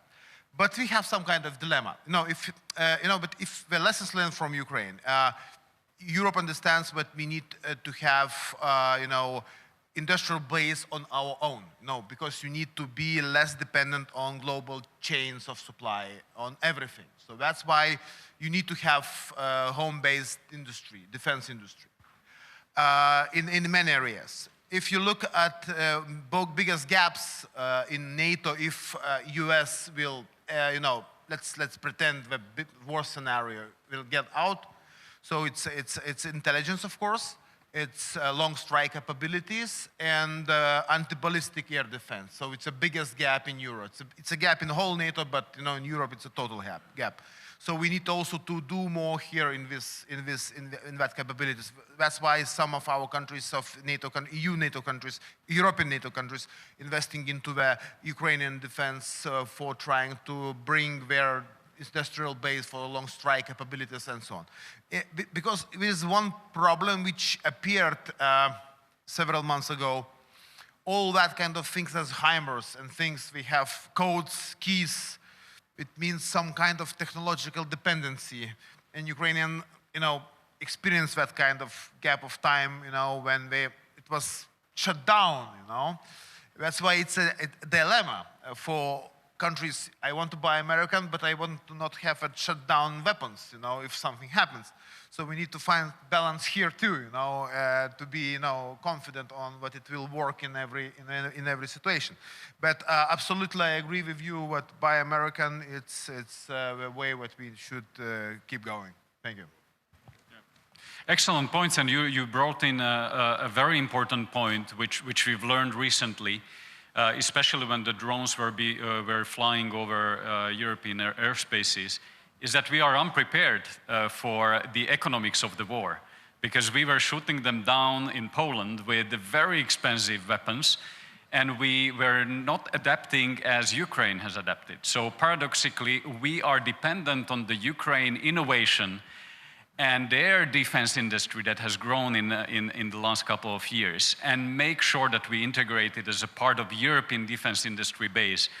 So this is a very interesting shift where we sometimes need Ukrainian talent and innovation more than vice versa. So, or at the same level. So we are running out of the time, but let me ask one more question, which is here, and it's about the conscription system in Europe. Because there are a lot of ideas how to make the conscription system back in some European countries. In Germany, they had this brilliant idea of lottery. I don't know if it's going to work, but can conscription system and a stronger reserve help Europe and also send the right signal to US that we are serious about our own defense? Jakob, I seen you want to... Very briefly, I mean, I come from a country with a long history of conscription for 100 years, and then it was paused in 2010, and we reopened it. Back in the day, till the late 80s, about 50 young recruits did their military service every year. Now we're working hard to recreate it. I think it is incredibly important. It creates a societal buy-in. It really means that there is a big critical mass of young men and women who can, stand ready to ship in. So I think that that's absolutely the way to go, briefly. Philippe? Well, in France, we had suppressed systematic conscriptions, which had been really very much weakened through the years in the 1990s. Now the new programming defense legislation is insisting on the military reserves. So instead of recreating conscriptions, we increase very much the capacity of the military reserve in the society. But of course, we have much to learn from other countries also, including in this country. I see there is a strong mobilization, and it's important also for our younger people to bring to them the necessity that, again, we have to face real threats, and they must be ready to defend their country. But this is the way we go through it, through military reserves. Thank you, and I see that you want to react as well. Yeah, we have conscription. We also stopped in 2007. Now renewed that. It's based also on lottery. Now we are moving on idea what every young man who is after the school should be invited to the army, and then to decide to go to the army, professional army, or to go to active reserve. But I would say that if you want to defend our countries, especially talking about Russia, we need to understand it's not about only regular forces. It's about the nation will to defend the country. So that's why conscription, military reserve is a vital thing. We should change the mindset. And because, Russia is using quantity which in the future becomes quality.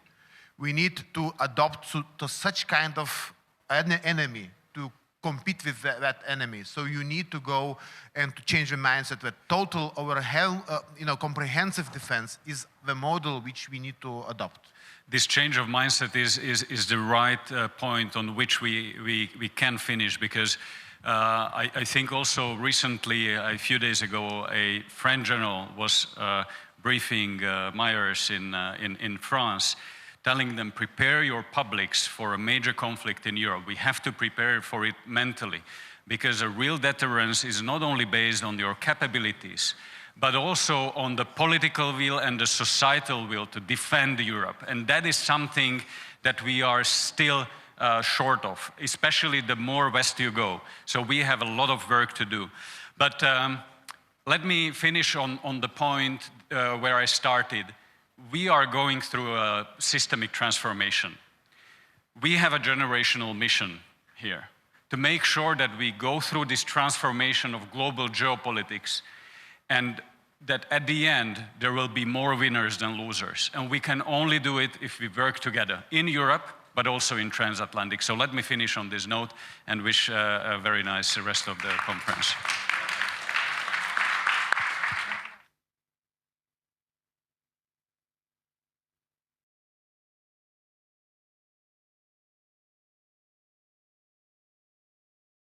Thank you very much, dear panelists, for this heated debate.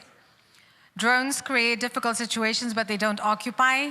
We are dependent on Ukraine's innovation. The idea of NATO as an active defense alliance. We should change mindsets with regard to conscription. These are just a couple of takeaways that will lead us to our next discussion, where we will ask what makes countries safe. And that panel is organized in partnership with RAND Europe. We'll get 4 solid, impressive speakers and a moderator. I will invite everybody one by one. Whenever you hear your last name, do take a chair and please be seated. Senior Vice President of the American Foreign Policy Council, Ilan Berman.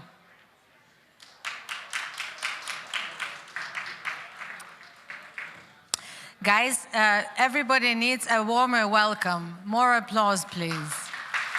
Thank you. Executive Director for National Security at RAND Europe, Ruth Harris. Chief Executive Director of Japan Institute of International Affairs, Tomoyuki Yoshida. Welcome. Director of the International Center for Defense and Security, Kristi Raik. Last but not least, a research fellow at the Association for International Affairs, Dominic Pressel. Have a heated debate as well. Thank you for the introduction. I'm not going to introduce my guests since you've already all been introduced, but thank to all of you for being here. Thank you to the audience for being here, and thanks to the organizers for organizing this excellent event. My name is Dominic. I'll be moderating this discussion, and we're going to be talking about the other, sometimes less discussed aspects of what actually makes countries safe. Because we often talk about quite a narrow scope of what we mean by security. We talk about conventional military, we maybe talk about things like hybrid warfare, but the actual definition of what makes us resilient, what makes us safe, is much broader. And it encompasses things from economic safety, economic power, economic warfare, to nuclear safety. And I'll be talking about all of that with my excellent guests here. So let me start with Mr. Yoshida, because we have quite a geographically diverse panel. So I'll start with a guest who's representing Japan and who's coming from the furthest from here. And when it comes to economic security, Japan is in quite a unique situation because it is one of the biggest economies in the world. It's, I think, the 4th largest economy, which obviously gives it a certain geopolitical advantage. But also the challenge it's facing is coming from China, which has a much larger economy. It has a significant economic influence, and it has a control over manufacturing chain. It has access to a large amount of technology that we all use. So in that sense, Japan is also facing a disadvantage. So how is Japan approaching both of that, both this advantage and the disadvantage, and what can we maybe learn from that here in Europe? Okay, thank you very much for inviting me this wonderful occasion opportunity.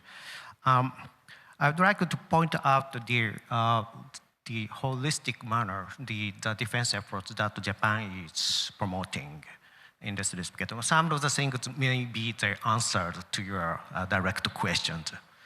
The security environment surrounding Japan is getting increasingly severe.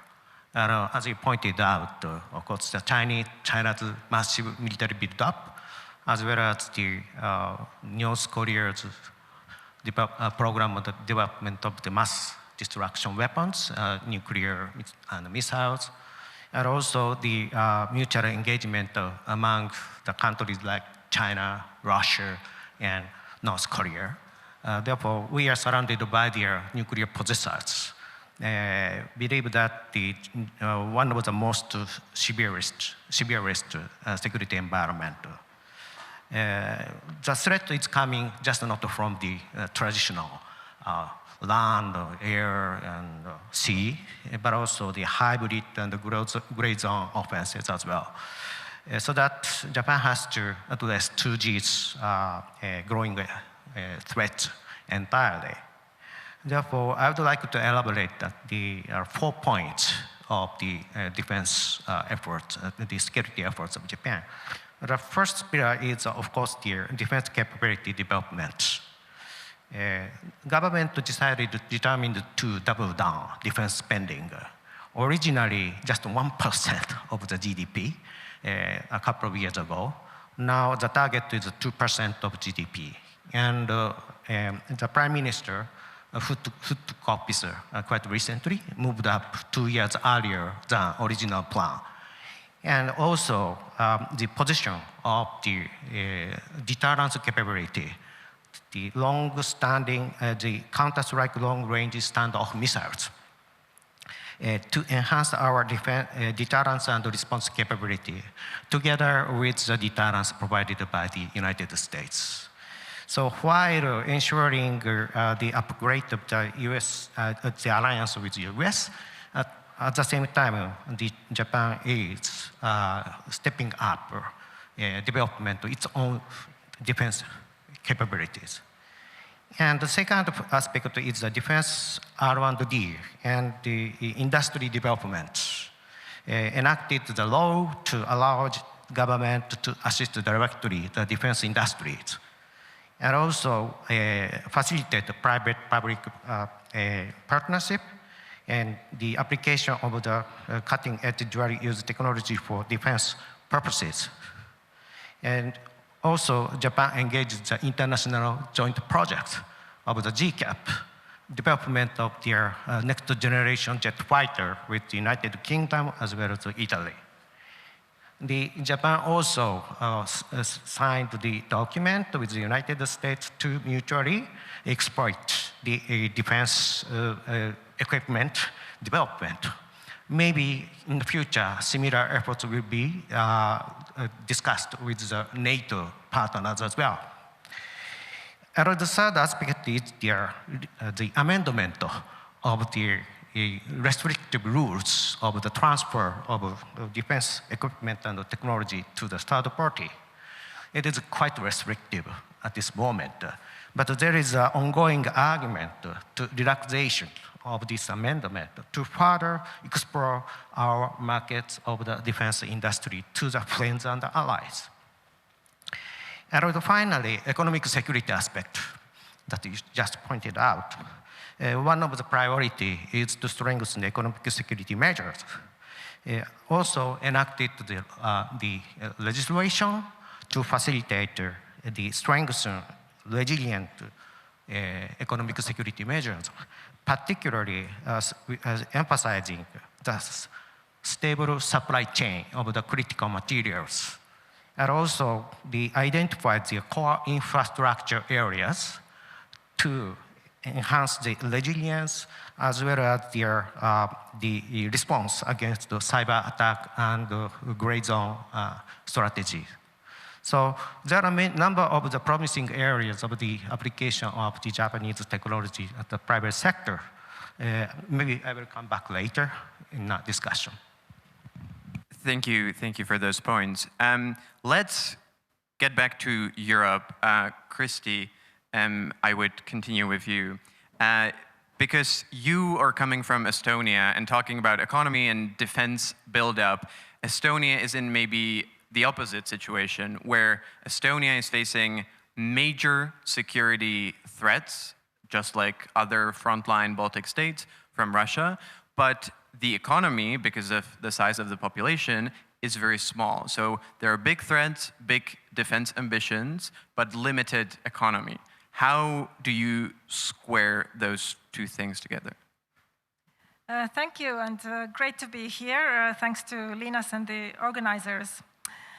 Well, when Ukrainian President Zelensky visited Estonia, he was speaking in the parliament wearing a sweatshirt with an Estonian word, kaitsetahe. He got this sweatshirt from the Estonian friends. It means will to defend. And this is, of course, one of the critical elements of what keeps a small country safe. We need capabilities. There has been a lot said already during the discussions today about what is it that we need. We certainly need more European capabilities together with our allies. We need to keep the US involved, but I also want to emphasize that Europeans need to acquire capabilities of their own in areas where they have been too dependent on the US. We need stronger air defense. We need stronger long strike capability. We also need to develop our drone capability, and here, of course, the economic innovation, technological innovation comes in very much. We need to develop our intelligence capability in Europe, and we need manpower, which, of course, for a small country is a particular challenge, and again, we need our allies to come to help us with that. Now, with this picture of threats that we are facing, the so-called hybrid threats has been a daily reality for us for many years. And I dare to say that countries neighboring Russia are actually quite resilient, be it to disinformation, cyber attacks, other methods of Russian interference in our domestic politics, Russia trying to enhance cleavages within our societies. We've had all of that for such a long time that we are used to it. I'm more worried actually about how Russia uses these methods of influence, or I think active measures is actually a more appropriate word from the kind of Russian vocabulary, against major European countries. Germany, I think when Russia looks at Europe today, it sees weakness, lack of capability, lack of will to defend, lack of resilience, and especially in Western European countries.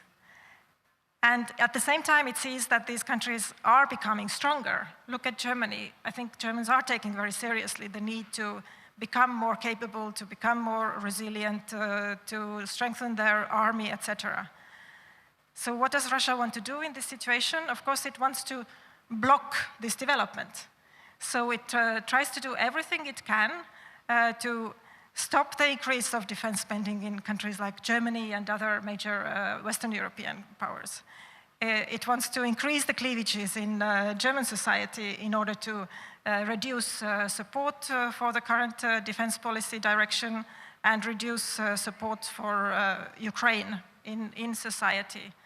So this is where I think the big Western European countries can actually learn from countries like Estonia about how to counter these Russian methods of influence and kind of how to live with them and how to strengthen our defense capability nevertheless and not let Russia kind of divert our attention and create these cleavages that it wants to create within and between European countries.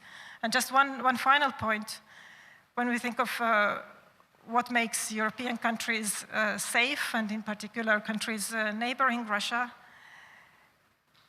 our efforts have to start from Ukraine. Russia has to be stopped in Ukraine if we want to prevent a war between Russia and NATO. And this is again something where we need to keep our strategic focus very clear and keep doing the maximum to make sure that Ukraine remains a sovereign country, that we continue with integration of Ukraine to Europe, including the defense industrial capability where Europeans need Ukraine on our side in order to be able to deter Russia in future. Thanks. Well, I want to give space to other speakers as well, and they will have the opportunity in a minute. But let me just dig deeper with one inconvenient question, because I think that inconvenient questions are what makes panels like this interesting. You've mentioned the differences between countries like Estonia and the large Western European countries. And one of the differences is the size of the defense spending, the differences in percentages. All the Baltic countries give already very high percentages, around 5%, but you also have large Western countries like Spain or Canada who still haven't met the 2% threshold that we've agreed on in 2014. And countries like Italy are still barely at the 2%. What's your view on that? And how much does that show about the will to defend Europe? I do sense an increasing sense of resentment in northern part of Europe at this situation where we agree all in principle that Russia is a long-term threat and we have made our commitments to increase defense spending, and it is only happening in a handful of countries in the northern part of Europe and not the rest. So, of course, this is a problem, and certainly Russia is watching it closely. What a small country like Estonia can do, I don't think there is much point really to lecture others. The Estonian approach has been to try to lead by example. Just keep doing the maximum we can and use our power of persuasion and our model, and also showing that it is possible. Because what we often hear from the Southern European countries is that, oh, but for us, because of socioeconomic reasons, because of our healthcare, education, etc., it is impossible. Well, then we can say, do you think it is easy for us? I mean, we also need to find the ways to invest this money in defense, more than 5% of GDP next year. And it comes at the cost of something else. But it takes then political vision and leadership to explain to the people that we need to do it. I understand very well it is much more difficult to do in Spain, where Russia is far away. So the arguments have to be a little bit different in different countries. But for the Spaniards, I think what they need to understand is that if we fail together in deterring Russia, and if we fail to prevent a broader war in Europe, then we will not have the EU as we have had it during the past decades. We lose the basis of our welfare in Europe. The integration model will collapse. Our common market will collapse. So the stakes are just so high. And I hope the politicians all over Europe will find then the right arguments to persuade their own populations. Elon, let me ask you about the same issue, but to ask for the view from Washington, because you're the only American on the panel, and America is maybe the only country that actually has the ability to pressure European countries into much higher defense spending, as we're already seeing, but we still do have these large, quite wealthy countries that are lagging behind quite significantly. And we are getting into a situation where it's a bit of a two-speed Europe, with Nordic and Eastern Europe on one hand and Southern Europe on the other.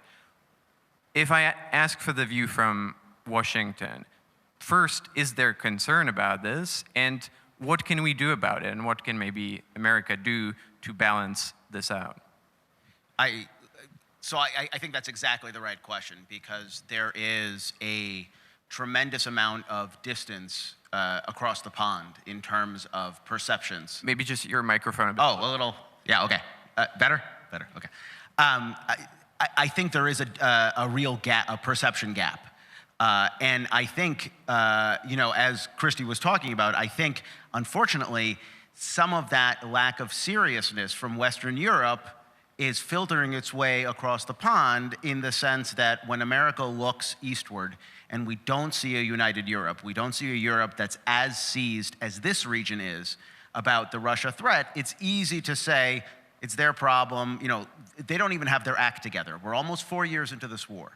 How can we be more European than the Europeans, right? I think that's a valid point.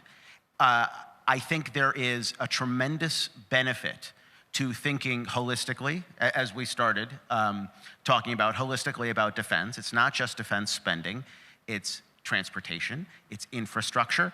Also, if you notice, in the United States, we are in a process of a pretty significant reshuffling of government at the moment, right? With agencies being closed and being shut down. That has second and third order effects for our partners, including our partners in Europe. For example, on the disinformation front, we are rapidly getting out of this game, at least for the moment. And Dominic, I know you've worked on this issue like I have. It strikes me, I don't know if you agree, but it strikes me that there's opportunity within adversity, right? There has been this historic passivity, because there's a reliance, America will always be there to fund, to sort of articulate the vision. That's really not the case anymore, at least not across the board the way it was before. This is an opportunity for Europe to really demonstrate seriousness, to build up infrastructure, to build up capabilities in a way that would actually, I think, very much rebound to the strength of the transatlantic relationship, because it'll show the United States that Europe is really digging in, and it's not just digging in on troops and hardware, it's also digging in on a more holistic view of security. Thank you. The way I've heard it described is that if there's an American in the room, the Europeans are just going to wait and see for America to lead, and then they will follow. And I think we need to get rid of that mentality. Ruth, let me ask you. You advise a number of European governments on issues of defense, national security. And when it comes to defense spending, this summer, all NATO members have given the pledge of spending at least 3.5% GDP on defense by 2035.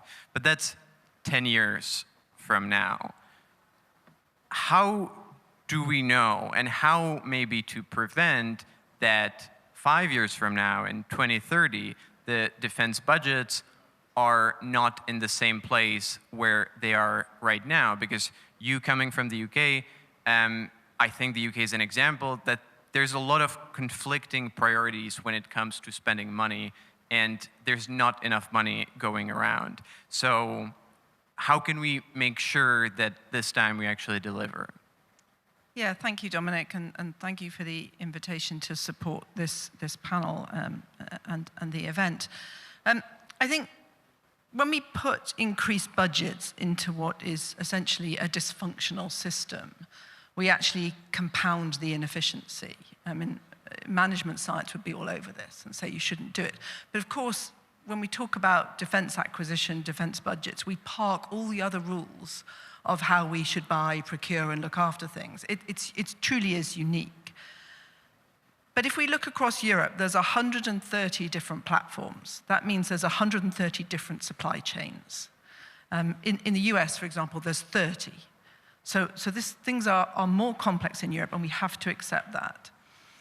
We need, I think, to get to your point, we need an action-centered strategy, not a rhetoric. And we need to look at a full spectrum suite of defense capabilities, but not nationally, in Europe. And that requires European nations to do now what is maybe thought it should do before but not get to, which is to decide what it's not going to do. Individual countries saying, I'm not going to invest in this. I could, but I'm not going to do this because you're going to do this. And a far more detailed, informative discussion. Now, we can shrug at this and say, well, it'll never happen, but it is happening. The Netherlands is a really good example of this. It has decided to disinvest in some things and decide what it's good at and invest in other things. And I think it would be very good for other nations to follow that lead. It's complex, and the world has changed when it comes to innovation. Originally, military R&D used to lead the way, and the civilian space would kind of benefit from this kind of research and development. But that's shifted, and that's not the case now. And today we see defense increasingly lag. Now, I think that requires us to have a different conversation with the private sector, which governments are quite often uncomfortable of doing. Now, Ukraine's shown that you have to work with the private sector, and you can. And we're kind of scrabbling across Europe, particularly, I would say, as Christy describes, the sort of larger Western European countries, about how we get after that. For me, there needs to be what you might call like a sixth domain. You know, you've got the 5 domains of warfare: air, land, maritime, space, and cyber. A sixth domain, which is really an industrial domain, that is integrated far better into the military process, into defense thinking. And it creates a different mindset. It means bringing defense from big prime down to small actors into exercises far closer, into discussions far closer about what the need is. And then you get quicker innovation too. And I think that's an important thing. John Foreman spoke earlier about the impact of the changing character of warfare, and I would just echo his point in that we talk a lot about defense industry and technology and money, etc. But war is a human endeavor.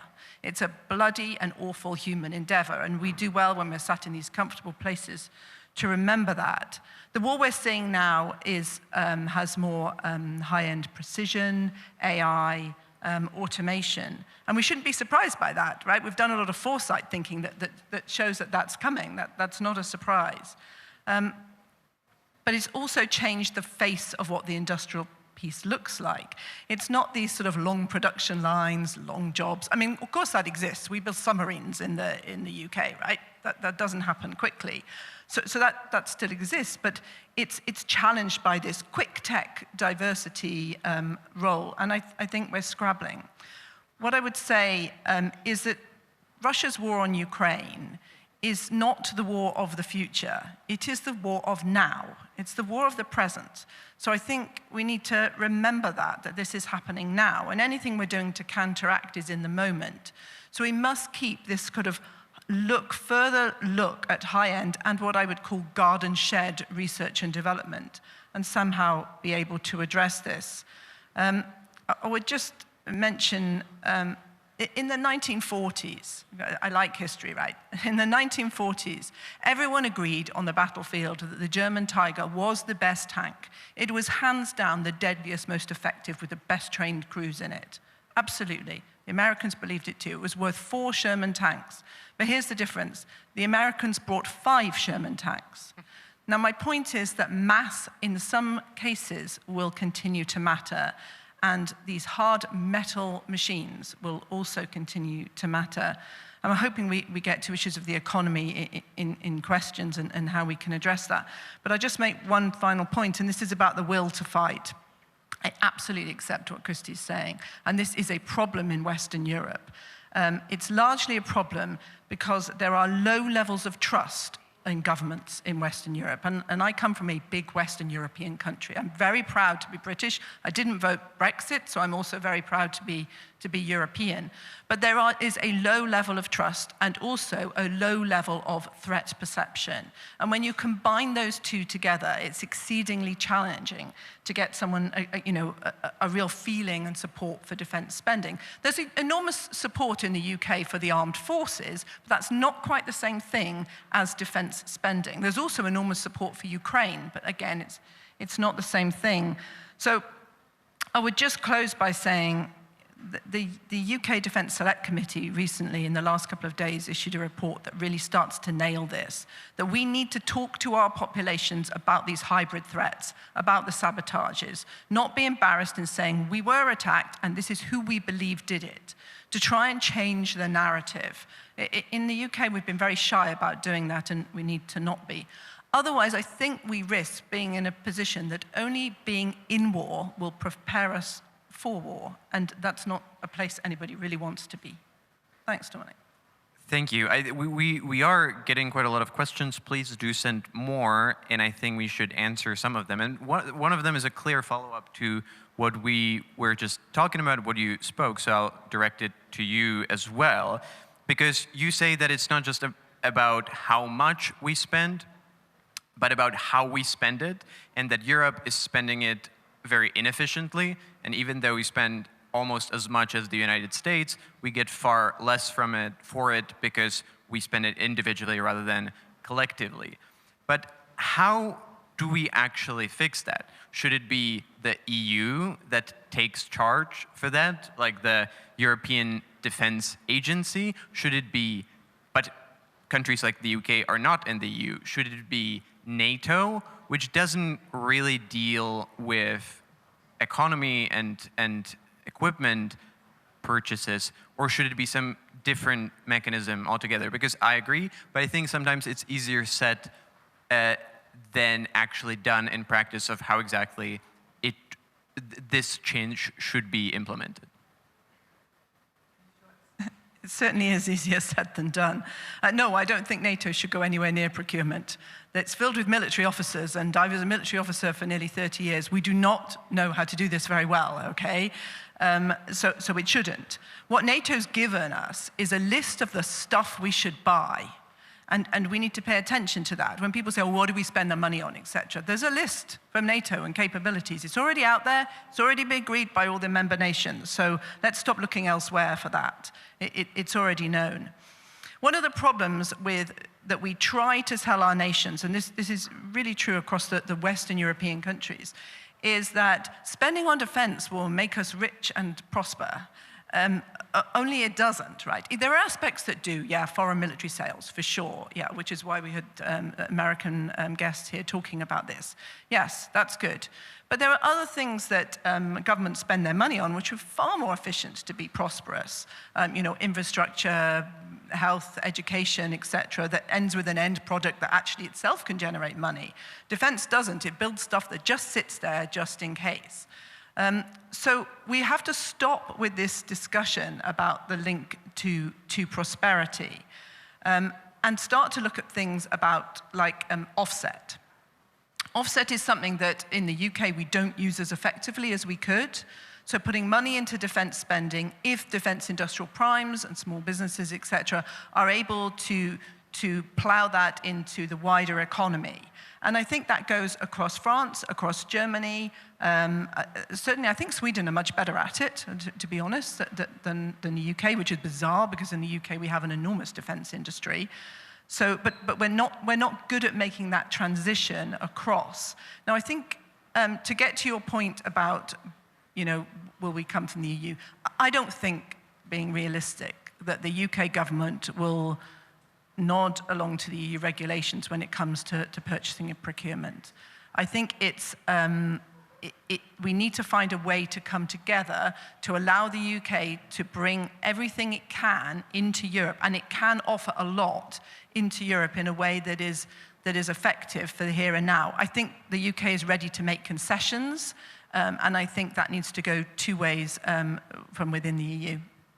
Thank you. I will ask from now on to make slightly shorter answers because we have a lot of questions and not much time. And I do have one question specifically for you, Christy. I'll read it out. In addition to reintroduction of conscription, what else could the Baltic states do to strengthen security? Are areas with the majority of Russian speakers a security issue? Thank you. First of all, Estonia is one of the very few countries in Europe that maintained conscription all the time after the end of the Cold War. And that's, of course, because the threat assessment was that Russia did not disappear being a threat. But what else we can do? I get a lot, of course, this question about the Russian-speaking population. Well, the threat to us is Russia. And the threat is that according to the Russian doctrine, Russia can use it as an excuse that they need to intervene in order to defend Russians. Whether it is citizens of Russia, citizens of any other country, that is a reason for Russia to intervene if they see that they need to defend these people. And actually, it doesn't matter what these Russian speakers themselves think about it, unfortunately. So if Russia wants to use this excuse, they will do it. And they will find this handful of people that they need who live in Estonia and say that their rights are being oppressed and they want Russia to defend them. Most of the Russian speakers in Estonia don't want Russia to defend them with tanks and bombs, as we see happening in Ukraine. So the issue really is the way Russia uses different tools and excuses and ways to manipulate our publics and also publics in the West to try to make all of you believe that Russia is intervening in other countries because of some noble humanitarian reasons. So that is the threat, and that is what we need to understand in Western countries, how Russia operates with these issues. Thank you. And now, unfortunately, I have to leave for the airport. Thank you all. That's okay. Yeah. I would ask for applause. Thank you very much. Tomoyuki, let me get back to the Pacific aspect for a little bit as well. Because the two theaters are far apart, but to an extent, they are similar. The threats are similar. The countries like Japan have a lot in common in terms of values with Europe and NATO member states. What, and I would ask for quite a brief answer, what can we do both sides better or more to increase the cooperation so that it makes both countries like Japan and European countries safer? Okay. First of all, our threat perception is quite similar. The growing engagement among the countries of Russia, China, North Korea, this indicates that we need to be more united and we need to resilient engagement to each other. Through the mechanism of the NATO plus IP4 Indo-Pacific for dialogue, we had better to deepen our strategic communication and discussion. And the second, I made clear earlier that Japan is also stepping up defense industry and defense building.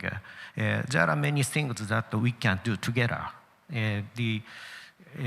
What we learned from the war in Ukraine, the shortage of the ammunition, the weapons, and also the interoperability and the standardization of the weapons. That could be the things that we need to discuss in a very speedy space. Thank you. Next question I would ask to all three of you, and because we do have a limited time, I would ask for relatively short answers, and one that's very timely. The question asks how to prevent hybrid attacks of Russia against NATO members, which is something that almost all NATO members are seeing at the moment. Are we only reacting or doing something to prevent hybrid attacks in the future? Can we be proactive? Okay, I'll try. Very quickly, so I think the question is where and what kind of attack? Because obviously the hybrid threat that is confronting Central and Eastern Europe is both informational and physical. In Western Europe, it's much more conceptual. It's, I think, much further away. It's easier to dismiss. The question really is a question of deterrence, because it's one thing to defend, but it's always easier to attack than to defend. The conversation that, from my perch in Washington, I'm really not seeing enough of here on the European continent is, how do you impose costs for hybrid war on Russia? How do you punch back in the cyber domain and the informational domain, right? It's not just about the strategy that the Russians are employing succeeds because it falls below the threshold of conflict. It makes it hard for the countries that are affected to actually respond. There has to be a more sophisticated, calibrated response mechanism that actually ratchets up the cost for the Russians for carrying out aggressive activities below the threshold of open war. Thank you, Ruth. Yeah, just add briefly that attribution is one of the most important things. So really clear attribution, unashamed calling out of that, and saying to very publicly, we know it's this. This is, you have to be careful to say this is how you know something, because you don't want to give away your countermeasures and your understanding. So you have to be careful of that, but not being afraid to say this is who it is, this is why we think it is, and this is what we are doing as a result of that. Bang. It might be a sanction, it might be something greater, it might be kicking someone out of the country, it might be doing something else. And you can use soft power in order to impact that too. But you have to call it out, otherwise you just carry on letting them have an effect. Thank you. And finally, the view from Japan and maybe lessons learned or experiences that have worked for you, as long as you can fit them in 90 seconds. Thank you very much. Well, with regard to their cognitive warfare, as well as their hybrid warfare and hybrid warfare, yeah, this is quite a common threat for us as well. But we haven't yet deepened the exchange of views and the information and the intelligence of the both sides. This is the time that we had to better explore the dialogue on this aspect as well. And also, we have to enhance the awareness of the population, the citizens, in order not to be manipulated by the foreign actors. Well, thank you so much. We're almost out of time, so I would ask you for a big applause to all of my fantastic guests. And thank to you for your attention and your time as well. Thank you very much to the panelists. Just a couple of ideas to take away as we move to the last panel. Let us not allow Russia to make more cleavage within our societies. Let's keep doing the maximum so Ukraine remains an independent country. Action-centered strategy is needed in terms of defense spending. We need to see the full spectrum of defense capabilities across Europe. A different conversation with the private sector is needed. Mass, in some cases, will continue to matter. There's a level too low of a threat perception in Europe. It's always easier to attack than to defend. So more sophisticated, more calibrated response mechanisms are needed. And I think we have said it today, we have said it many times yesterday, that Russia is not ready to test Article 5, but it may be in 2 or 3 years. We said it several times. So we have to deter any possibility of testing Article 5, but we also have to get better at deterring attacks below NATO Article 5. This is what the next discussion is going to be about. How to deter attacks below NATO Article 5. And for that discussion, I would like to first and foremost invite the Vice President of the Asian Institute for Policy Studies, Do Hyung Cha.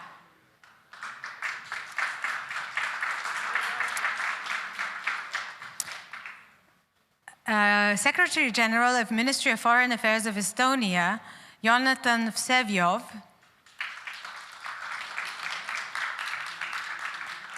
Welcome, thank you for coming, thank you for being with us. President of the Delphi Global Research Center, Robert Hamilton.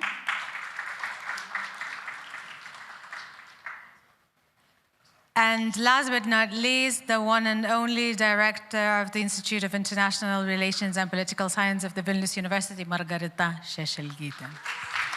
Hi, hello, hi, hi.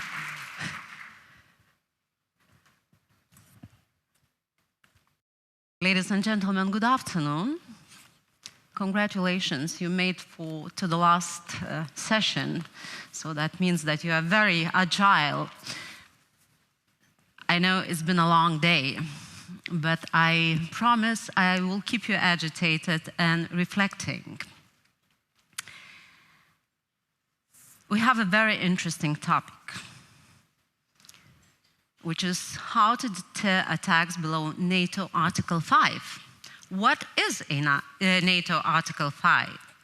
It says armed attack against one or more of the parties is considered as attack to all of them. And then consequently, necessary measures are taken. But since Crimea, the number and variety of different actions below NATO Article 5 have increased. And it seems that they are specifically designed to stay below Article 5. Just yesterday, all of us, we have witnessed how our Minister of Foreign Affairs and Commissioner Kubilius were late to the dinner because of one of those actions of sabotage, of hybrid attacks, the balloons flying over our airport. These attacks create deliberate ambiguity, and it is impossible to identify them as armed attacks, so NATO Article 5 doesn't apply to them.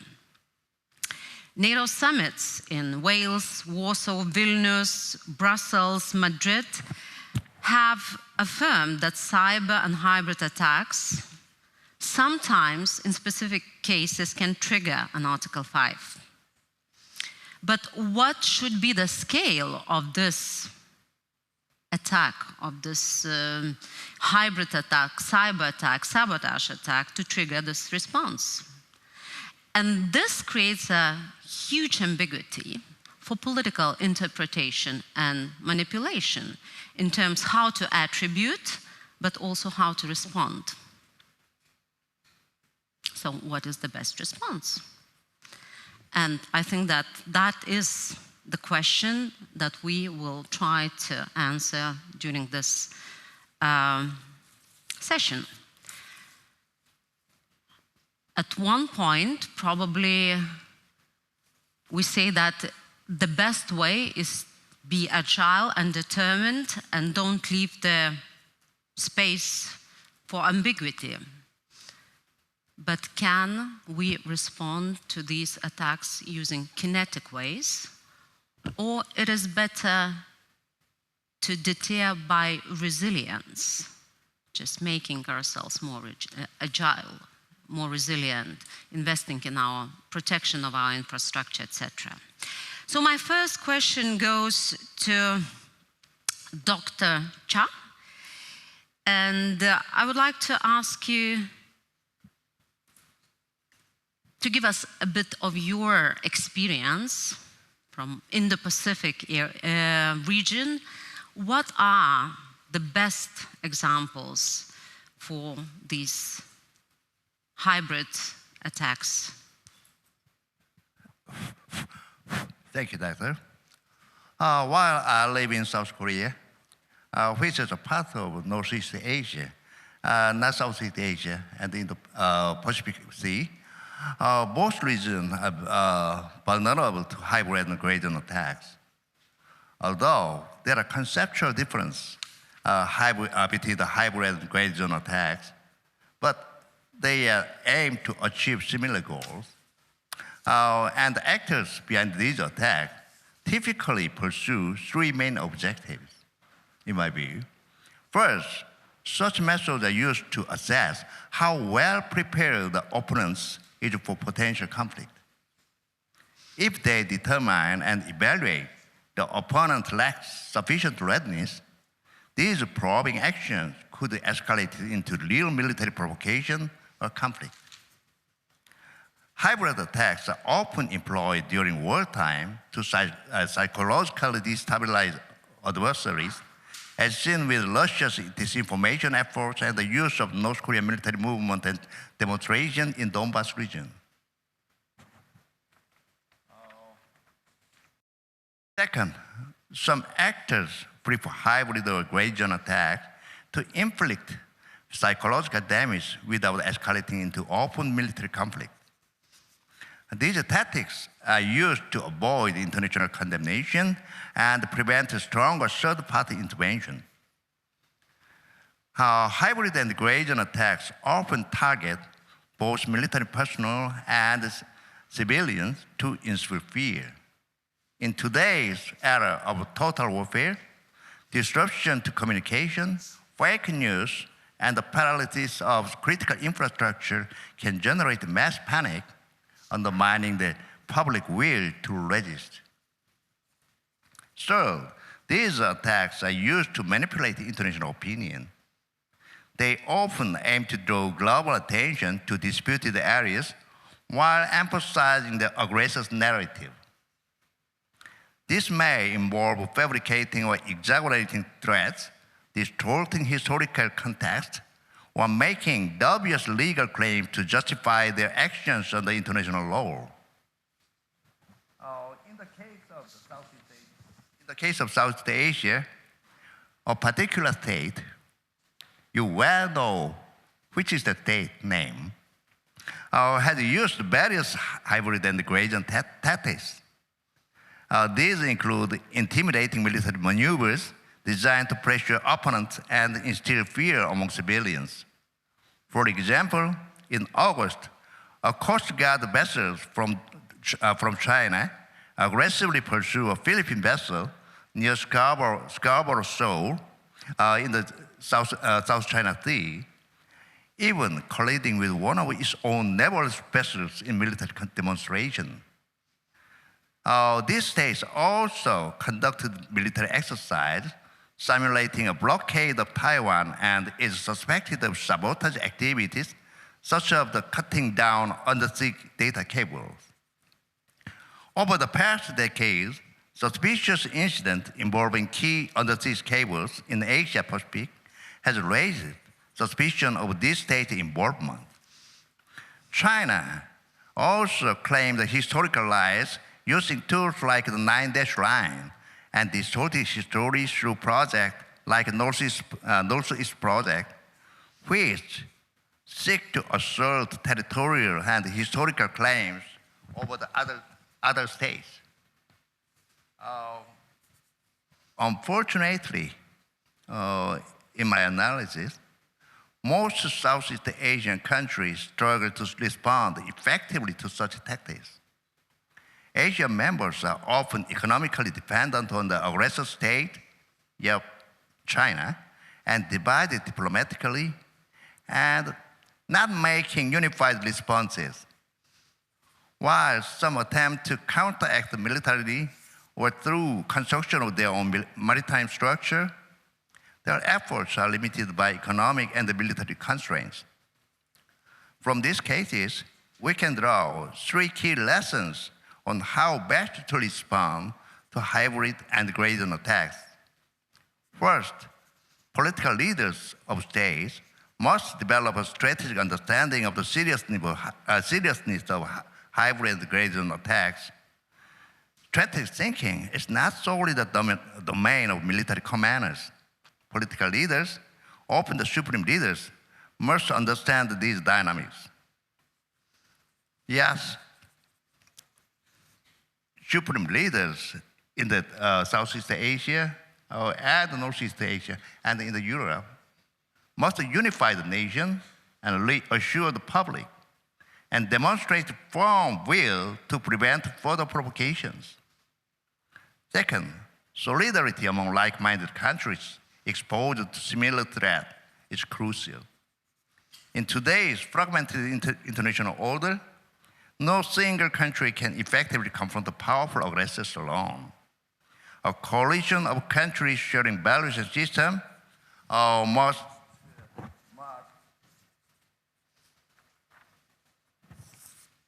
must together to create collective resistance. Cooperation should transcend geography and emphasize shared principles. Closer collaboration between NATO and the United States allies in Asia Pacific is a key example. Third, regular training and exercise simulating diverse hybrid and gradient scenarios are essential. Like-minded allies should hold joint exercise and simulations to improve their readiness and coordination against such threat. Yes, in Asia Pacific area, as well as in Europe, the aggressors want just one thing: make the people feel the helplessness. We restore self-confidence and dispel our helplessness. That's a mission and the roles of the political leaders as well as military commanders. Thank you. Thank you very much indeed. And indeed, hybrid attacks are happening not only in the Baltic Sea, but also in the Black Sea and in the Pacific region. And the recipes are sometimes quite similar: resilience, cooperation, exercises. But I'm just wondering, I understand that on one hand, we all very often complain that Baltic states are very unsafe, and there were a lot of articles saying that Baltic countries might be next, and maybe we are already in war. But the key difference from the Asian countries, countries in Indo-Pacific, that we are members of NATO, and I think that is a very, very important difference. But I would like to ask a very, very short follow-up question. So what do you believe to respond and to deter from the hybrid threats? Resilient exercises, cooperation, is it the only solution? Or at some point, we have to be brave enough to answer with a kinetic measures? And what should be the threshold to provide a kinetic answer? Yes. That's why I said that role of the political leaders is so important. Yes, sometimes political dictators and authoritarian regime looks very strong and sometimes sustainable. But in reality, they are very vulnerable and volatile because of the frustration of their own people. We already have looked the breakdown of the Soviet Empire and the liberalization and the democratization in most of the European countries in the 1990s. Yes, we believe ourselves, and through the collaboration and cooperation between the supreme leaders, yes, we should our belief and values spread out our own people. To protect our people and our values is very important. So now I'm looking to Mr. Hamilton.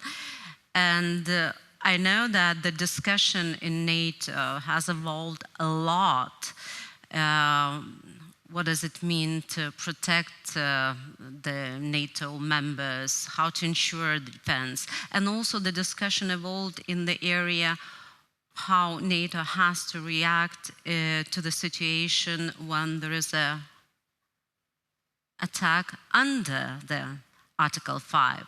So could you please elaborate how NATO, with all this experience that we have now, would react if there will be some green men on the Estonian or Lithuanian border? Yeah, thank you for the question, Margaret. And thanks to Linus and the whole GSSC team, not only for the invitation, but for the excellent organization of this whole event. So look, I think it's important to say up front, Russia will eventually kill people in a NATO country if we don't get this right. If we don't figure this out, how to deal with these sub-Article 5 hybrid war, gray zone, whatever we want to call them, Russia will kill someone in a NATO country, or will kill many people in a NATO country, and then that puts NATO in an Article 5 dilemma. Because as we saw with the September drone incursion into Poland, which was clearly intentional, even that incursion showed some daylight between the United States and most of the rest of NATO, in that President Trump initially said, well, it could have been an accident. It was clearly not an accident. But if you take that as an example, had those been not Gerbera drones, not decoy drones, but attack drones with warheads, and they had fallen on a hospital or an apartment building or a school and killed multiple people, it's very likely that Poland would have not invoked Article 4 consultations, but Article 5 consultations. And then you have the possibility of a split in NATO between most of the allies who understand what's happening, and the US, who may want to believe, under this administration at least, in more benign Russian intentions. And you could have a failure of Article 5. And so I say that to say it's imperative we get this right. In terms of, and it's not going to be easy to get it right, because the reason the Russians do this is because Article 5 is itself a deterrent. Article 5 was set up as a deterrent to Soviet and then later Russian aggression against NATO allies, because a deterrent threat to be effective should be two things. It should be potent and credible. Article 5 is both. It's potent in that an aggressor is confronted with the possibility of war with all 32 NATO members. It's not an automatic doomsday machine, but nevertheless, the language of the Washington Treaty makes it clear that a member should conclude that an attack on one is an attack on all. So there's potency there, that an aggressor is confronted with the possibility of going to war with an alliance that in Russia's case it can't defeat. And the credibility is, again, the language in the treaty, right? Again, not a doomsday machine, but members are supposed to conclude an attack on one member is an attack on all. So Russia has learned to exploit the gray zone, or the zone of sort of ambiguity below Article 5. And I think in terms of the little green men scenario, I think it depends on country and context, right? We see Russia do different things in different areas along NATO's eastern flank. In the Black Sea region, it's more about trying to buy an election or a referendum in Moldova, or setting up a candidate in Romania that comes out of nowhere on TikTok and suddenly threatens to subvert an entire election, or essentially co-opting through oligarchic state capture the entire Georgian government. Up here, where Russia has different advantages, it plays by different rules and it does different things. The most obvious advantages it has here are, not Lithuania specifically, but Latvia and Estonia, the Russian-speaking populations. I'm one of those people who believes that Latvia and Estonia have done an incredibly good job at integrating their Russian-speaking populations over the now almost 34 years of independence.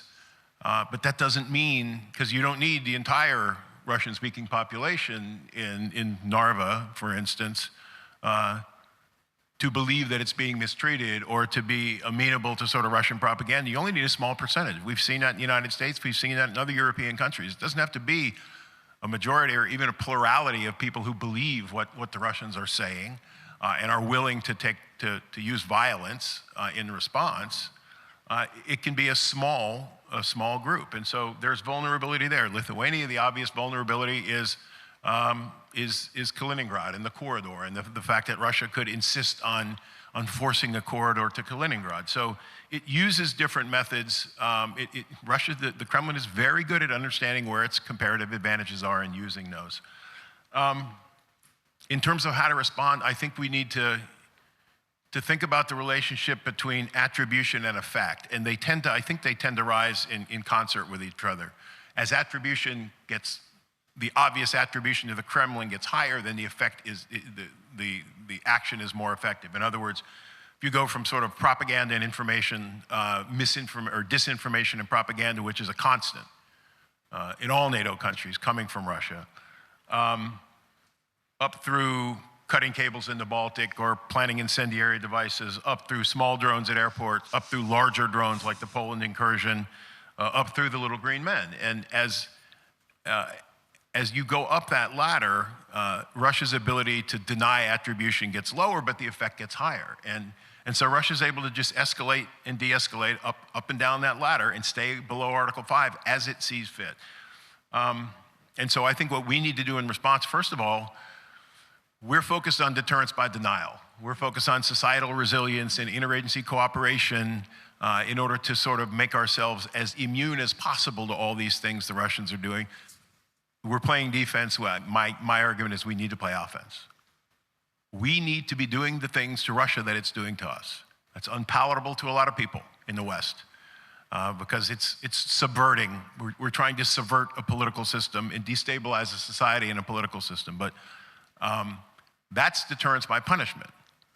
So deterrence by denial can't work in and of itself. It has to be backed by a credible threat of deterrence by punishment, which means we have to start doing some of the things in Russia that it's doing here. And we need to be, I think we need to be public about the fact that we're doing that. All the intelligence services, NATO intelligence services, are probably doing some of these things. We don't attribute it. But again, I think a combination of working on our own resilience, working on our own response mechanisms, which are inherently, another problem here is, these are all things that are sort of on the military continuum of conflict, but they're inherently non-military problems. All these below Article 5 activities that the Russians are doing are not things that the military can respond to, certainly alone, and maybe not even at all. Like, the military may not need to be part of the response, or it may be inappropriate for it to be. So in terms of how to respond, it's got to be a whole of government, whole of society approach. We know this. In the military sense, it has to be automatic. And I know Estonia has this policy. If people come across the border, whether they're in uniforms or not, the Estonian armed forces are taught to shoot first without requesting permission. And that's to avoid the Crimea scenario. When in Crimea, local commanders in Crimea were calling Kyiv, asking for guidance and permission to respond, Kyiv was in the throes of chaos and the government being reconstituted, and no orders were given, and Crimea fell. And so I'll just end by saying that's got to be part of the response to what we call mission command in the military. That is, you tell local commanders, if you see these little green men, you have the authority to shoot them, to attack them. And then you report what you've done, but you don't need permission to do this. Thank you. Thank you very much for a very straightforward answer. And indeed, as you yourself said, I mean, we are facing the variety of the hybrid attacks, hybrid threats, which are very much tailored to particular countries. And there is no single recipe and no single answer how to respond to these attacks. And the combination of the deterrence by denial, by punishment, and by resilience probably is the recipe. But I think that you've mentioned a very, very important point, which is deterrence by punishment. And I think that there is still room to discuss and to do a lot more in terms of boosting this deterrence by punishment in responding to hybrid attacks, because we are not there as democratic societies yet. But I'd like to turn now to Jonathan Vseviov, and Estonia was already mentioned, and Estonia is a very exemplary case because it had faced a major hybrid attack in 2007, major cyber attack. That was the first attack instigated by a state against other state. And it provided a lot of discussions in NATO. The result was Thailand manual. But also, I very much admire Estonians' approach towards the posture, how you should stand if something comes along. I remember last year I was at Lennart Meri's conference, and your chart was very outspoken, and direct, saying that if something comes to Estonia, I'm not going to fight war in Estonia, I'm going to fight war in Russia. So can you explain what does it mean?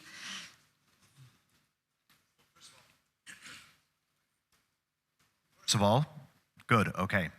I want to thank the organizers, the moderator, you all, for having me here. I am being deterred at the moment by a clock that you cannot see. There's a clock that we can see that's ticking down towards zero. So I know we're under considerable time pressure here. So I'm going to have to be fairly straightforward and blunt, and obviously also oversimplify in many ways. And I also am grateful for the organizers for having me here, because whenever we come to Lithuania, we get praise from the Lithuanians. Increasingly, this is becoming a rarity, with the Lithuanian economy growing, ours stalling. So increasingly, we're looking up when we're looking at the Lithuanians. There's an applause to those watching online. This is a popular statement here. But when we come to Lithuania, we sit on the podium here. The Lithuanians, being polite as they are, they always praise us. So it's outstanding, one of the few times we get this. So I'll say a few things. I'll say six points, actually, make 6 points. And thank you for starting with 2007 and the cyber attacks that made cyber famous. The problem with deterrence is that when we discuss it these days, be it at events like this, or even behind closed doors as governments, it's striking how often we need to relearn things that we used to know. I mean, some of the things that I'll be saying, some of the things that we as governments are relearning, or as societies, are things we used to know, and are things that are absolutely basic. So going back to 2007 and the cyber attacks, which were fairly significant, not sophisticated, but significant because they targeted the whole of society, not just the government, but banks, telecommunication companies. It took us a while to convince people that it's not the computers attacking us. Or when we look at the situation in Lithuania today, I had difficulty flying in Vilnius yesterday because of the balloons. It's not the balloons that are attacking you. It's not the shadow fleet vessels that need to be deterred. There are human beings made of flesh and bone pressing the buttons on the other side. They're the ones we need to deter. So not the computer. Don't get overly confused because of the technicality and the complexity of the method with which he or she is attacking you. In our case, it's almost always he. It's that human being on the other side that is making rational decisions based on his cost-benefit analysis that you want to affect. So don't deal with the computers, deal with the guy on the other side. Now, second point, our region is fairly straightforward. It's fairly simple. There's one guy running a regime, not that he has 100% maneuverability within his domestic constraints, but he's nevertheless a dictator. I'm referring obviously to Vladimir Putin. He is pursuing a policy that is coherent. His actions are consistent with the policy, and he's one of the most transparent leaders in the world. He's been publicly explaining exactly what he's trying to achieve. He does not pursue a separate Estonia policy, or a separate Lithuania policy, or a separate Ukraine policy and a Europe policy. He's pursuing what he perceives to be Russia's foreign policy that is targeted both at reunifying the Russian world, the Ruski Mir, and at the same time fundamentally altering the European security architecture, pushing back NATO military activity to pre-1997 borders, in effect carving out a buffer zone on his western borders where countries like mine would be condemned to limited sovereignty. Nothing new here. Land-based empires have always wanted to do that. A buffer zone with small, weak states with limited sovereignty on their borders. This is what the Russians are asking for today. And third, obviously, attempting to guarantee a seat at the grown-ups table in the global foreign affairs level, with the Americans, perhaps with the Chinese, perhaps with a few other great powers, maybe with some Europeans, but certainly a reserved seat at the global rule-making governing body. So when they're sending their computers to attack us, we need to understand that it's not just Estonia that is a problem for them. It's the overall foreign policy goal that they're trying to achieve. Bringing me to the third point on deterrence. Well, deterrence is fairly straightforward. It's easier said than done, obviously, but it's fairly straightforward. Whatever they want to achieve, we need to ensure that when they misbehave, from our perspective, the result that they receive is the opposite from what they wanted. The opposite from what they wanted. Central to their foreign policy goals right now is obviously Ukraine. That's where the bulk of their military is stuck. That's where the jury is out on whether or not a 19th century style empire can be sustained in a 21st century Europe.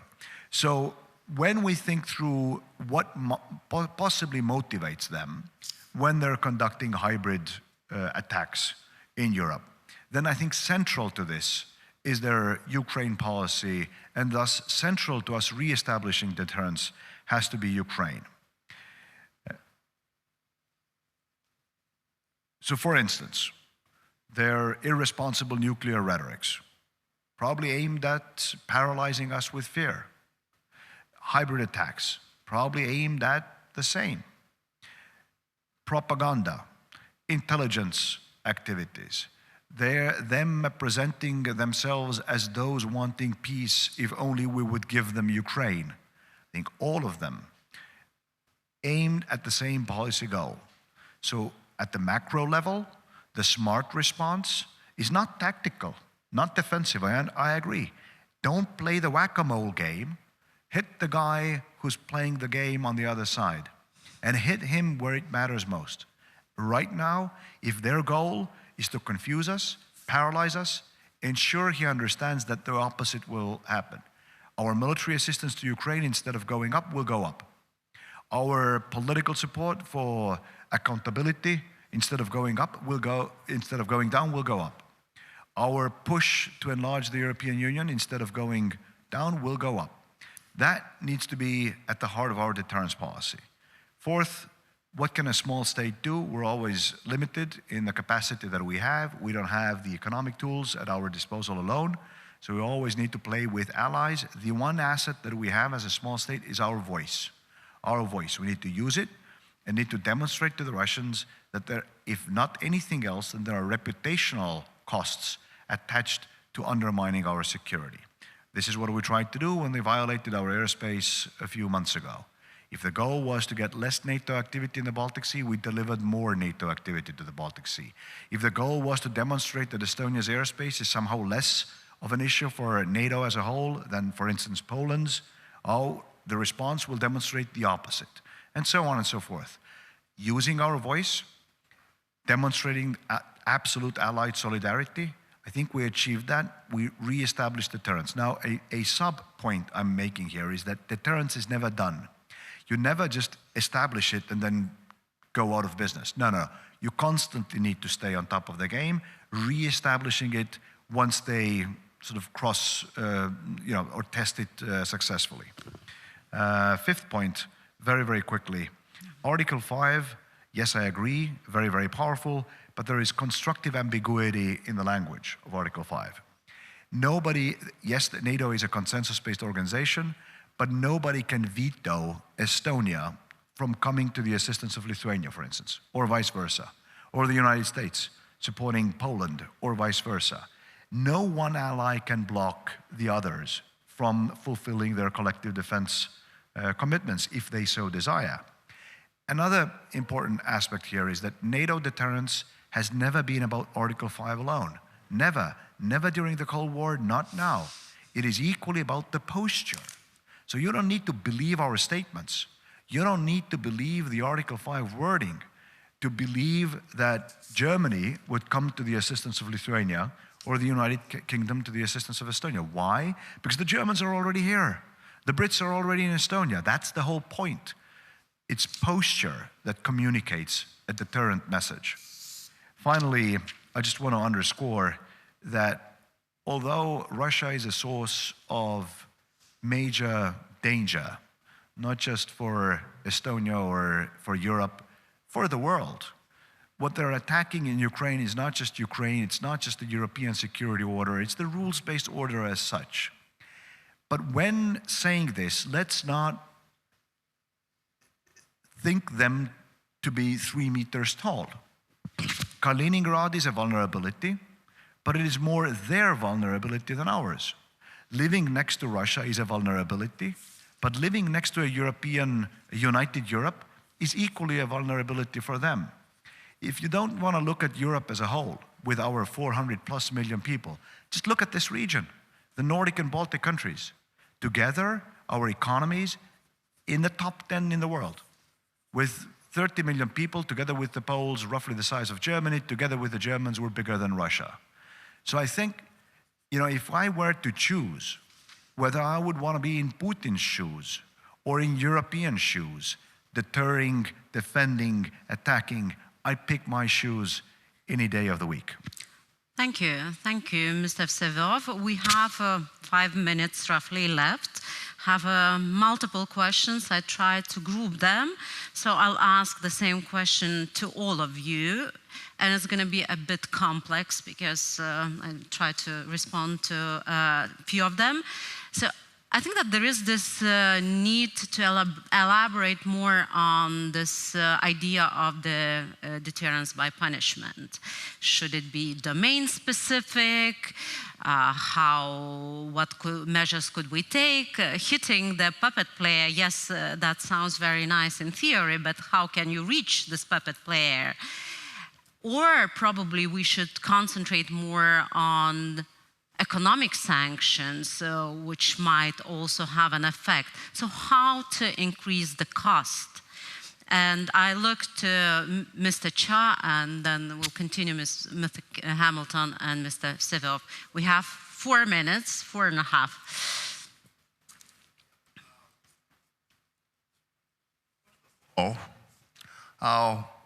I would like to advise my European friends to persuade your old friends in the transition. Not only to the Trump administration, but also the public of the United States, that convinced that You are never the outsider and the bystander of the European and the Asia-Pacific affairs. You are the member of the you are the very crucial member of that region. The typical tactic of the China and the Russia is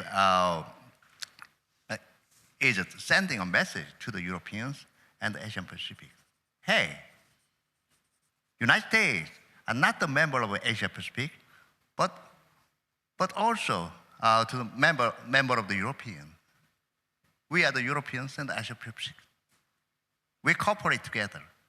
And at the same time, they sending a message to the American people and the government of the United States.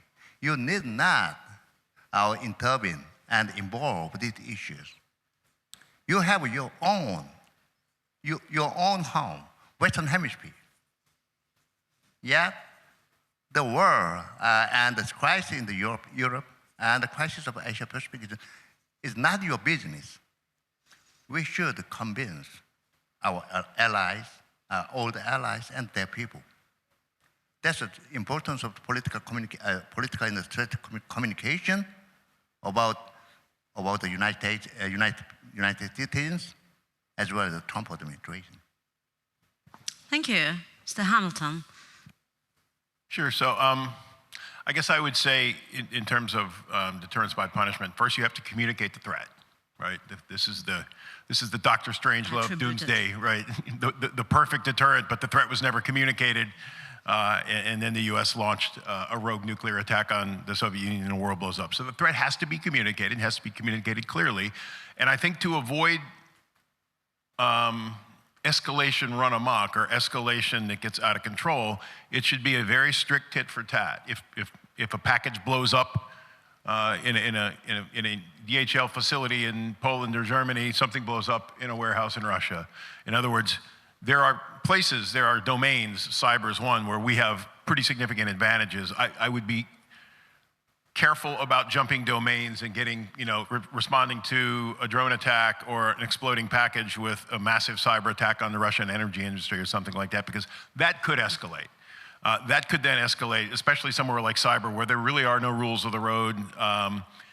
So I would say it has to be communicated up front and it has to be very strictly tit for tat in order to manage escalation. Thank you. Thank you very much. And Mr. Vsevolod. So first of all, I think we need to ensure that the Russians understand that Article 5 is what we say Article 5 is. There is no such thing that they can determine to be below Article 5 threshold. This constructive ambiguity in this construct is very, very important. And we should never tell them exactly what below Article 5 is. They should be guessing. This is the biggest strategic dilemma that we can create. Deterrence by punishment is obviously the essence of deterrence. We don't have time to have a thorough debate. As a teaser for next events, let me just say that I'm not fully in alignment with the domain jumping point that you just made. I'll bring you a good example. The Russians just violated our airspace in major ways. We don't want them violating our airspace. Should we, as a response, violate theirs? Well, let me just then tell you that not only did they come into the Estonian airspace for 12 minutes, 10 kilometers deep, considering the size of my country, they were seconds flying time, seconds from our capital's government institutions. So tit for tat in the same domain would see us fly armed fighters over the Kremlin. Talk about escalatory potential. There's quite a bit of escalatory potential there. So let's think hard about how to respond. In principle, I agree, but they need to not know. All they need to understand is that whatever they attempted to achieve, the result eventually by misbehaving, by crossing our red lines, is going to be the opposite. And where to do it? I think 9 times out of 10, the right answer for as long as they're waging their war of aggression in Ukraine is when it comes to where? In Ukraine. More assistance to the Ukrainians, more political support, more economic support, more sanctions on the Russians. Thank you. Thank you very much indeed. It was very, very stimulating and interesting discussion. And we're short of time. So I think that we can continue over a glass of wine or water or whatever it is at the networking evening. So I just want to conclude that I guess hybrid is not going to fade away, and it's becoming one of the major security challenges in the future. But what is important, it is important that we change our mindset. It's the same threat as also a military threat. So if we do not shy from deterrence by punishment in military field, we do not have to shy from deterrence by punishment in hybrid. And we have to rise up against the bully to protect our values and people. So thank you very much.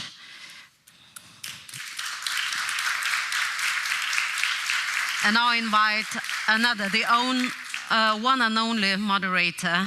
Thank you very much, Margarita. Thank you, everybody. I know that Margarita has summarized it really well, but it was a really lively and important debate. I'm just going to give you a few takeaways before you go and eat your cake from this discussion. Russia has learned to exploit the gray zone around Article 5, and if we don't figure it out, Russia will kill people in a NATO country, so we have to get this right.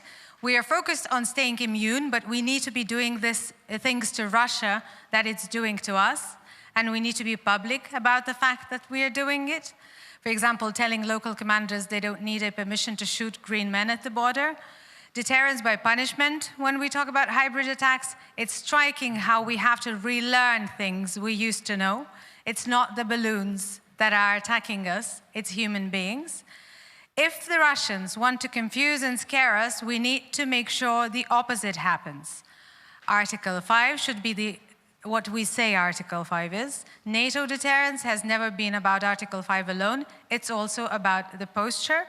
It's posture that communicates a deterrence message. Let's cooperate together. Thank you very much for this cooperation, for coming here, for being interactive, for listening, for staying here till the very end.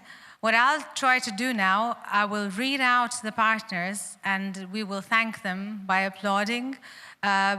Information partner, Lithuanian Public Radio and Television, LRT. The conference is organized under the patronage of the President of the Republic of Lithuania, Gitanas Nausėda, Ministry of Foreign Affairs, Republic of Lithuania, Ministry of National Defense of the Republic of Lithuania, the Baltic American Freedom Foundation, Embassy of Sweden, Konrad Adenauer Stiftung, Munich Security Conference, Atlantic Council, RAND Europe, Globsec. Everybody deserves a big round of applause.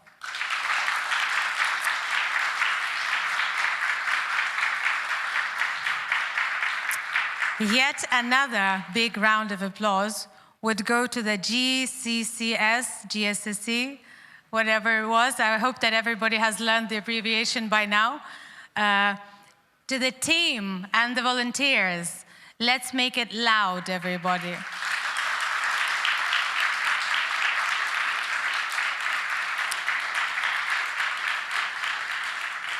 Thank you very much, and most of all, thanks to all of you again. We will hopefully see each other next year. There is cake and there is room for meaningful conversations, so don't run away anywhere. It's probably dark and raining or whatever, so let's stay inside and do some more networking. Thank you very much and have a good rest of the evening.